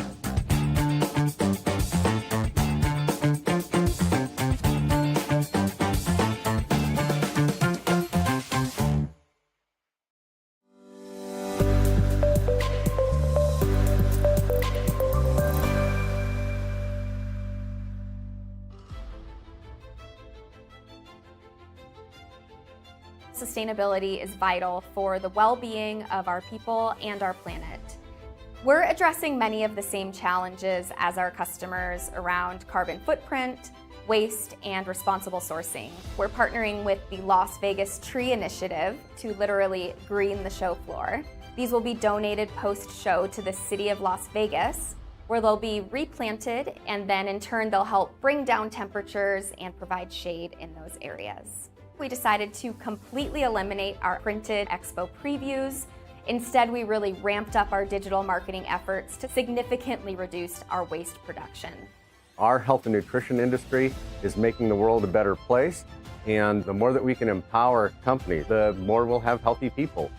We partner with wonderful organizations, including the Naturally Proud Network, Vitamin Angels, Women in Nutraceuticals, and the Naturally Network. We also work with various trade associations and a lot of nonprofit charitable organizations. All of these groups and our relationships with them are to help support their mission and our mission, which is more health for more people.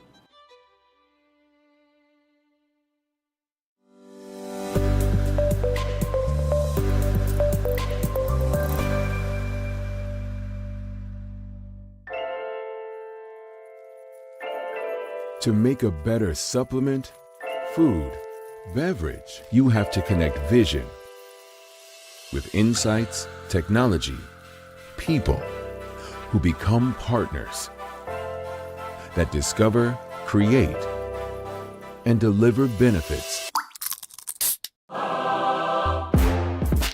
Connected to ingredients that work in application.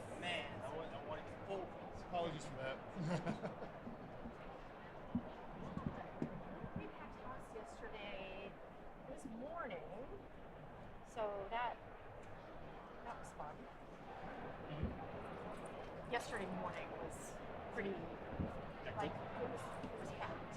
Oh, yeah.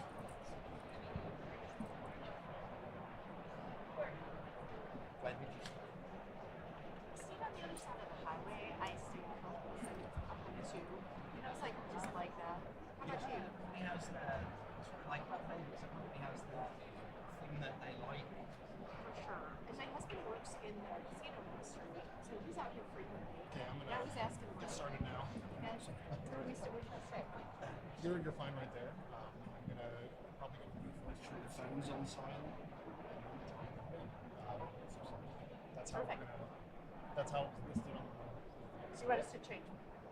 Right, so you can if you want. You tell me. Sure. Okay. This is like bachelorette number 1, 2, and 3. Musical chairs. Oh, am I supposed to be closer to you? Oh, sorry. Hello. Hi. Hi. Hello. Welcome. I'm Scott Miller, staff writer for Supply Side Food and Beverage Journal, and welcome to Failing Forward, Lessons Learned in the Lab. Today, we're exploring the resilience that underscores all innovation within the food and beverage industries, focusing on how many brands didn't get it right the first time, second, or even third time around, yet achieve success through persistence, creativity, and good old-fashioned guts. Today's session will explore the real-world challenges and triumphs of product development, highlighting the invaluable lessons learned from failure. We'll hear firsthand from innovators who have turned setbacks into stepping stones in highly competitive categories. Let's meet our panelists. First, we have Jill Hook. Is that how you pronounce your name? It's Hauk. Hauk. I apologize. I should have asked before. No one knows how to say it. Research and development chef at Culinary Culture, who combines analytical prowess with culinary expertise to create gold standard food applications. Next, we have John Kim, CEO of Tastelli, who leverages his extensive background in retail and product development to drive business growth. His insights into food merchandising and category strategy have significantly shaped the success of his brand.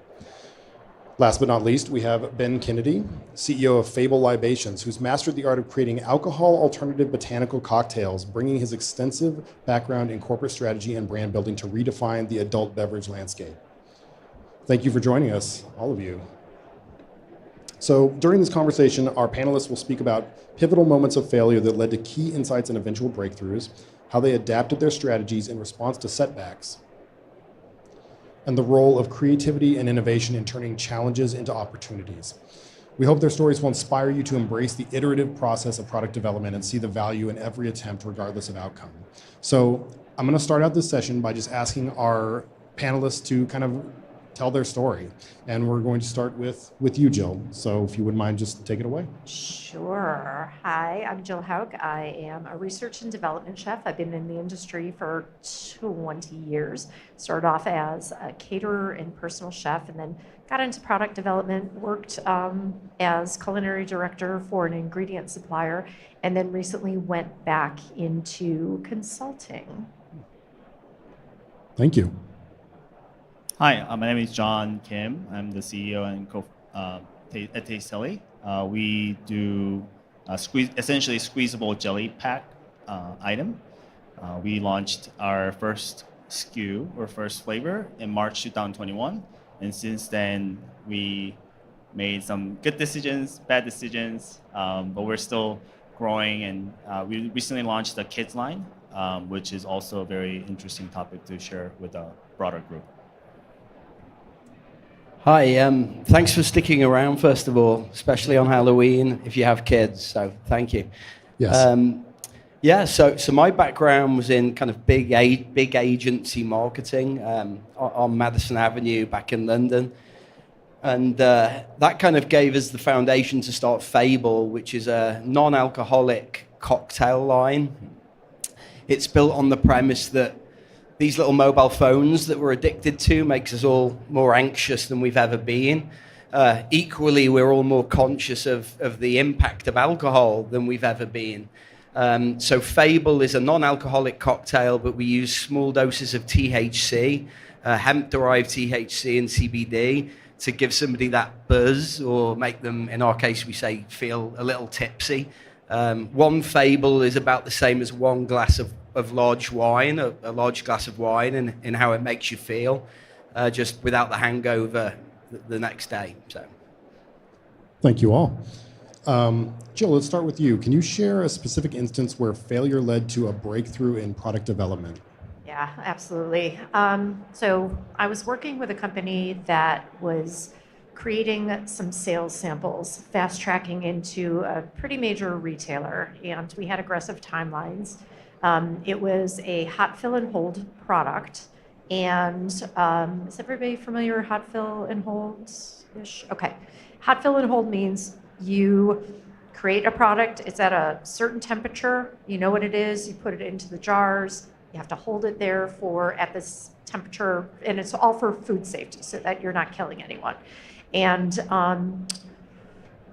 so everything's going along smoothly. Of course, we're under the gun. Like, we got to get these things out. And as we started filling and sealing, the jars started cratering, meaning that they could not handle the heat. And we talked to the production manager and we're like, what's going on here? You were supposed to talk to our packaging. And they're like, the specs say that, our process is within tolerance. So our process is within tolerance. But mistake number one, we had never tested it. And so it was not up to the standards of our production that we were looking for. So we had to quickly pivot, find a new jar manufacturer. This was Dimension 2020, when there was supply chain issues and everything. So the big challenge to find the jars in the first place. Second challenge was to find the lids, and the retailer that we were working with was adamant that the lids be a very specific color. And it wasn't even their brand. It was just, they wanted something to stand out on the shelves. So We managed to fulfill this, but where we pivoted was in recognizing that packaging did not need to be an afterthought. So I think a lot of brands really do a great job envisioning what their, product is going to taste like, what the shelf life is like, who's the target customer, and so forth. But packaging was seriously not what we had thought about at all. And as a result, the company I was with put in a whole center of excellence around packaging. The tremendous upside for this, because you have to have like that, hey, we did this for a reason, is that by building out this packaging center of excellence, we were able to save the company millions of dollars because they could figure out specifically, like, first of all, they didn't have to waste product, but also we were able to reduce packaging in terms of thickness, and so that saves us money. We were able to reconfigure some boxes so that they could ship more efficiently. So it started off as a disaster, and if you would have asked me then, I was like, I think all of us are losing our careers over this, but it turned out to have a big silver lining. Amazing. So, John. Yeah, I think I can think of a story where when we're developing a new flavor for our cognac jelly, we were thinking about how can we differentiate in the market. And some of the challenges that we had with the existing formula that we had was the aftertaste from the product. And my goal in terms of developing a new product, taste is number one and always the king for developing a new product.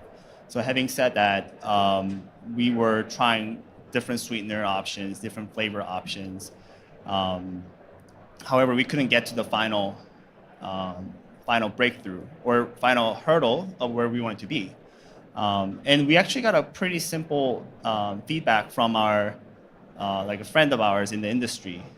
And her recommendation was like, keep things simple. Just don't get watered down with so many information that's coming to you. Like, keep it simple to your North Star, which was, once again, the original objective was to make the best flavored jelly product that everyone would love.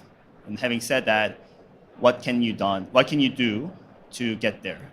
And that feedback was very critical and led us to kind of focus on that approach on developing, focusing our attention to the customers. And through like a sensory analysis or sensory survey, we were able to identify the way to improve our aftertaste and be able to cross the finish line. And that flavor was mango pineapple, and which became the number one seller for our item. Fantastic. Ben? Yeah, so our goal initially was to launch the world's first cannabis-infused spirit was the goal, and this was back in 2018. And I'd never made a beverage before. My wife had never made a beverage before, so we really, really did not know what we were doing. And we thought that we could make this spirit, but when you deconstruct what goes into a spirit being a spirit, or a wine being a wine, or a beer being a beer, there's an age-old process and ingredients that all come together to make that product.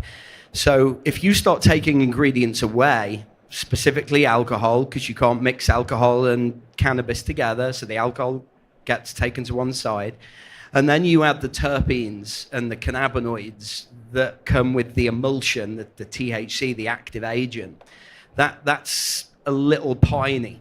So you're now bringing a piney ingredient into a non-alcoholic base. And where most companies kind of end is a watery, slightly bitter, lemony, because lemon is easy to try and mask the bitter, kind of thin product that they call a spirit. And you can apply that thinking to wine and to beer and all these imitation products that come along. Now, the positive and the learning with having an imitation product is if I said to Scott, hey, here's a cannabis-infused grape seltzer, he knows exactly what that is. knows exactly what that is. If I say, here's a cannabis-infused original cocktail, right? So there is a spectrum you have to navigate, and that's why having a cannabis-infused margarita that doesn't taste like a margarita does pull. The challenge is somebody will put liquid to lips once, and then they compare it to the original margarita, and it falls away. So we pivoted early on, and we said, we can't do this to the point that it would taste anywhere near the product that ultimately we're looking to displace. So what are we doing? So we pivoted at that moment to botanical cocktails because we felt, minus the alcohol, we could still, using natural ingredients, recreate the consumption experience of an alcoholic cocktail. And that isn't something we felt we could do with a spirit. So. Fantastic. I want to thank all of you for sharing those stories, because I know it's not always easy to admit to when you've experienced failure. So that's great. And in that vein, I wanted to ask, how important is it, and how do you foster a culture that accepts making mistakes within a team in the food and beverage industry? How do you continue to drive innovation after having one of these failures? Jill, would you like to start us off? Yeah, some of it I think comes down to you have to have management support, like executives from the top down, who model that they have a willingness to try and not necessarily get that return on investment immediately. Also, I've worked on teams where we do just off-the-wall brainstorming, where we're going to put some ideas out there that we absolutely know are not commercializable. And what that does is it really demystifies the creative process. It sends the signal that there are no bad ideas, because some of them can be workshopped into something that's good. I think you also have to have fun with it. And if you are a person who's leading innovation, admit your own mistakes first. It's really, So I walk into most rooms for innovation, and I was like, I know something about failure. I'm on my second marriage. So that immediately, lets people know you're not afraid to try again. Great. John? Yeah, I think the entire approach, the way I think about the innovation and failure, a new project or a new product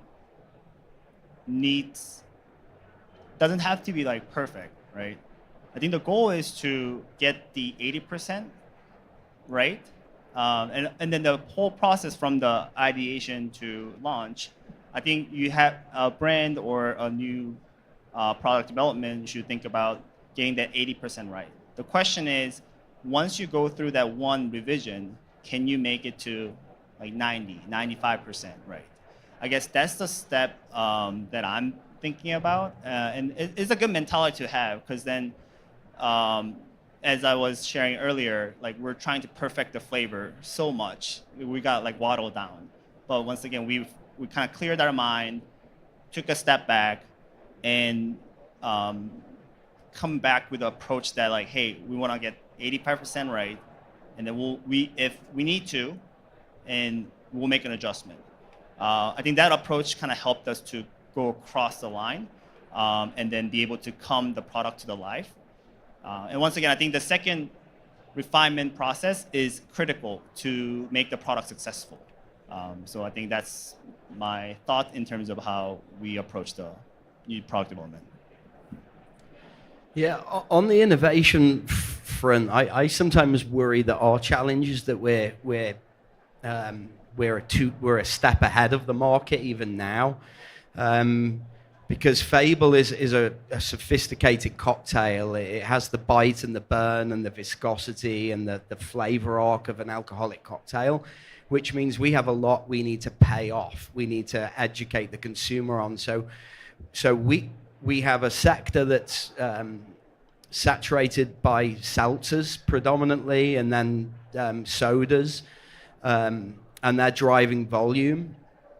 And we probably come into play when people are more comfortable with the sector and they want to expand the taste profile. So from an innovation standpoint, I actually think we have a challenge with that right now in almost diluting that a little bit to meet the consumer's education level. And then I think John was absolutely spot on. You know, paralysis analysis is real in the early days because everybody has an opinion, you know, and you can get wrapped around the axle on, oh my gosh, I thought it was great, but then my aunt Anne hated it, and you know, my parents flew out and they thought it tasted terrible and shit. And you know, if you do, and you will know if you have a product that tastes good if you put it in front of the right people, and at that point, I think John's right. I think you have to go. And I think the last thing I'd say, just back to something Jill said, you know, we were blessed to have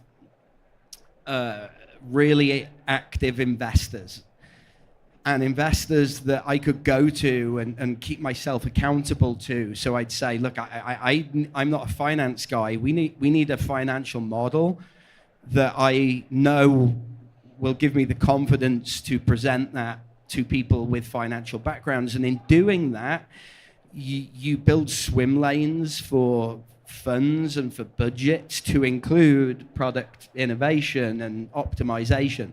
And I think if you don't go ahead and do that and really plan almost line for line for line what the next 2 years looks like, the runway, where you're spending money, that will force you to put a number next to product innovation, and therefore you're more likely to go and do it. That's the one learning we found. So you mentioned a little bit about consumers and their perception of failure, but also investors and stakeholders. So what do you do to overcome skepticism from those stakeholders, from those investors after experiencing a failure? There's a lot in the zeitgeist right now where people are talking about if you haven't failed, that means you haven't tried enough. So I think it is pointing out some other areas where within the business maybe you haven't had success the first time around and then you've turned it around. So just explain that you don't necessarily think of a failure. And then I also think you have to classify failures, right? So failure could be maybe the flavor wasn't 100% what we wanted it to be. We got out there with 80% of the market. And then there's like catastrophic failures where you have a recall. So if you explain that a lot of that upfront innovation might get you to a small F failure, but it's going to prevent you from getting to that big F failure, I think that goes a long way with your stakeholders. And then, you know, to Benjamin's point, I think you do have to have a line item where you're like, look, we are paying money up front for innovation, and a certain percentage of that is just not going to work out. You haven't seen what my, you know, the benchtop samples that didn't even make it to this point are like. This whole process is rife with failure. Yeah, I think Jill's comment about, I was thinking about the definition of failure, right? Definition of failure can vary from operators, investors, product development person, or finance person as well. So I think being honest of the definition of failure is very important early on, especially when you develop a new product. Let's say like we just launched the kids line, and our goal was to finalize this project within 12 months, right? And obviously we had a couple reasons why we wanted to go to the market at the right timing, get in front of the buyers in the line review. At the same time, we're a startup, so we have a limited budget. So we don't have unlimited budget or time to play around with this new flavor too. So having said that, if I'm just thinking from an operator's perspective, launching or canceling the new project is not a failure too, right? It's just a smart decision to not launch a product for whatever reason. So as long as it's not a catastrophic event that you're mentioning, which it doesn't happen, knock on wood. As long as that's not happening, I think the definition of failure can change. And then instead of balancing the expectation from a stakeholders or investors, that also can be managed. So nothing's a true failure, in my opinion. It's a part of the journey as a product development and also part of the industry journey as well. So that's my take on it. And it's a good segue because one of our first investors said to me, Ben, your sole job for the next 3 years is to build belief. Build belief with investors, build belief with retailers, build belief with distributors. We've got to gradually build belief. And the second thing he said to me was, don't only communicate with investors when you're asking for something or when something's gone wrong. So if you enter the relationship from the beginning with openness to being transparent and you communicate that, then you're building belief, that we're learning, that we're transparent, and that we're learning from our mistakes. And I think that's always the better pathway and as easy as it sounds, we thought, like people are just gonna call bullshit on that, so. So I think we're going to take a little break to see if, there's not too many of you, but if anyone in the audience has any questions. Anyone? Thank you. So this is, Benjamin, you mentioned something, but I'd love to get everyone's thoughts on this, is you are ahead of the market, right, a little bit. So we're in a similar boat where we're trying to introduce something, a different concept, right? So I would love to hear your thoughts on how do you approach that evangelical type of approach and educating the customers, and what's your philosophy and strategy on that? So it's a great question. So a learning we have as of today that's top of mind is we fumbled our Tennessee launch.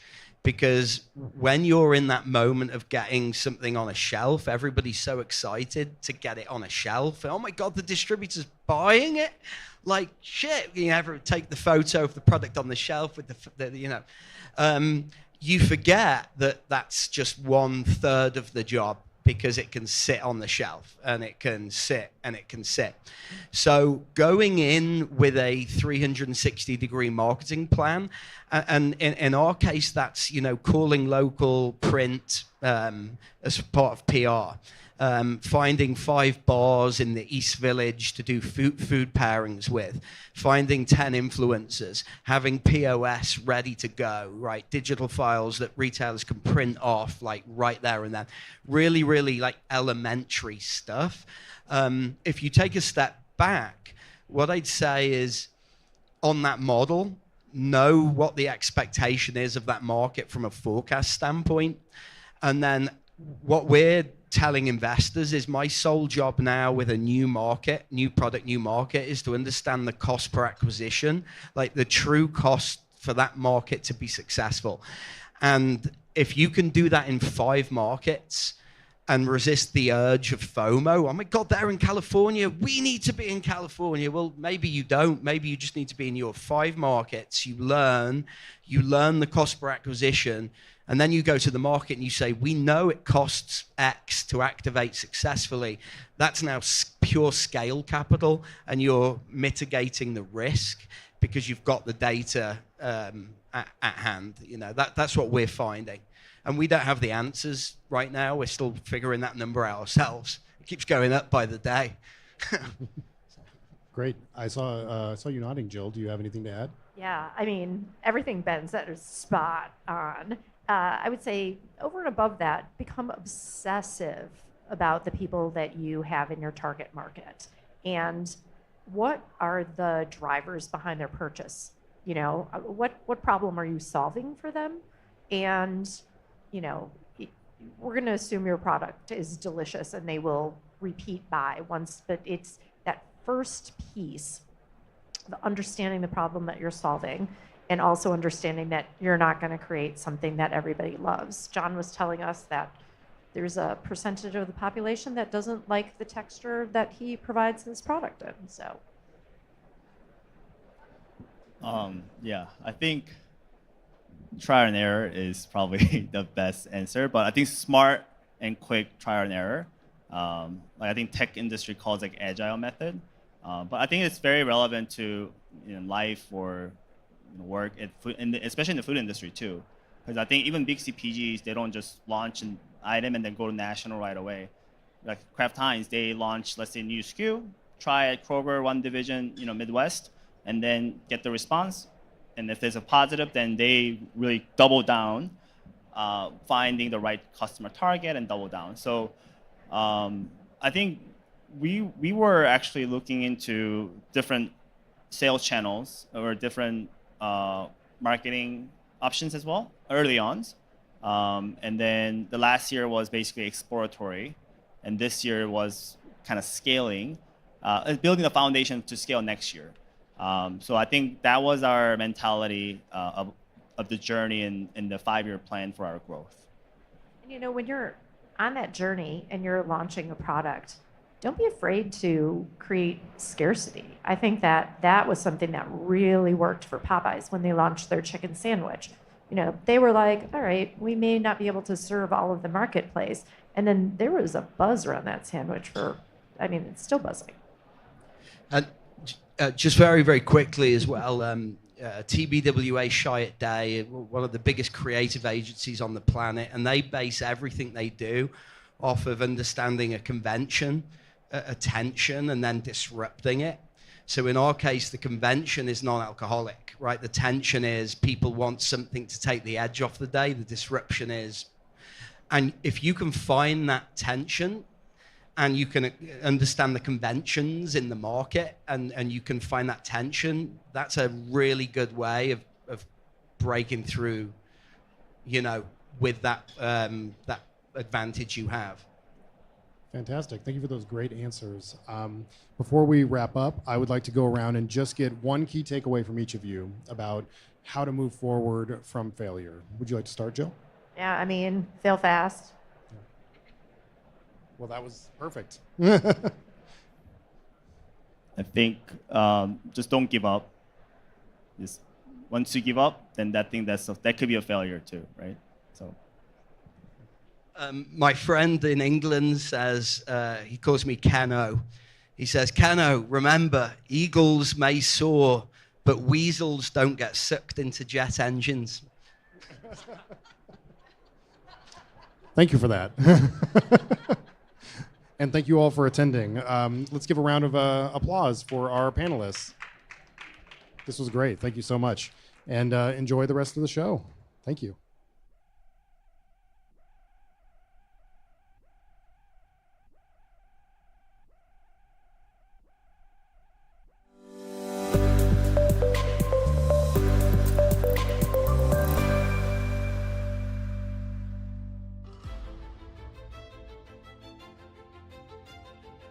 Sustainability is vital for the well-being of our people and our planet.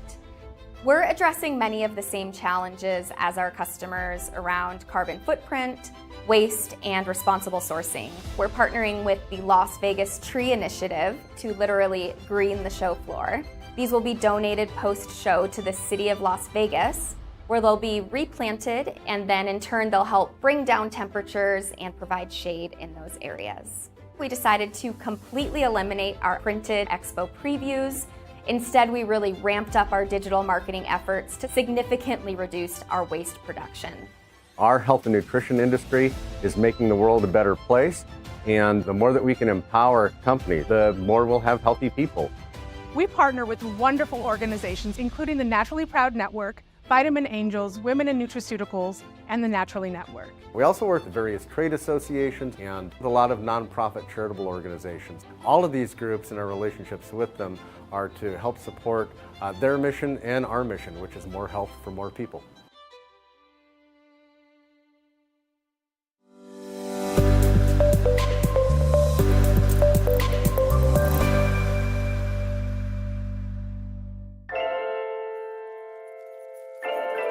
To make a better supplement, food, Beverage, you have to connect vision with insights, technology, people who become partners that discover, create, and deliver benefits.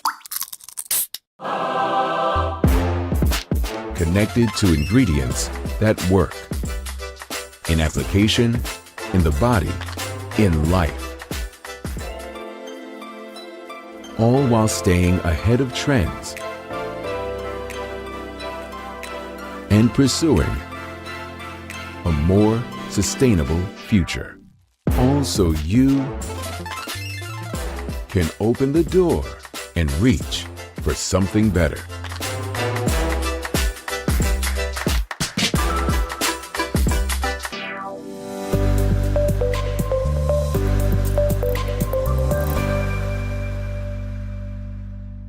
In the electric heart of Las Vegas, there's one event that's a sure bet. Supply Side West. Supply Side West. With over 20,000 participants, more than 1,500 companies, over 135 hours of education, and endless networking opportunities, Supply Side West and Food Ingredients North America is where dietary supplement, food, and beverage product innovation ignites. Supply Side West. It's a great platform to actually connect with the right people in the right organization. There's a lot of business and good conversations happening.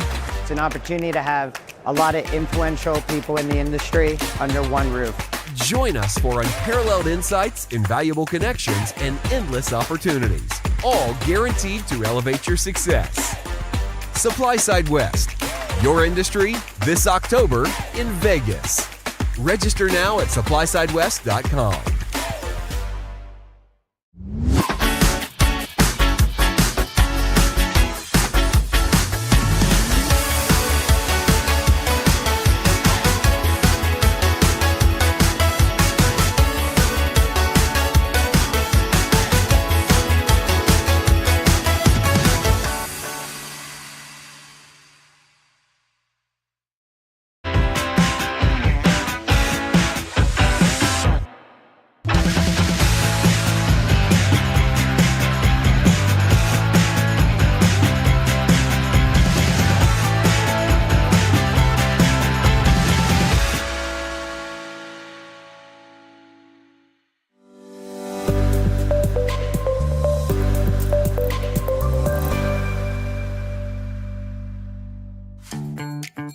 Accelerate your journey in the nutrition industry with Supply Side Fresh.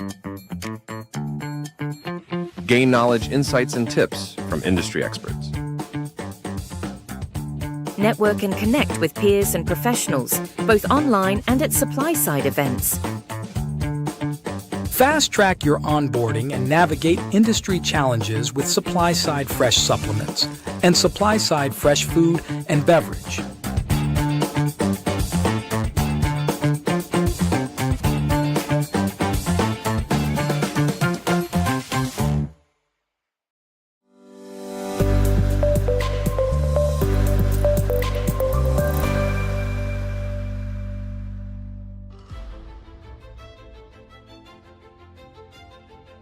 Sustainability is vital for the well-being of our people and our planet.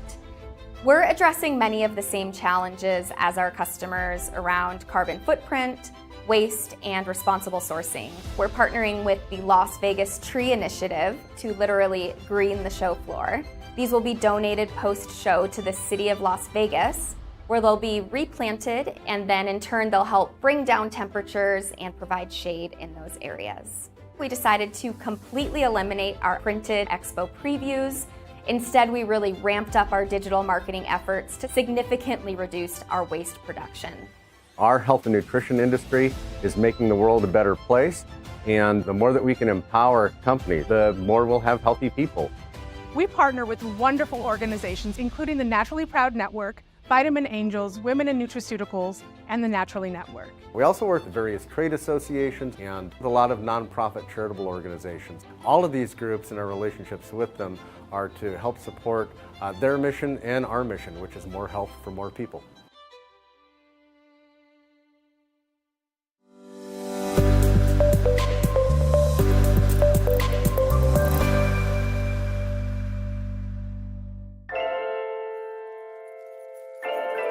To make a better supplement, food, beverage, you have to connect vision with insights, technology, people who become partners that discover, create, and deliver benefits. Connected to ingredients that work in application, in the body, in life. All while staying ahead of trends and pursuing a more sustainable future. All so you can open the door and reach for something better.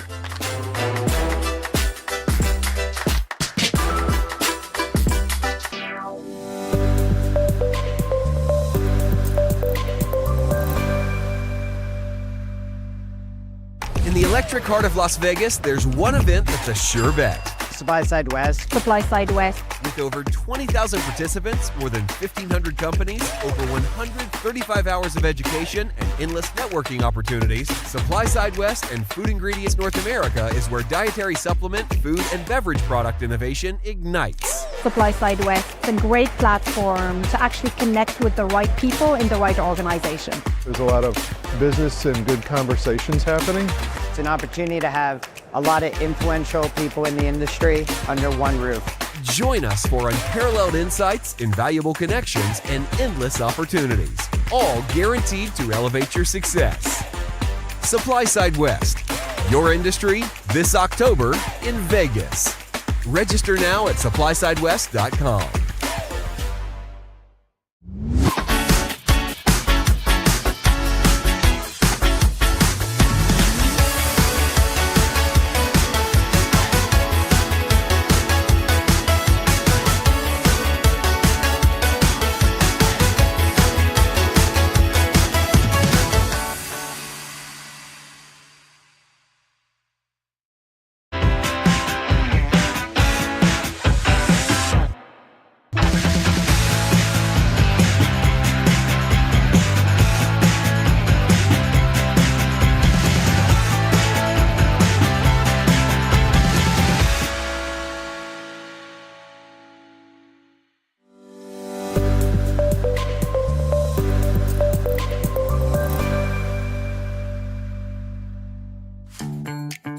Accelerate your journey in the nutrition industry with Supply Side Fresh. Gain knowledge, insights, and tips from industry experts. Network and connect with peers and professionals, both online and at supply-side events. Fast track your onboarding and navigate industry challenges with supply-side fresh supplements and supply-side fresh food and beverage.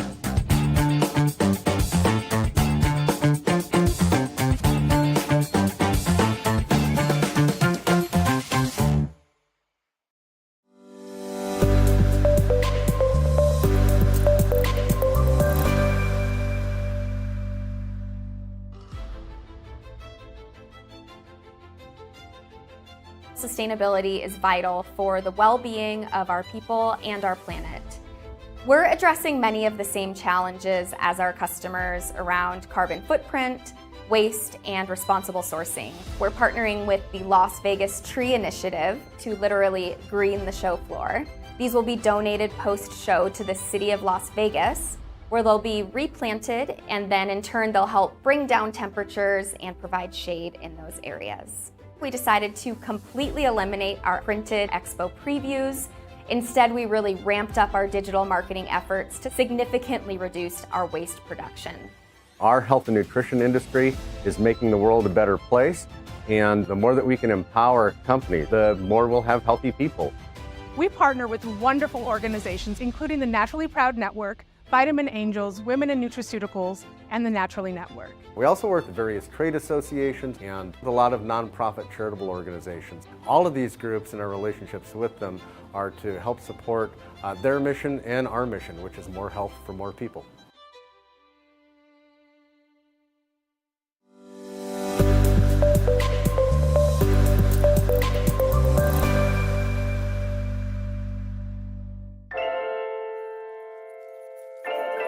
To make a better supplement, food, beverage, you have to connect vision with insights, technology, people who become partners.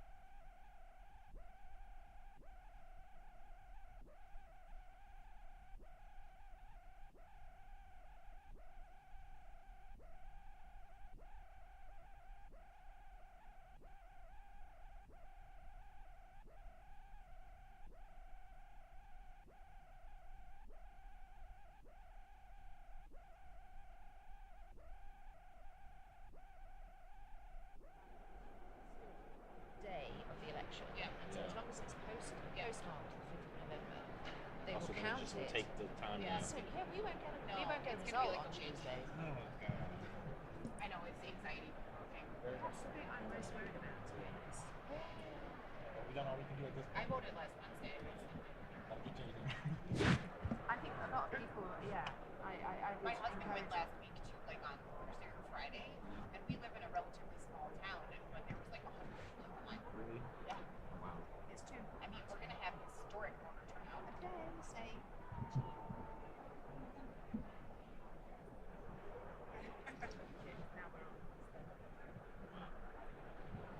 Oh, there we are.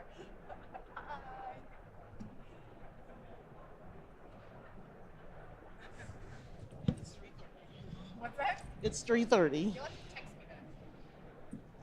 Good afternoon, everyone. I'm Adasha Townsend. I'm the content director for Supply Side Food and Beverage Journal, the media brand. We're living in a golden age of food innovation, a time when science and creativity converge to create culinary experiences that tantalize the senses. But it's not just about the taste. It's about the entire sensory experience. In the next 45 minutes, we're going to dive deep into the world of sensory science and explore how it can revolutionize the way we develop food and beverage products. We'll discuss the latest techniques for creating low sugar, high fiber delights and how to manipulate texture to create mouth-watering experiences. We'll also delve into the power of multisensory marketing, harnessing sight, sound, and smell to create unforgettable food moments. And we'll also explore the role of artificial intelligence and big data in predicting consumer preferences and developing products that people crave. So, joining me on stage is first Dr. Laura Ramden, the Chief Innovation and Science Officer for Upcycle Foods Incorporated. Ramden's vision and dedication to sustainable food systems and nutrition have established her as a thought leader in creating solutions that nourish both people and the planet. Next to her is Dalton Honore. I pronounced that correct? Thank you. Is the founder of Dreamland Kombucha, a company specializing in lightly fermented cold brew coffee. I'm yet to taste it. Food scientist with nearly a decade of experience in the food and beverage industry, his most recent experience has him serving as the head of quality and new product development for a beverage co-manufacturer. And Elizabeth Glenn is a senior sensory scientist at Land O'Lakes with more than 18 years of experience in sensory and consumer research, food innovation, and new product development.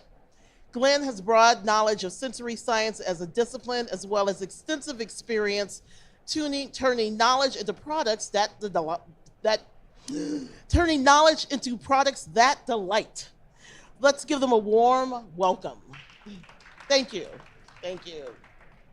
Okay, so let's first define sensory science and how it's relevant for food and beverage development. Let's go first, Liz. So sensory science, for those of you guys who might not be familiar, is really the application of the senses and the use of experimental design principles to gather data to help drive insights into product development. So we're using humans as instruments to really understand their experiences, their preferences, and then translate that into specific design parameters. And that can be for food product design and really anything that you can think of from a CPG perspective. Laura? I think the sensory science is the hidden jewel, if you like, when it comes to product development, because it's almost the things that you don't notice and take for granted that help you to enjoy and delight in a product, whether that be the packaging, the taste, the smell, and the feeling of fullness and comfort. All of that is down to sensory science and sensory biology. Dot, you want to give this a run? Yeah, I mean, I'll say that when I think about it, I think about sensory science as the experience. So if you think about Coca-Cola, they say taste the feeling. That's exactly what sensory is, right? So beyond just taste, it's how does it make you feel? How does it, and that goes down to the sight, the smell, etc. So really it's a, broad range of the experience that the product gives you. How much of your natural instincts play into your practice of sensory science? And is it okay to have preconceived notions about the product development before you apply sensory science to it? Yeah, so I mean, I think that just sort of like Liz mentioned, it really is more about the human element. So a lot of food science has to do with the analytical, but when you start to talk about sensory science, you talk about the objective, or the subjective, excuse me. And so I think that it's impossible to kind of remove your preconceived ideas from the process of developing whatever product you're developing. But also you do want to kind of take a step back and think about it from a more objective standpoint as much as you can, but recognizing that you are going to have some biases when you go into any type of development. I think you can't talk about sensory science without talking about neurobiology. And that's because biologically, physically, the senses are linked to memories, and memories come from culture and come from upbringing and come from where you live. And so when we talk about the sense of smell, and there's lots of people here who are experts in the sense of smell, whether that be Givaudan, IFF or whatever, in particular that's linked to memory and what you've experienced as you've been growing up. And taste is obviously linked to smell.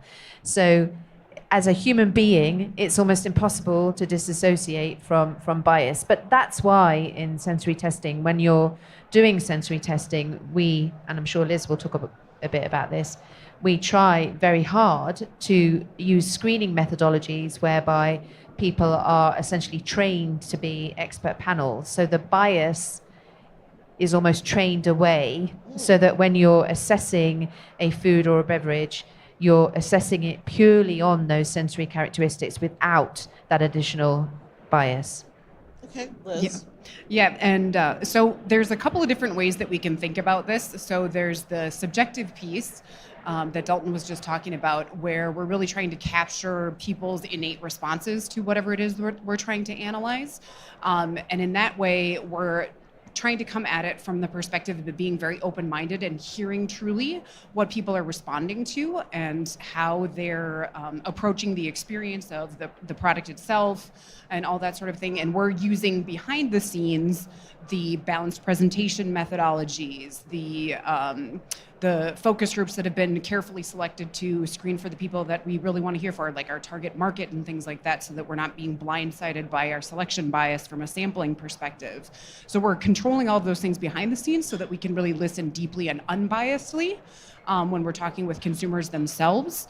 And then when we're in the laboratory setting, then we're doing a lot of things like blind presentation of products and blind codes, and using really good design principles for setting up our studies, making sure that we're controlling for the presentation effect of the products themselves, airflow, lighting, all those types of things. I always jokingly say that sensory scientists are like the friendliest control freaks you'll ever meet, because we really care about humans, but we also really want to understand where the actual sources of variance are coming from when we're looking at products. And so it's kind of a both and, depending on what we're trying to do, whether we're trying to control for different factors so that we can really pay attention to the signal versus noise from a treatment, or whether really trying to do kind of fuzzy front end work where we want really unbiased exploration of what the consumers are really caring about. So it's a both. So I had the privilege a few weeks ago going to Cargill and getting a tour of their innovation center, and then they let me be a sensory scientist for the day, in a sense. So they put me in this little room, they put me in this little booth, and I had to taste 3 different chocolate frostings, and all they did was number them. And I had to rate them from 1 to 5. From 1 to 5, saying, how does it smell before you even taste it? How does it look to you? Rated from 1 to 5, and then describe. Be very descriptive and vividly descriptive. How does it look? And then the next one was, how does it smell? Describe the smell from 1 to 5 for each one, and then for each one of these. And so I like to say, I felt like Goldilocks. Let's just say that. Basically, I felt like Goldilocks. I liked the third one better. It tasted just right. It smelled just right. I liked the look of it. I didn't like the other 2. And they did not have, I was not in like a controlled setting. So it was, it wasn't the usual one, because of course it takes 6 months to be trained to be one of their scientists. But just to throw me in there, just to get a feeling of it, I love that feeling. So I'd like to know some ways that people who don't have the luxury of having a lab or those types of the lab, or something that you have that they could just do on their own, something like what I did. What can they do? Okay, so I'll start and then you guys feel free to build. So if you are just working at this from like a very pragmatic perspective, like especially if we're working in like a field location, like at a production facility or something like that, the first thing you're gonna wanna keep in mind is you're gonna try to control as much as you can so that you don't want extraneous odors from like a production floor or cleaning fluids, things like that, like kind of biasing you or coloring your senses, so to speak. So that's one thing that you for sure want to be aware of. The other one is just using those good experimental design principles. So you still want to be able to blind code your samples so that you don't have a presentation effect. So the first sample is oftentimes the one that people like the best, which is why we blind code samples, so people don't know what the differences are between the samples in advance. So you don't say 1, 2, 3 or variable XYZ as far as like age or something like that. And then you do want to try to have unbiased tasters. So you don't want to tell people, hey, we're running a shelf life evaluation, or hey, we're looking at the cost reduction, or what have you. You just want to say, hey, I need you to come take a look at some samples, give us your input on this, and then be very clear about what the goal of the evaluation is, whether you're talking about whether or not it's a preference test or something like that, or whether you just need descriptive information from your panelists or your respondents.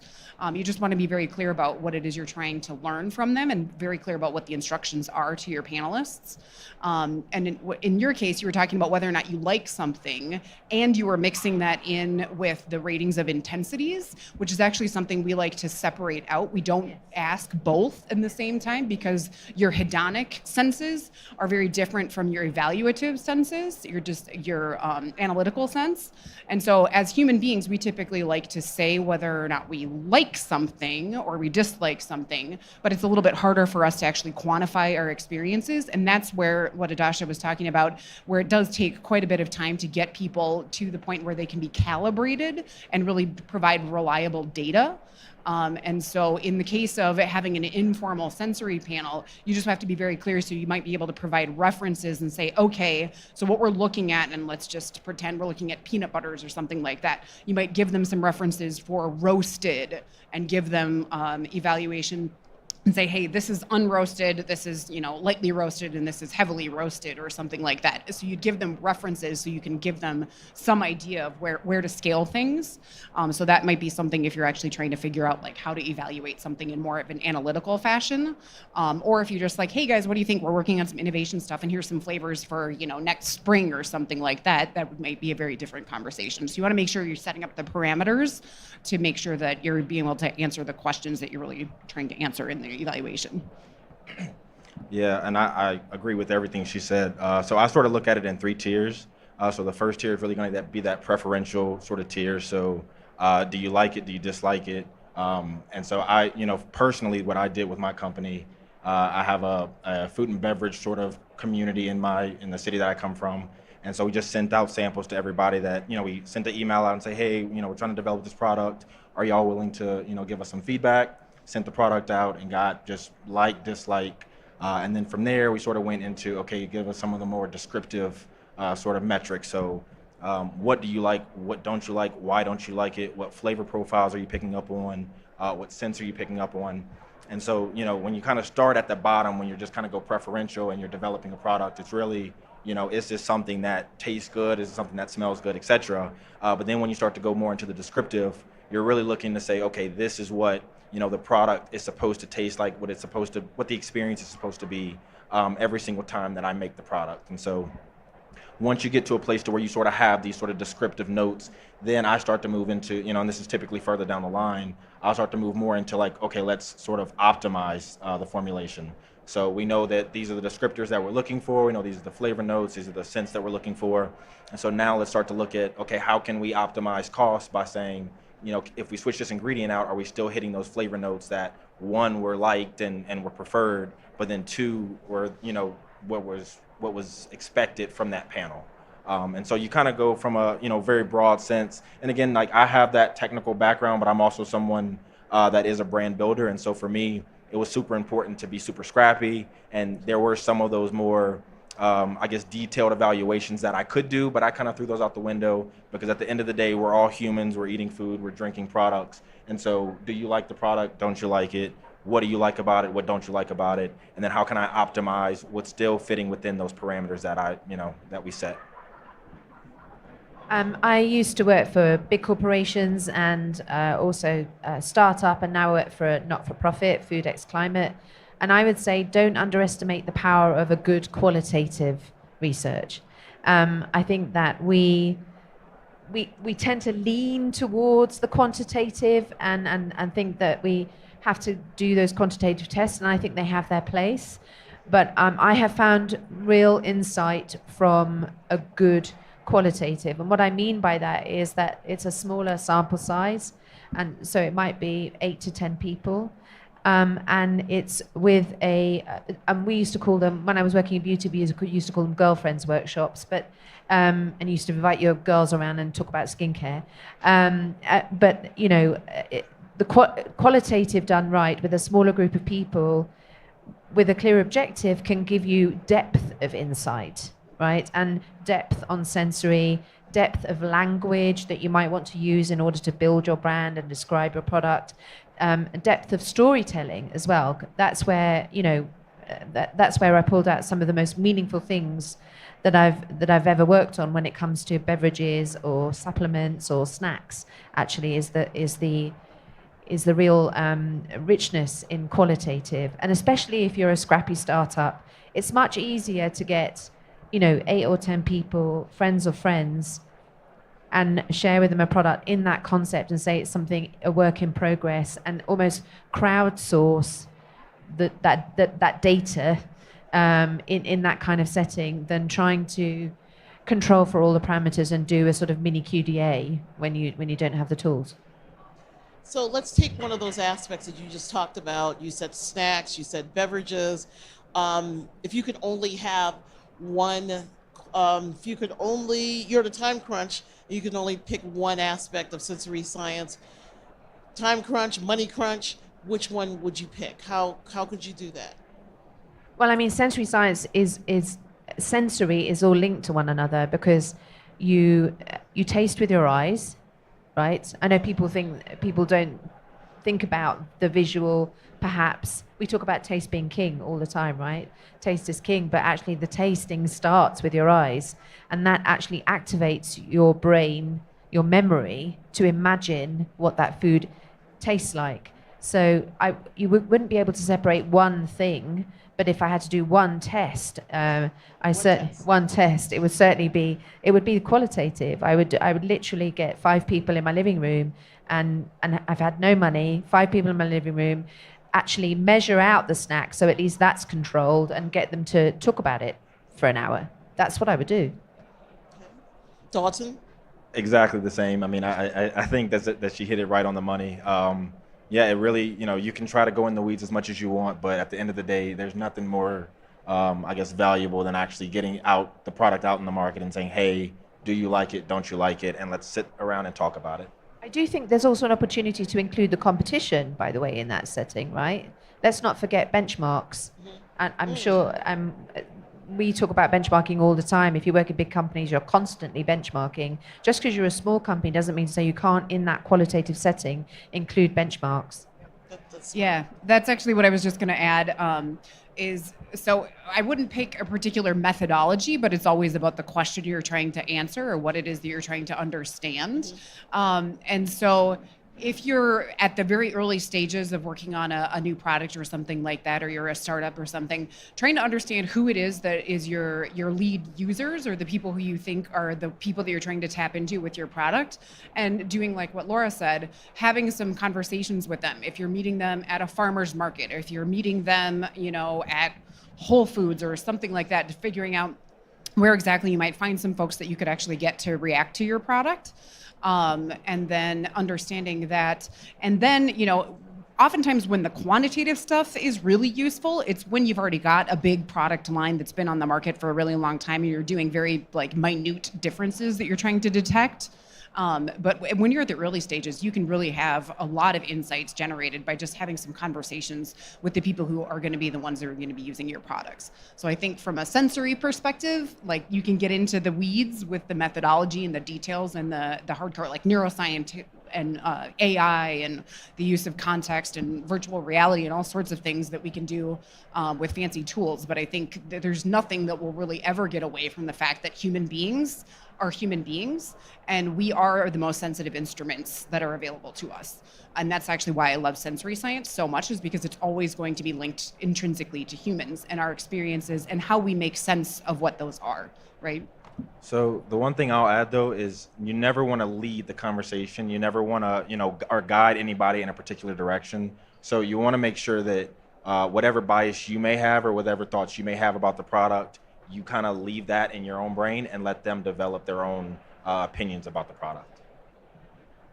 At what point of the process during development is best to apply the science?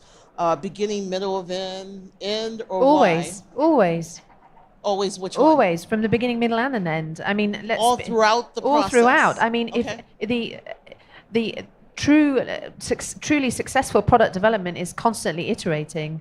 So, and the essence of design thinking, by the way, is to constantly iterate. So there's no, oh, I've done this, now I will get to here. It's, I've done this gives me this piece of information. Okay, I need that to use to guide that, and so on. So it's a constant iteration with a different patchwork of different methodologies to answer different questions as you move along throughout the process. So I think that, if you think about formulation in a very broad sense, then yes, the science has to be there very early on. even just thinking about things in terms of like shelf life, stability, and whatnot.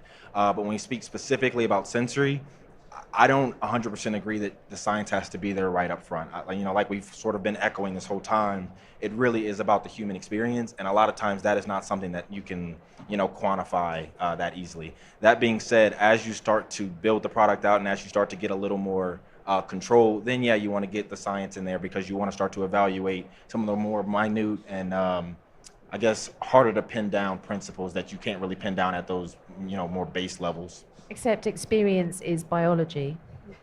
Well, that's what I was just going to say too. We're going to get really heated in here, I think. Get into it. Yeah. So you can't have biology. You can't have experience without science, Dalton. Right. I understand that wholeheartedly, but I'll also say that I'm talking to a scientist, so be careful. You're also speaking He's to a in scientist. between so two be careful. scientists. All scientists. But what I will say is that I think a lot of times being scientists, all of us being scientists, I think that a lot of times it's very easy to to get a little too technical. And when, I understand what you mean. And so yeah. when you're developing a product and you're someone who's just in your kitchen, you have a good product and you're excited about that product, the science doesn't matter. It does. There's still science when you're mixing it. You're still doing science in the kitchen, Dalton. You're doing science, but if you're making a pancake, I guarantee you're not thinking about the carbohydrate matrix. I guarantee you're not. No, but you are thinking about the recipe. No, I'm not. And you are thinking about following the recipe. I don't know how You're thinking about the recipe. You're thinking about the amount of heat you need to apply, for how long, how brown is it, when you turn it over, when it's done. All the science is there. I think we can agree on that point. But we're not thinking about the science, and I think that's something that people that aren't scientists can agree on. I think. Well, you go ahead, Liz. I'm going to break in. I'm going to break in. We're not going to win this argument. I'm going to separate these two. One of us is going to win. Adasha, you might have to help be me. So what I was going to say is that I truly believe that sensory is actually a nexus of different scientific methodologies and approaches. And so when I think about it, it's ethnography. It's sociology. You're talking about food chemistry. You're talking about engineering. Exactly. Anthropology. Absolutely. So it's a lot of different scientific disciplines that then you're applying and understanding how to weave those together to create the insights that then you can really turn into. You see, Dalton, it's great ologies, products. therefore it's science, right? Lots of ologies. Lots of ologies. My point, and then I'll let us move on. Sorry, Odasha, you did say that we should talk to each other, like we should just debate, right? You did lead the us experts, so. Yeah. My point in all of it is that there's science in literally everything, and so yes, that's right. There we agree. Yes, so now we can stop. We do agree. We do agree. There is science in everything, but when you're developing, you are not thinking about the science, and that's my point. And it's okay to not think about the science. It's okay to not have that background. It's okay to not have 20 years of experience doing X, Y, Z. That's absolutely true. Right. I 30. agree with that. I think she said 35. I agree. Pardon. It's 20. 20, I'm sorry. How old do you think I am? No. Agree to disagree. Let's move on. No, you're right. I don't believe that you have to be as... sorry, Odasha, you carry it. I think it's 100% fair to say that you don't need to be somebody with 20 years of experience to be able to go into your kitchen and make a product that tastes good and that you can experience well and enjoy. I agree with that 100%. But I don't agree that there isn't science behind that thought process, whether that be conscious or subconscious. Thanks.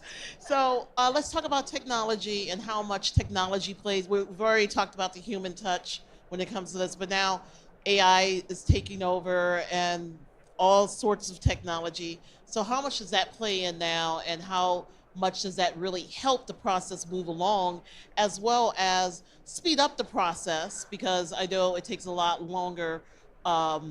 It can take a lot longer to develop a product, but with technology, you can speed it up. So talk about how that helps. Okay, I can start us off.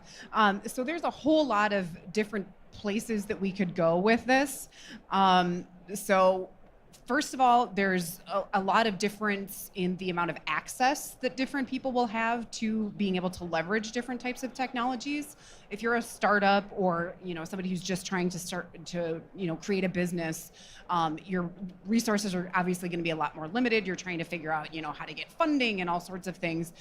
So you might have to be leveraging things differently, or maybe working with people who are offering funding, or offering technology as a solution and partner with them, and maybe you wouldn't be able to purchase it yourself. But so, for example, like data analytics, so like some of the major manufacturers, grocers, et cetera, have, huge, operations that are there mining data and understanding how consumers are showing up in the marketplace. They're purchasing geolocations and all sorts of things so they can understand how to target you in different areas. You're probably not going to have access to that right away. But you don't have to, and that kind of gets back to our little conversation that we were just having about when you need to have the science and when you need to have the big data. At the very early stages, you really just need to understand what's your reason for being, what job are you doing, what's the solution that you're providing in the marketplace. Once you get there and you can become more sophisticated, then, and really it comes back to just understanding your consumers' sort of pain points or I wish lists and figuring out really what's your reason for being. Then you can start to kind of personalize it and get into the big data and maybe leverage some partners. And I'll stop for now and let you guys go. So I'll keep it brief because I think she has some. So I'll say that, I'll speak about the early phases because that's sort of where my sweet spot is. I think that there's a lot of data that can be extrapolated from flavor producers if you're working with them. I think there's a lot of data that can be extrapolated from grocery stores in those early days about what consumer trends are, what types of products not only are their consumers buying, but what are they buying it in conjunction with. And so that a lot of times will inform you about who that consumer is and what type of life and experiences they're looking to have. As far as the more minute data, I am not at that place to where I'm working with that type of technology, so I don't want to speak to it, but I believe Laura probably has a little bit of experience there. Yeah, I think I agree with Liz that the new technology in sensory is probably not accessible to anybody like a Dalton or someone who is just starting out. And, let's be honest, nothing replaces the human mouth and the human nose. At the end of the day, even with the technology that's available, you still have to test with humans. All the different companies that work with, so Aramix is a company that has an AI tool, which essentially is a digital nose and a digital mouth. First of all, it's built on an algorithm that's built on empirical data, which has come from years and years and years of human testing, right? So it doesn't exist without people like Dalton and others testing products and feeding in that data to the algorithm. But theoretically, if you're a big company and you want to develop a food product or a beverage, you could input into the Aramix database, and based on a particular recipe, it could tell you how it's going to taste based on that algorithm. So that's a great tool for screening, right? So that does cut your development times. But at the end of the day, no Land of Lakes, no Dreamland Kombucha, no General Mills is going to then go, okay, yeah, let's put the product on the shelf, right? They're still going to give it to consumers and make them test it. So no digital technology really overcomes that experience, to use Dalton's word. But does it help facilitate development times, and does it make them shorter? Are you able to screen multiple prototypes, right? Say, if you're not the startup where you're testing multiple prototypes in the kitchen, does it help you get through tens of prototypes quickly? Yes. So Aramix is a digital nose and a digital mouth.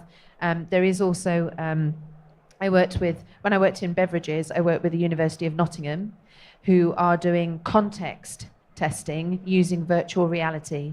So it was alcoholic beverages, so it's beer, right? So you go to the Sensory Science Centre in Nottingham and you put on the virtual reality headset and you're essentially in a pub, right? And you then rate, and you drink the beer while you're in the pub, but you're looking at a pub setting with a virtual reality headset. So it sets the setting for yes, the whole so experience. Liz alluded to context testing, right? So then you are testing the beverage in one setting. Let's just say it's in, I don't know, it's in a normal cafeteria. And then in the virtual reality setting, you're drinking the beer and you're in a pub setting. And the beer rating, the beer tasting is a different score based on that context testing. That for me is a novel way to use technology rather than you could take all your mates to the pub, by the way. That's another way that you could test it, which might be a bit more fun. But if you didn't have the money to control especially if you're in the UK, taking your mates to the pub wouldn't go very well. But if you wanted to do a control testing in a context, I think that kind of technology can be really useful and cost effective, by the way. Yeah, so I was just going to add too, so with the rise of AI and especially generative AI and things like that, one of the applications that is relatively accessible is the use of some of the virtual assistants, so you can have conversations with like Alexa, for example, and send out surveys and things like that and have them be voice-based. That's a novel approach, especially when you're doing like cooking type evaluations, things like that, where people are occupied, they're using their hands, they're interacting with the product, things like that. So you can actually have the virtual assistants be prompting respondents to say, oh, hey, it looks like you're, making dinner. What are you using tonight? And you can talk about like what they're bringing in, what tools they're using, what appliances, what food items, and that sort of thing. And you can be having a conversation rather than having to fill out a survey, which is really neat. And so you can also use people's cell phones. So for example, like if you're interacting with something and you are at the farmer's market, you can scan a QR code and still actually capture some data live. And so even if you're a startup, there's still different ways that you can use technology to be able to leverage insights and to interact with potential consumers and get that real-time information, which is pretty neat. Yeah, and I'll just piggyback on that. I think that QR codes, I'm happy she said that. I think QR codes are really something that is a really unique tool that you can use, especially when you're a little bit smaller. So for us, what we have done in the past is use QR codes, and it brings you to a little survey, but then you get some type of kickback, whether it be a free case of product, whether it be some type of discount, whatever. But using that sort of bit of, I guess a touch of technology to actually get that survey, but then incentivize your consumer to, want to give you their feedback. I have a couple of more questions, and then we can open it up to the floor. Hopefully you have some burning questions you like to ask. So the first question is, there's all these analogs, whether it's plant-based or plant-based foods, trying to manipulate into meat products or non-dairy products, and then of course non-alcoholic beverages which want to taste like alcoholic beverages but they have no booze in them. So my question is, how does AI help with that, and getting the right texture? Can it help with that, the right texture, taste? Is there any making sure it has the right flavor profile? How does sensory science help in that factor? I can talk about non-alcoholic beverages because I used to work for a beer company, but one of our biggest innovations was a non-alcoholic beer. And creating a non-alcoholic beer that is an enjoyable experience is actually more difficult than people realize, because if you strip out the alcohol, you aren't just stripping out the alcohol, you're stripping out all the flavor, but also mouthfeel and texture and experience. And so essentially, if you take all of that out, you've got to find a way to put it all back in again in order for the beer to be enjoyable. Why would you bother creating a non-alcoholic beer? Because particularly in Europe and the UK, where I'm from, enjoying a beer is a social experience. So you rarely find that beer is drunk individually. It's always drunk, and this is where context testing is really important, because it's always drunk and enjoyed in a pair or in a group. And so, and particularly by men, and men feel way more comfortable enjoying a non-alcoholic beverage if it looks and tastes and smells like a beer, but if it's not non-alcoholic, than ordering a Diet Coke. Because also drink and driving laws in Europe and in the UK are pretty strict. So, AI helps to screen a range of ingredients that you can use in order to recreate the flavor and the mouth feel experience of a non-alcoholic beverage, and will help you get there quicker in order for you to start prototyping quicker. But ultimately, you still need somebody to do the tasting at the end. Liz, did you have something to say?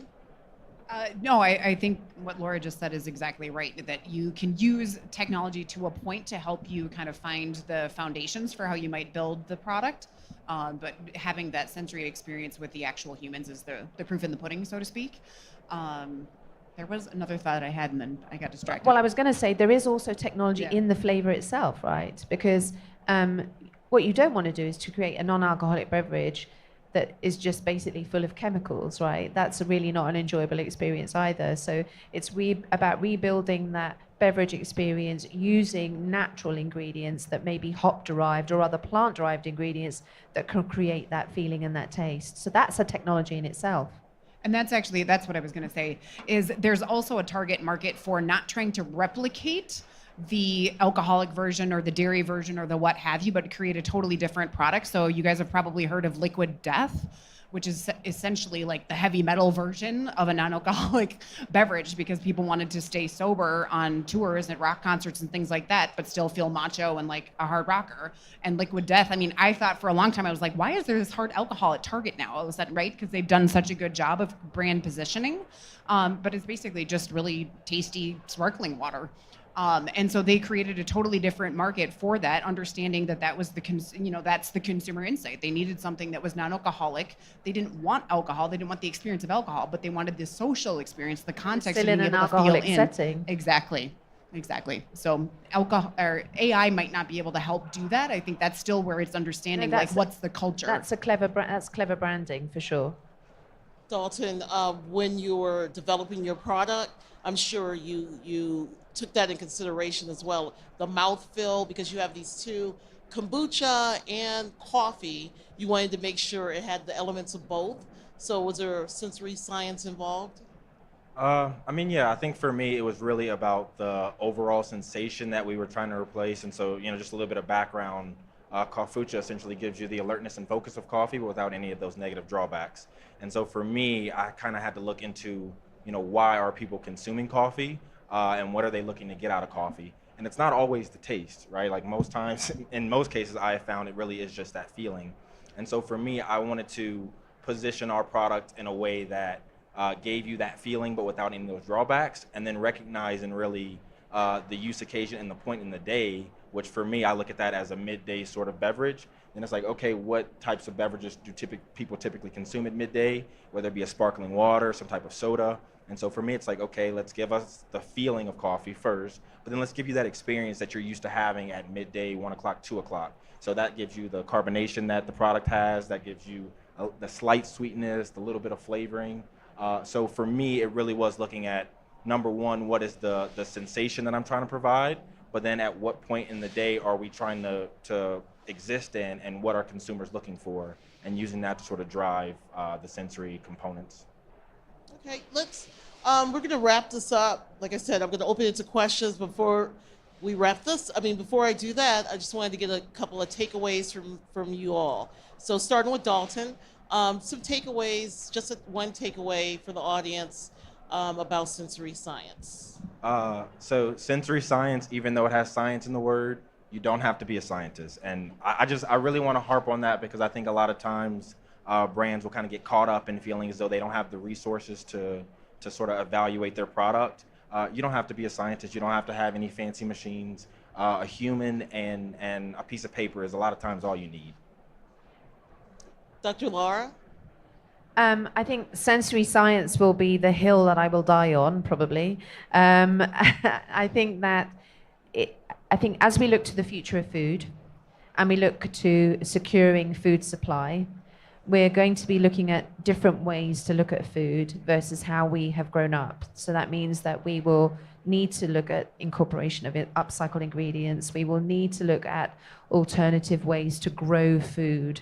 We will need to look at alternative versions of things, which may or may not be a plant-based burger or a bean-based burger or cultivated meat. So that means our sensory palette is going to have to change with that. And so sensory science has always been important, but it will become even more important, because we want people to be fed.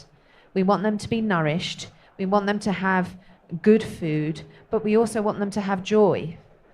And if there is no greater joy in life than eating, right? So sensory science becomes even more important than it was before. And Liz? Yeah. Take us home. Okay. So yeah, I think one of the things that is very salient for me is knowing that humanity is always going to come first within sensory science and hopefully within the food and bev industry or CPG in general, that humanity comes first and then technology and science comes second, right? So you need to make sure that you're still creating something that is resonant with people, right? That is delivering on sensory expectations, it's delighting them in some form or fashion, it's solving a problem, it's relevant to them. That comes first, and then you figure out the science and the technology to make sure that that happens. So to me, that's kind of the be all end all. Fantastic. Please give them a round of applause. Thank you. You guys are fantastic. I love the little debate. It's great. People love that. Said she wanted it, so we gave it. We brought it. They brought right? it. Delivered. Delivered. Any questions?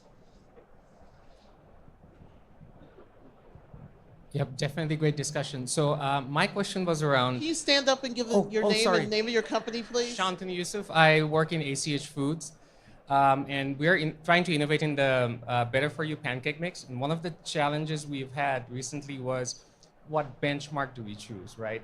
And there were two schools of thought internally within the company. One was find a nutritional match, but then marketing and insights, they pushed for a top market seller, because their argument was, well, the benchmark you guys chose, R&D, that's a very poor seller, and it's going to get discontinued soon, like how the sales were tracking.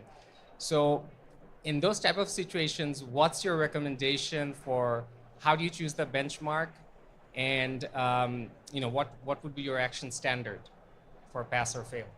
So I'll jump in. Sorry, Laura. I think that... really sorry. Go ahead. No, I'm not. So I think that it all depends on what positioning you want. I mean, if the position is to be the highest nutritional value, then absolutely you need to go for matching the benchmark of whatever that, not great selling product is.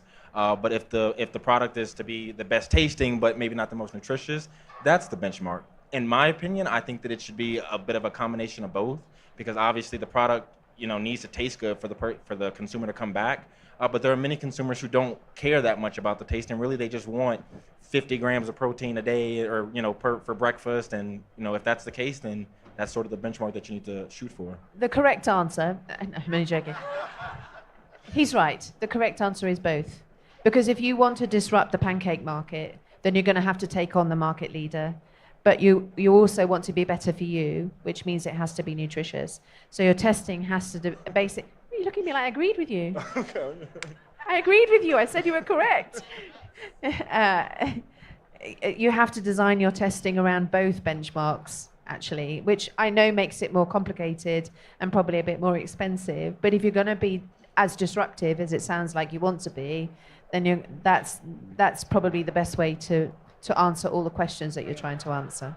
Yeah, so I think this comes back full circle to the beginning of our discussion of really understanding who your target market is and understanding, okay, like, am I trying to sell into, moms with kids, and I'm trying to make sure that my, item is going to be very friendly for children, and they are trying to get nutrition into their kids. Am I selling into people who are CrossFitters and at Orange Theory all the time and want something to, be able to microwave or toast right after they come out from working out? Like, who is it that you're trying to sell to? Because you're going to want to test with those people, and you're also going to want to understand, are they the people who are actually going to purchase this? Is it going to be useful to them, right? So you really need to understand what is the question that we need to answer. And sometimes it is both. Sometimes you need to know, okay, how am I going to stack up to Bisquick? How am I going to stand up to Kodiak Cakes? How am I going to, who are the people that we're going to be selling to? Because then you're also going to have to sell that product in. So not only do you need to know whether your consumers are going to like it, but then what retailer are you trying to break in with? And how are you going to position it to them as to why they want it on their shelf, right? So there's a couple of different stakeholders and key decision makers that you're going to have to make sure you're satisfying.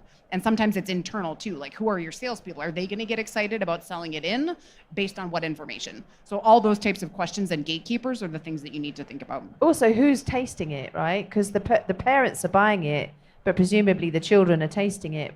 I don't have children, but I understand that if you buy something they don't like and they never eat it again, then it's a waste of money. And then you're going back to the market leader that probably isn't better for you, right? So that's also another stakeholder group that you need to factor into your decision. Okay, well, I think we're out of time. So I didn't know if we had She's any more thinking, questions. thank God for that. No, you guys were. You guys will stop fantastic. talking instead. You guys are fantastic. But if you have any additional questions, please feel free to. And Dalton talk and to I will them. be going for round 3 later on at In the about parking 5 lot. o'clock in the parking lot. Yes. Yeah. It's after Not 4. only joking. Not really. Okay. So thank you very much for having us. Thank you for coming.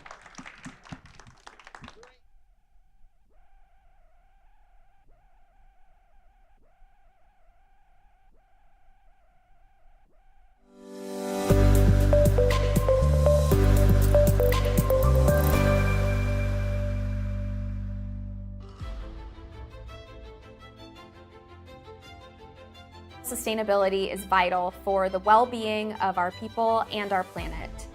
We're addressing many of the same challenges as our customers around carbon footprint, waste, and responsible sourcing. We're partnering with the Las Vegas Tree Initiative to literally green the show floor. These will be donated post-show to the city of Las Vegas, where they'll be replanted, and then in turn they'll help bring down temperatures and provide shade in those areas. We decided to completely eliminate our printed expo previews. Instead, we really ramped up our digital marketing efforts to significantly reduce our waste production. Our health and nutrition industry is making the world a better place, and the more that we can empower companies, the more we'll have healthy people. We partner with wonderful organizations, including the Naturally Proud Network, Vitamin Angels, Women in Nutraceuticals, and the Naturally Network. We also work with various trade associations and a lot of nonprofit charitable organizations. All of these groups and our relationships with them are to help support their mission and our mission, which is more health for more people.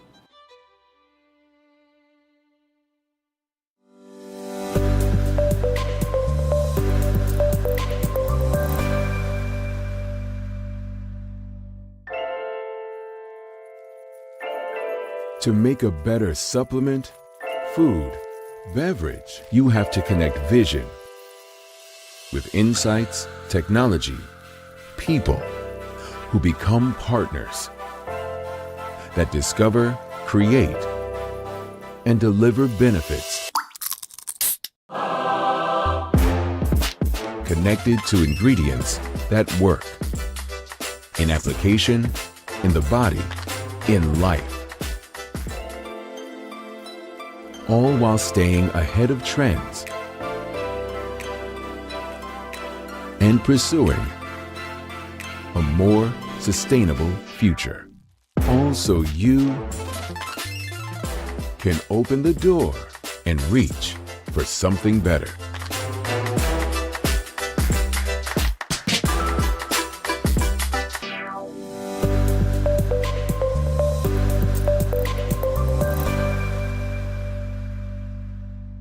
In the electric heart of Las Vegas, there's one event that's a sure bet. Supply Side West. Supply Side West. With over 20,000 participants, more than 1,500 companies, over 135 hours of education, and endless networking opportunities, Supply Side West and Food Ingredients North America is where dietary supplement, food, and beverage product innovation ignites. Supply Side West. It's a great platform to actually connect with the right people in the right organization. There's a lot of business and good conversations happening. It's an opportunity to have a lot of influential people in the industry under one roof. Join us for unparalleled insights, invaluable connections, and endless opportunities, all guaranteed to elevate your success. Supply Side West, your industry this October in Vegas. Register now at supplysidewest.com.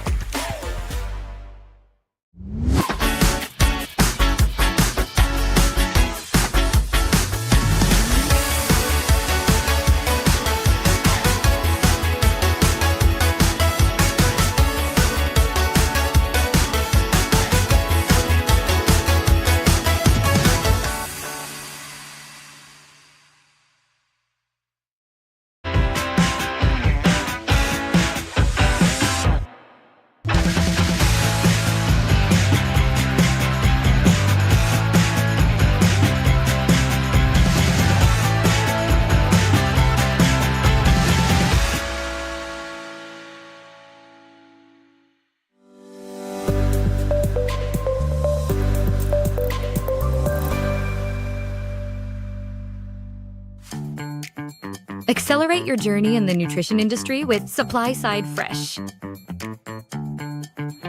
Gain knowledge, insights, and tips from industry experts. Network and connect with peers and professionals, both online and at supply-side events.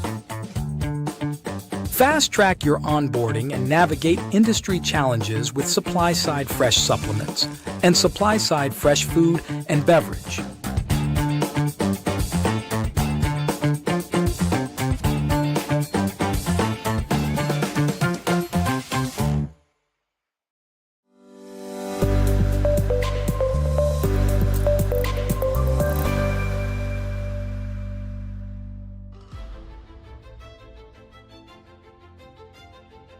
Sustainability is vital for the well-being of our people and our planet.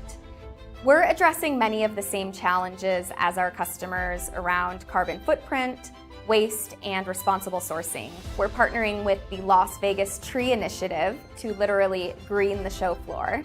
These will be donated post-show to the city of Las Vegas, where they'll be replanted, and then in turn they'll help bring down temperatures and provide shade in those areas.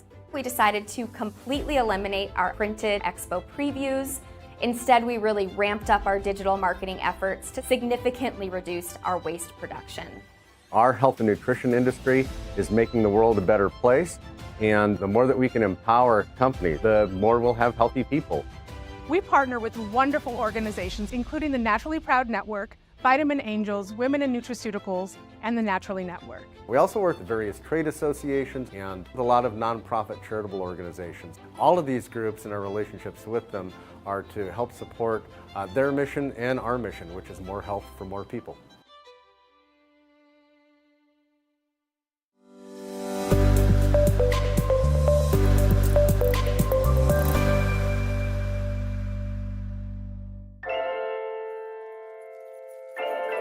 To make a better supplement, food, beverage, you have to connect vision with insights, technology, people who become partners that discover, create, and deliver benefits. Connected to ingredients that work in application, in the body, in life. All while staying ahead of trends and pursuing a more sustainable future. All so you can open the door and reach for something better.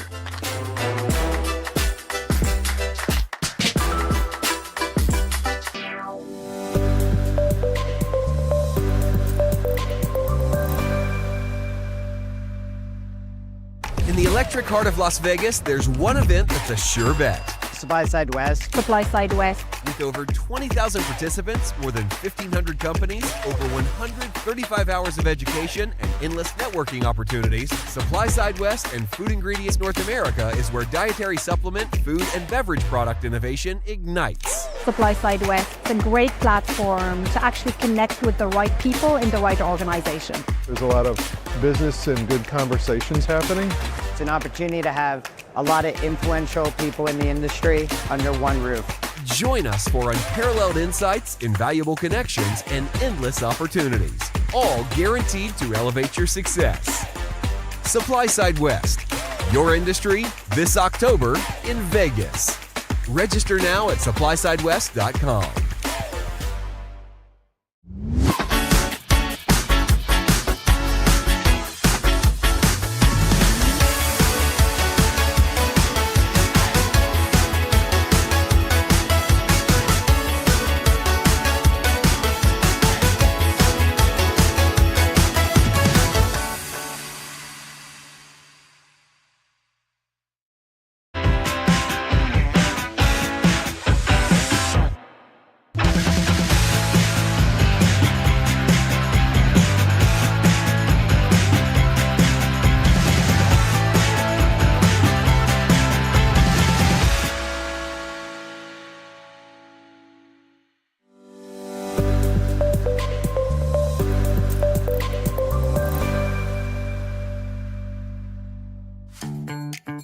Accelerate your journey in the nutrition industry with Supply Side Fresh.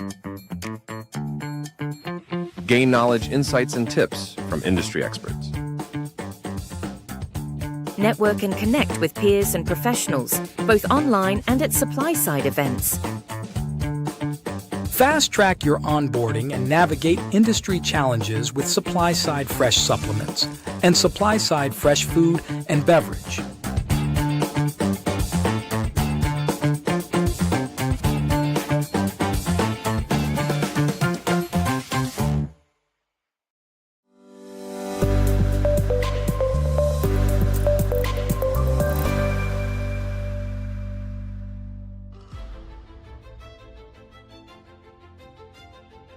Sustainability is vital for the well-being of our people and our planet. We're addressing many of the same challenges as our customers around carbon footprint, waste, and responsible sourcing. We're partnering with the Las Vegas Tree Initiative to literally green the show floor. These will be donated post-show to the city of Las Vegas, where they'll be replanted, and then in turn they'll help bring down temperatures and provide shade in those areas. We decided to completely eliminate our printed expo previews. Instead, we really ramped up our digital marketing efforts to significantly reduce our waste production. Our health and nutrition industry is making the world a better place, and the more that we can empower companies, the more we'll have healthy people. We partner with wonderful organizations, including the Naturally Proud Network, Vitamin Angels, Women in Nutraceuticals, and the Naturally Network. We also work with various trade associations and a lot of nonprofit charitable organizations. All of these groups and our relationships with them are to help support their mission and our mission, which is more health for more people.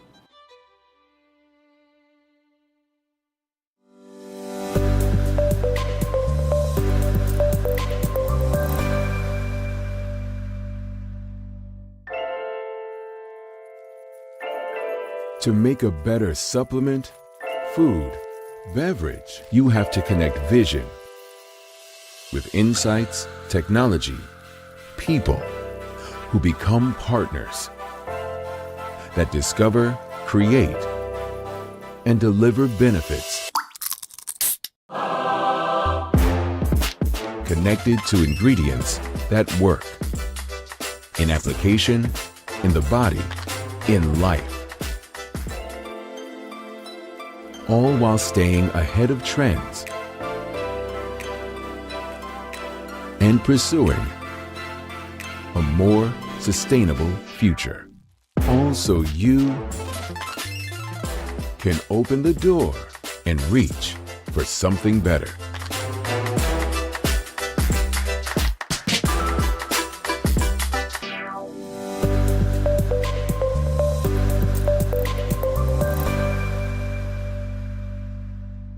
In the electric heart of Las Vegas, there's one event that's a sure bet. Supply Side West. Supply Side West. With over 20,000 participants, more than 1,500 companies, over 135 hours of education, and endless networking opportunities, Supply Side West and Food Ingredients North America is where dietary supplement, food, and beverage product innovation ignites. Supply Side West is a great platform to actually connect with the right people in the right organization. There's a lot of business and good conversations happening.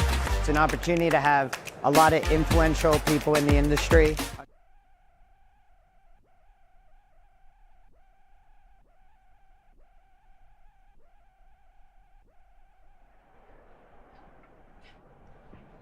We can rotate every 5 minutes. Every new oil, you guys can change seats.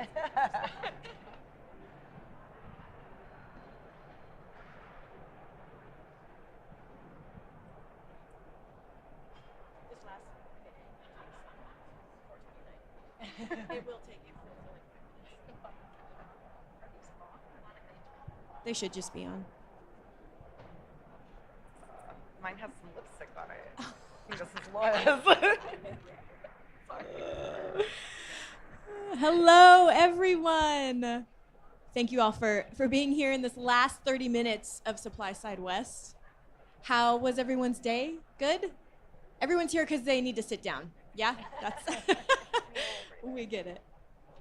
Before we begin, I'd like to thank AAK for underwriting this session. Go visit them. Go chat afterwards. Not during. Wait till after. So what I've learned in the very short time I've been in the food and beverage world is that not all oils are created equal. With myriad options, identifying the best choice for an application can be challenging. In this session, we're joined by Monica Harvin, VP of Oils and Fats at Tradden Organic, and Pri Panescu, lead scientist, plant-based specialist at Good Food Institute. Thank you both for being here. And I took a flyer on the how we're doing this session, guys, so you can give me some feedback after if this is gonna go well or not. But we have like 5 different oils, and we had a convo a month ago about which oils we should talk about. And we know there's a billion. We picked 5 that we thought would be interesting. What are some other good words? There's a lot of some like press going on with oils now. So we picked some interesting ones. And we're gonna have like 5 minutes to talk about each oil. Because I wanted to get some specifics, formulation specifics for you guys. So that's how we're gonna roll. We're gonna start, sorry, need my notes, so sorry. With, show announcements. Oh man, you guys already know. And that's us, hi. All right, so procuring and formulating, we're gonna start with coconut oil.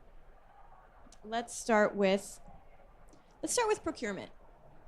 Alrighty. Ready, So you ready? Yes. Got your note cards? Okay. Got some note So let's cards talk about here. what are some challenges with procuring coconut oil? I would say one of the biggest challenges that I find is weather.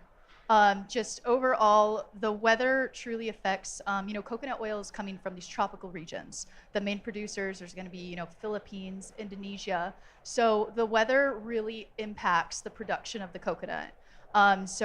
Excessive rainfall is going to cause, damage to the crop, whereas, drought is going to cause, less yields. So overall, that's causing, damages on supply or shortages of supply if there isn't a good overall weather. So that's really going to cause the prices to go up as there won't be enough supply. And also the weather's also going to impact logistics overall. It'll cause a lot of, a typhoon comes in. So there'll be a lot of congestion at the ports. And then all of a sudden, all these containers, they need to leave at the same time. So you see skyrocket in prices as well, just in logistics and people getting the product out of the country. So I would say those are 2 just really big factors. So it can be hard to maintain the price of the coconut that you're using. Yeah, product. Okay. exactly. And seasonality is also going to contribute to that. So there's certain, buy at the right time because that'll affect the price as well. The season, and when there's more availability, the price will be, a little bit lower. So if you buy in the low season, so overall you want to buy in the dry seasons of the tropical countries. And then, sorry, I'm going to let you talk, I promise. I don't need to talk. Okay, yeah, that's fine. We'll just. I invited you here just to look pretty. So what about? Does that mean that you should always maybe go for dried coconut? Like, is that the only way to formulate? We can talk about that too. The nutrition. Is that really what we're looking at? That's smarter. Is there a way to do fresh coconut because of this difficulty with the seasonality? The different coconut. I'm not certain how that's going to affect the oil. Right? I'm not certain. I'm just on the oil specifics. I would just say it's more in the drying regions. And I would say maybe a better answer for you, or question for you. I would say that I don't think coconut has high enough of an oil content for it to do the same things that you would expect from coconut oil itself. Another really interesting thing is if you look at any of the other oils that we're talking about today, or a lot of other oils that are available, and you look at how much has been produced over the past 2 decades or so, coconut oil is pretty stagnant. It's actually not really growing as far as it being produced more. There's a few reasons for this. One of them is that coconuts themselves are a high enough commodity, a high enough demand of a commodity that people who grow the coconuts and people who produce these oils don't really see the value add of having to go through all of that processing. If you can just very cheaply produce the coconuts themselves and then sell them at a price point that's pretty good. And yeah, if you compare it to palm oil especially, but soybean oil, all these other oils, it's the only oil that when you look from 2010 to now, it's pretty much flat as far as how much is being produced, while as all the other ones are going up, up, up, up, up. We're producing way and way more of them. Some other issues is that it can only be grown in very specific places. So if there are any supply chain bottlenecks that arise from climate or whatever, that is also stifling how much it's growing. But the other thing is, coconut oil is like kind of staying stagnant, but it's popping up everywhere, right? It's like in all of the products. It's not just in food, it's in cosmetics, pharmaceuticals, like people are using them across the board. And it's kind of scary to think about that, like, we haven't been growing more of this thing, but demand is going up, up, up for it. The people who are making it aren't really incentivized to make more of that oil. So, and we'll talk about palm in a second, but palm is just so extremely competitive on a price point that people aren't feeling as much desire to make these coconut oils. So I'll just say from a procurement standpoint, like you just have a lot of added issues for when these bottlenecks do hit. You don't really have much mobility of where to go with coconut oil. Let's go to the nutritional things to keep in mind with using coconut oil. Yeah, I am so confused about the coconut oil health halo. I know that there was like a year where people were like really into it and like oil pulling and stuff like that. Yeah, do you remember that? Yes. I'm like, coconut oil is a bunch of saturated fat, you guys. Like there's nothing like too magical about it or anything. It's just like a very high saturated fat oil. As a result, it ends up being solid at room temperature. I lived in LA, like I moved 5 years ago, but when I was in LA, I'd like look at my coconut oil funny and it would be liquid. You know, it's not very like it's solid at room temperature, semi-solid. So yeah, from a nutrition standpoint, it is a saturated fat. If you eat too much of it, it will increase your cholesterol. And that's like the magic of coconut oil. So I'm not really sure where the health halos came from. Any oils will have the added benefit of being able to solubilize oil soluble compounds that are helpful, like vitamin E and tocopherols and those types of things. So those are the types of things that people kind of like tout as the health aspects of oils, but unless they're really like innately part of those oils, like in the case of avocado oil, which we'll talk about later, you're really not seeing those like health benefits. It's just a saturated fat. Anything else to add about coconut oil before we move on? No, nothing else to add. Okay. I'll ask different questions about the different oils. Don't worry. All right, we're gonna go to palm oil. Huzzah! And I guess we just got to talk about this elephant in the room. Let's talk about the sustainability of palm oil. Let's talk about there are. I think at Expo West you can't even have palm oil in your products to even have it there. I think that's true. Don't quote me. So let's talk about what's the sustainability problem there, and then why or why not would you use it? What's the risk maybe? Yeah, so palm oil, it does historically have, a bad reputation, and that's going to be associated, with things like deforestation, also social impact, low labor. So there's a lot of things that goes into that. But I mean, what a lot of people don't know as well is like, palm oil it has great yields. It's technically a great product per hectare. You can actually produce a lot of oil with a little bit amount of fruit. So, it is a good oil, but the thing that comes into effect is like how, it's being produced. And like a lot of companies aren't using those sustainable practices. And, palm oil is actually the most widely used oil in the world by volume, which a lot of people don't know either. It's huge, and it's extremely cheap. And it's extremely cheap because of those high yields, but also, low labor costs, and that's where kind of, the issues come in. But it's very cost effective if done right. So it's kind of the important thing there is kind of aligning yourself with the right partners at source. Do those people exist? Like if we wanted to build a product? Okay. Those people exist. There are a lot of certifications that you can get when it comes to palm. You can do the RSPO, which is going to be, focusing on sustainability, those companies that are RSPO certified, as well as, going into organics and fair trade. So there's a lot of certifications which can make, there's a lot of varieties of traceability that you can also provide from the suppliers. You can ask for different levels of traceability, sustainability. So there are these emerging, companies who are doing it right. And I do see that a lot emerging, like for example, in Colombia. They're not one of the top global producers, but they are focusing kind of more on that sustainability, organic, fair trade, RSPO. So there are regions out there that are see this and understand there's an issue. Good. Why don't you cover maybe the formulation, and maybe we can bring formulation of coconut oil into this conversation. Like, how does coconut oil compare with palm oil when you're making a granola bar or whatever? Yeah, so from a chemical standpoint, they're both extraordinarily similar, and I think it really does come down to what you're looking for from the oil. I do think consumer sentiment is very negative towards palm oil. That being said, it is, from an environmental standpoint, as far as land use, water use, greenhouse gases, it is more sustainable than coconut oil. So it's just interesting because people kind of, again, have this like halo around coconut oil that I'm not really sure how that happened. I'm kind of jealous. I'm like, can I have the PR team of coconut oil? We're gonna put it to bed here, guys. Take it to your friends. But yeah, palm oil, it's very similar. So usually what ends up happening is palm oil is going to be used for like pretty much any industry that can use it over coconut oil for the price point. And then coconut oil seems to be used more in the places where people care a lot about consumer sentiment. So in like plant-based meats and cheeses and milks and things like that, people stay away from palm oil in general.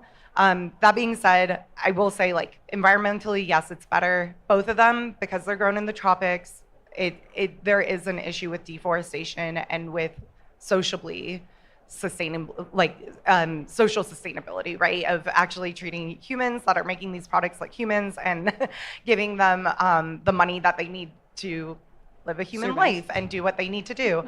But yeah, I think it's very interesting about palm oil because, yeah, very much as you mentioned, per hectare of land, it is the most productive oil. And that's the reason why it's so cheap and why people want to keep on using it. And I will mention on the deforestation front, it gets such a bad rep for deforestation. And I am from the Good Food Institute. We're an alternative protein nonprofit. I will say that deforestation, the majority of it in the world is being caused by beef, not palm oil. So it's just, it's very interesting to me where people decide to pick and choose where they care about different issues, because really if you did care about deforestation, instead of pivoting away from palm oil, you'd be pivoting away from beef and the soy that goes into feeding beef. Okay, we're gonna move on to sunflower oil. I don't think this one has maybe the same bad press as maybe a soybean oil, but I think like seed oils in general, I think are getting sort of it's problematic press. Can you speak to that a little bit? Like why? Joe Rogan. Just kidding, kind of.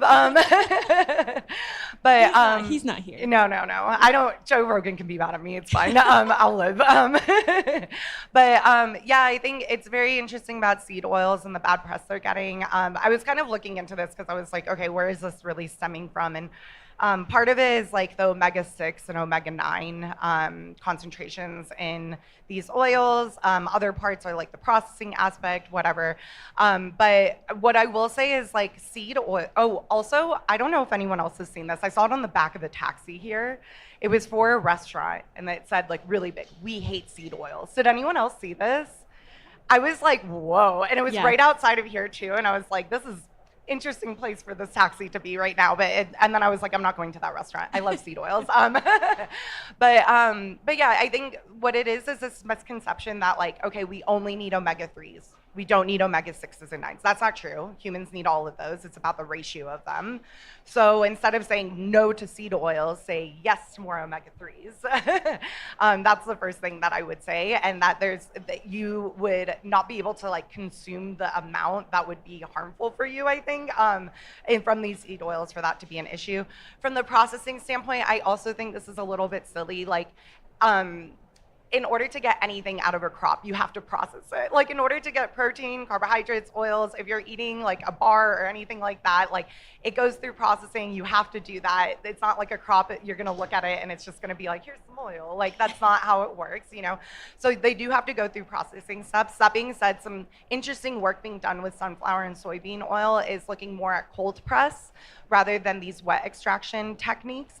And I think that it's very interesting for the food space. And the other thing that I'll mention about that really quickly is when you press the oil out, it keeps the meal a little bit more native.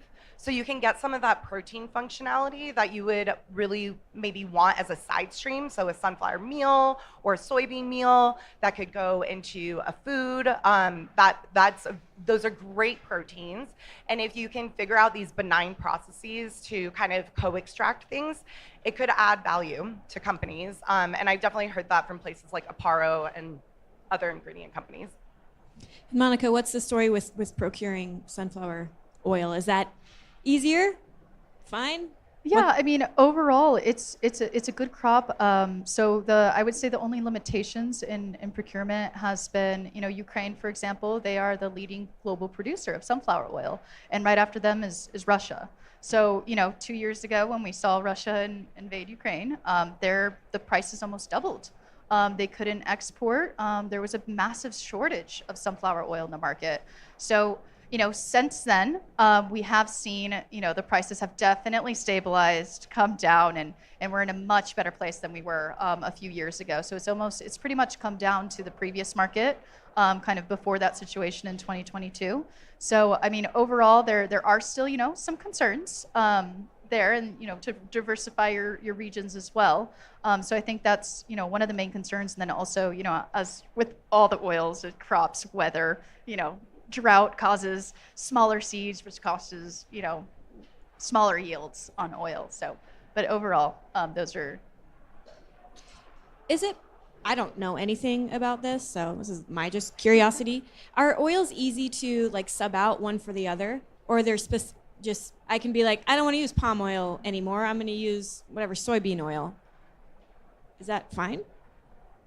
From a food science standpoint, when you're formulating with these, there's a few things to consider, but really the big one is how much saturated versus unsaturated fatty acids there are, and how long those chains are. So really saturated oils or fats, because fats are made out of these saturated fatty acids, the saturation, it essentially makes the chain just like very, very long and stackable.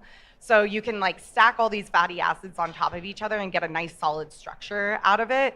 Whereas sunflower oil, avocado oil, soybean oil, these are more unsaturated fatty acids and they're kind of kinked. So you can imagine when they stack on top of each other, you know, it's not like a nice little brick building one by one. They end up kind of like moving around and forming a liquid instead. So that's what's happening on the molecular level. So when you're looking at that, that's pretty much going to be the main difference when you're formulating is like, okay, do I want something that's more solid to start with? Do I want something that's more liquid to start with? There's some really good alternative fats coming out there that use these unsaturated oils, but then are able to structure them in a way so that they look like fats, act like fats, but they're just as healthy as these unsaturated fatty acids are natively, which is awesome. But yeah, those are gonna be like really big main things. And then when you get into things like sunflower oil and avocado, there are some like little benefits. I wouldn't say that, again, it really depends on how much you're consuming and with what and things like that. Sunflower oil does have some antioxidants in it naturally, so that may be something if you're formulating and you're trying to make an antioxidant claim, you wouldn't necessarily be able to sub out sunflower oil for soybean oil. Got it. Okay, we're gonna move on to avocado oil. Let's talk about sustainability of avocado oil. Is that better? A good story? Risky story? Yeah, so I mean, avocado is trending right now. It's definitely, I would say, it's one of the newer oils. Then, you know, the coconut, palm, sunflower have been around forever. So I would say overall, avocado it doesn't have as much regulation around it compared to some of the other oils. There's still For example, the Codex, and the people who aren't familiar with Codex, it's the food safety guidelines as well as the quality and the methods of analysis. So they're looking at tightening that. And it's not necessarily a food safety issue with avocado whatsoever. It's more so concerns for adulteration. That's a concern in the market.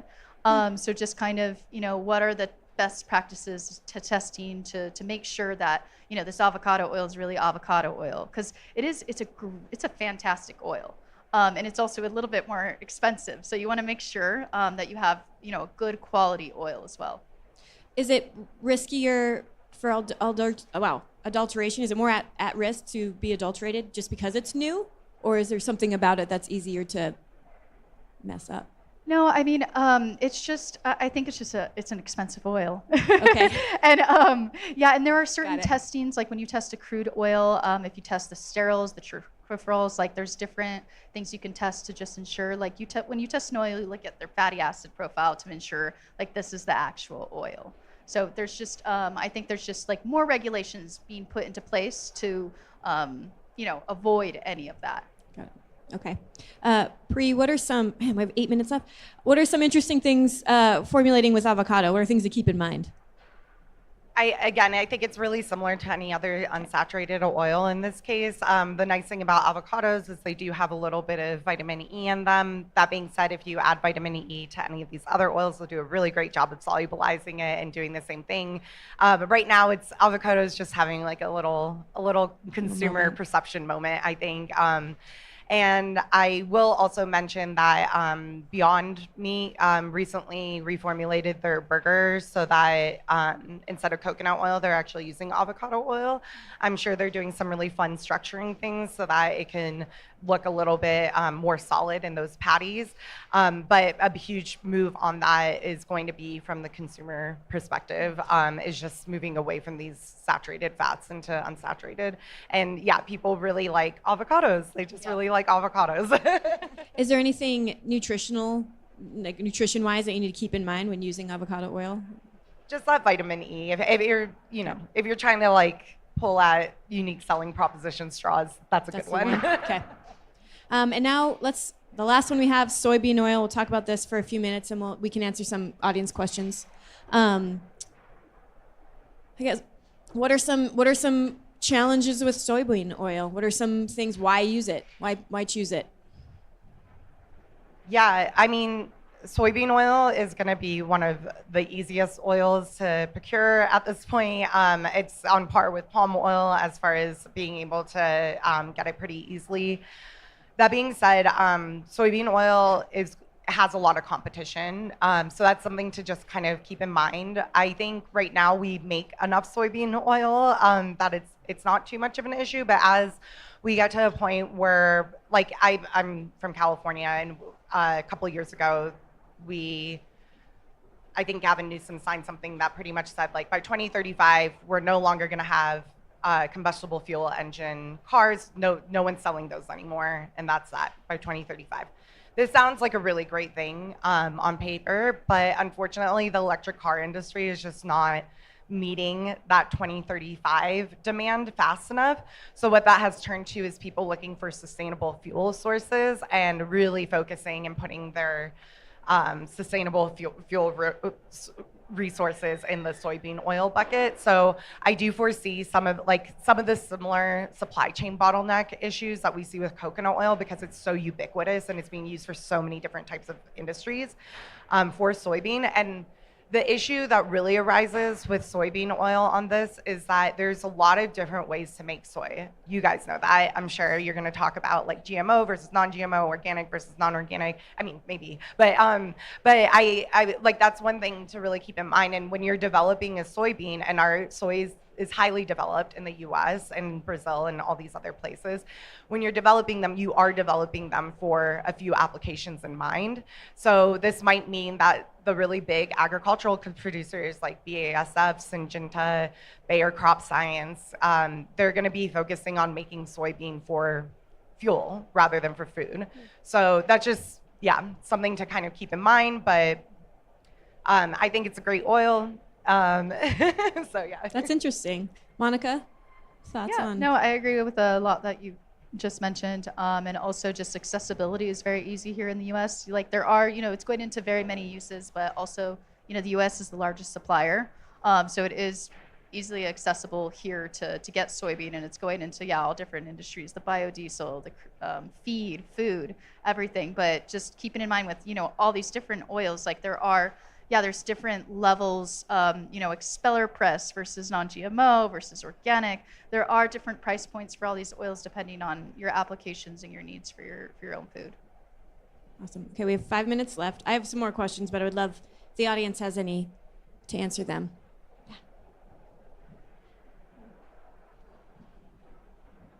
Hi, everybody. My name is Shantanu Yusuf. I'm with ACH Foods, maker of Mazola corn oil. My question is, in terms of looking at these oils that you have here, which one would you say is like more reusable, especially when it comes to like frying? Reusable, I would say sunflower oil is very good for high heat frying applications if you use a high oleic oil.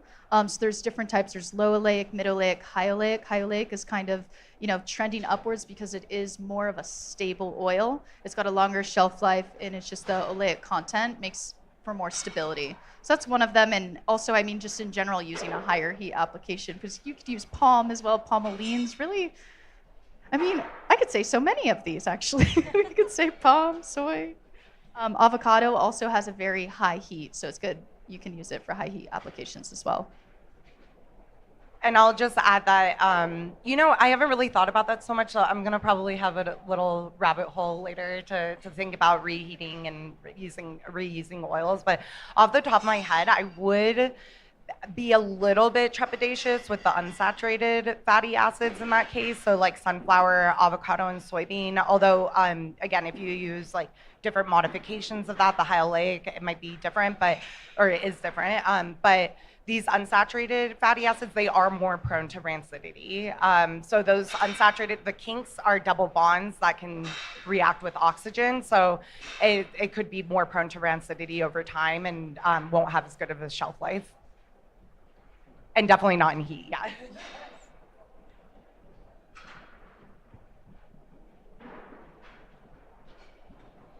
Thank you. You mentioned at the start about hundreds of oils. I would love to have you just use your crystal ball for a moment and think about kind of all the things, we talk about deforestation and high pricing, and what do you think might be kind of that next consumer oil that they might love? I love that question. Are you guys from AAK? Or are you? Oh, okay. Because you were so excited. I was like, who is it?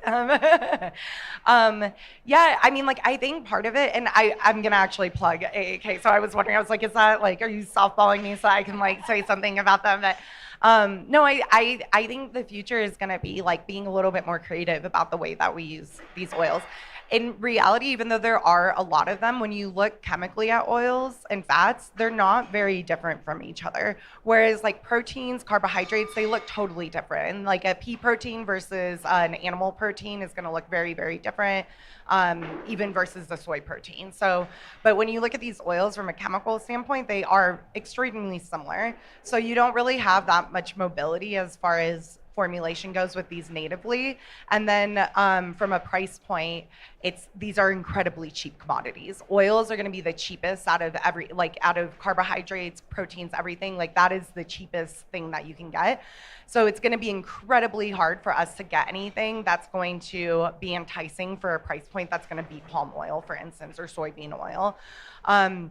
I think a really fun thing to do is consider, okay, if you do want to formulate with coconut oil because it's more solid, can you mix it with something else so that you're using way less coconut oil in your formula, but it kind of still gives that same mouthfeel. And so for instance, that cream cheese over there, and I swear I don't work for AAK or anything, but that cream cheese over there, it's partially coconut oil. It's a plant-based cream cheese, but it also has, I believe it's high oleic sunflower oil. oil? Is anyone, okay, yeah. I was like, is anyone giving me like a thumbs up? Yeah. So that's a really good way of kind of being able to utilize the coconut oil, but without having to necessarily completely rely on it, and be able to use something like sunflower oil, which right now isn't having supply chain bottlenecks, although maybe later we'll see. Another thing I'm really excited about is like structured oils. So can we take these sunflower and avocado and soybean oils and structure? Okay, I will be, okay, structure them. The other thing really quickly is fermentation derived oils and fats and cultivated derived oils and fats. So we can do some of this stuff in a bioreactor that looks a lot.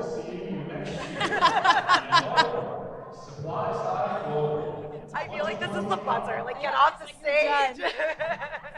Okay, thank you all for coming. Thank you again, AAK. You guys are awesome. And then, yeah, they're going to kick us off the show floor. But exchange business cards really quick. Thank you all. Thank you, everybody.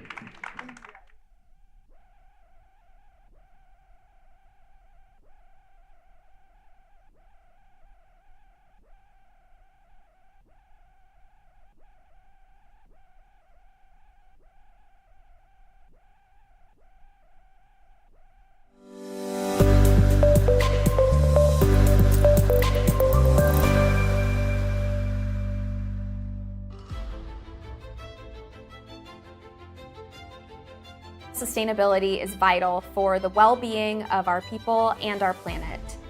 We're addressing many of the same challenges as our customers around carbon footprint, waste, and responsible sourcing. We're partnering with the Las Vegas Tree Initiative to literally green the show floor.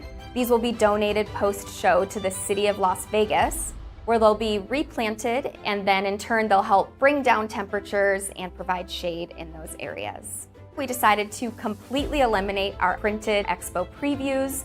Instead, we really ramped up our digital marketing efforts to significantly reduce our waste production. Our health and nutrition industry is making the world a better place, and the more that we can empower companies, the more we'll have healthy people. We partner with wonderful organizations, including the Naturally Proud Network, Vitamin Angels, Women in Nutraceuticals, and the Naturally Network. We also work with various trade associations and a lot of nonprofit charitable organizations. All of these groups and our relationships with them are to help support their mission and our mission, which is more health for more people.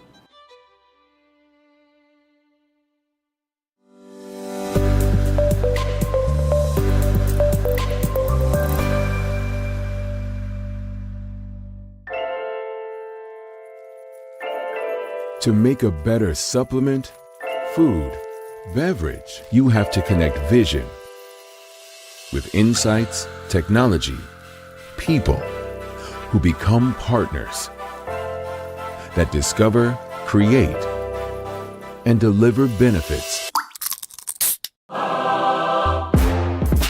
Connected to ingredients that work in application, in the body, in life. All while staying ahead of trends and pursuing a more sustainable future. All so you can open the door and reach for something better.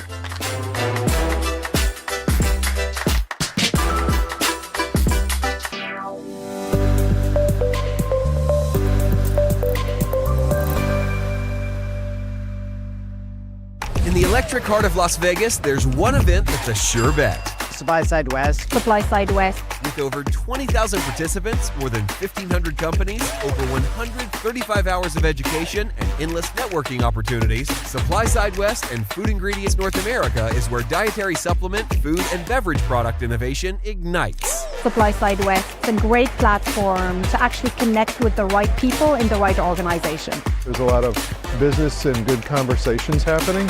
It's an opportunity to have a lot of influential people in the industry under one roof. Join us for unparalleled insights, invaluable connections, and endless opportunities, all guaranteed to elevate your success. Supply Side West, your industry this October in Vegas. Register now at supplysidewest.com.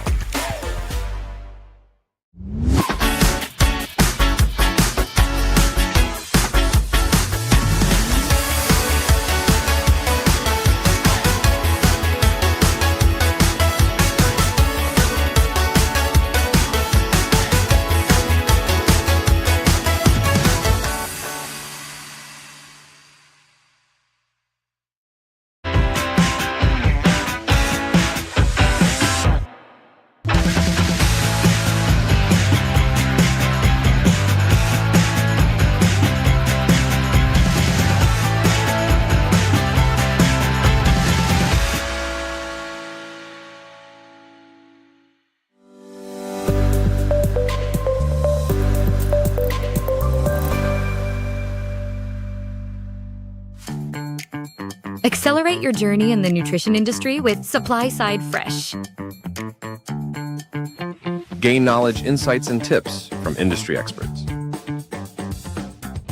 Network and connect with peers and professionals, both online and at supply-side events.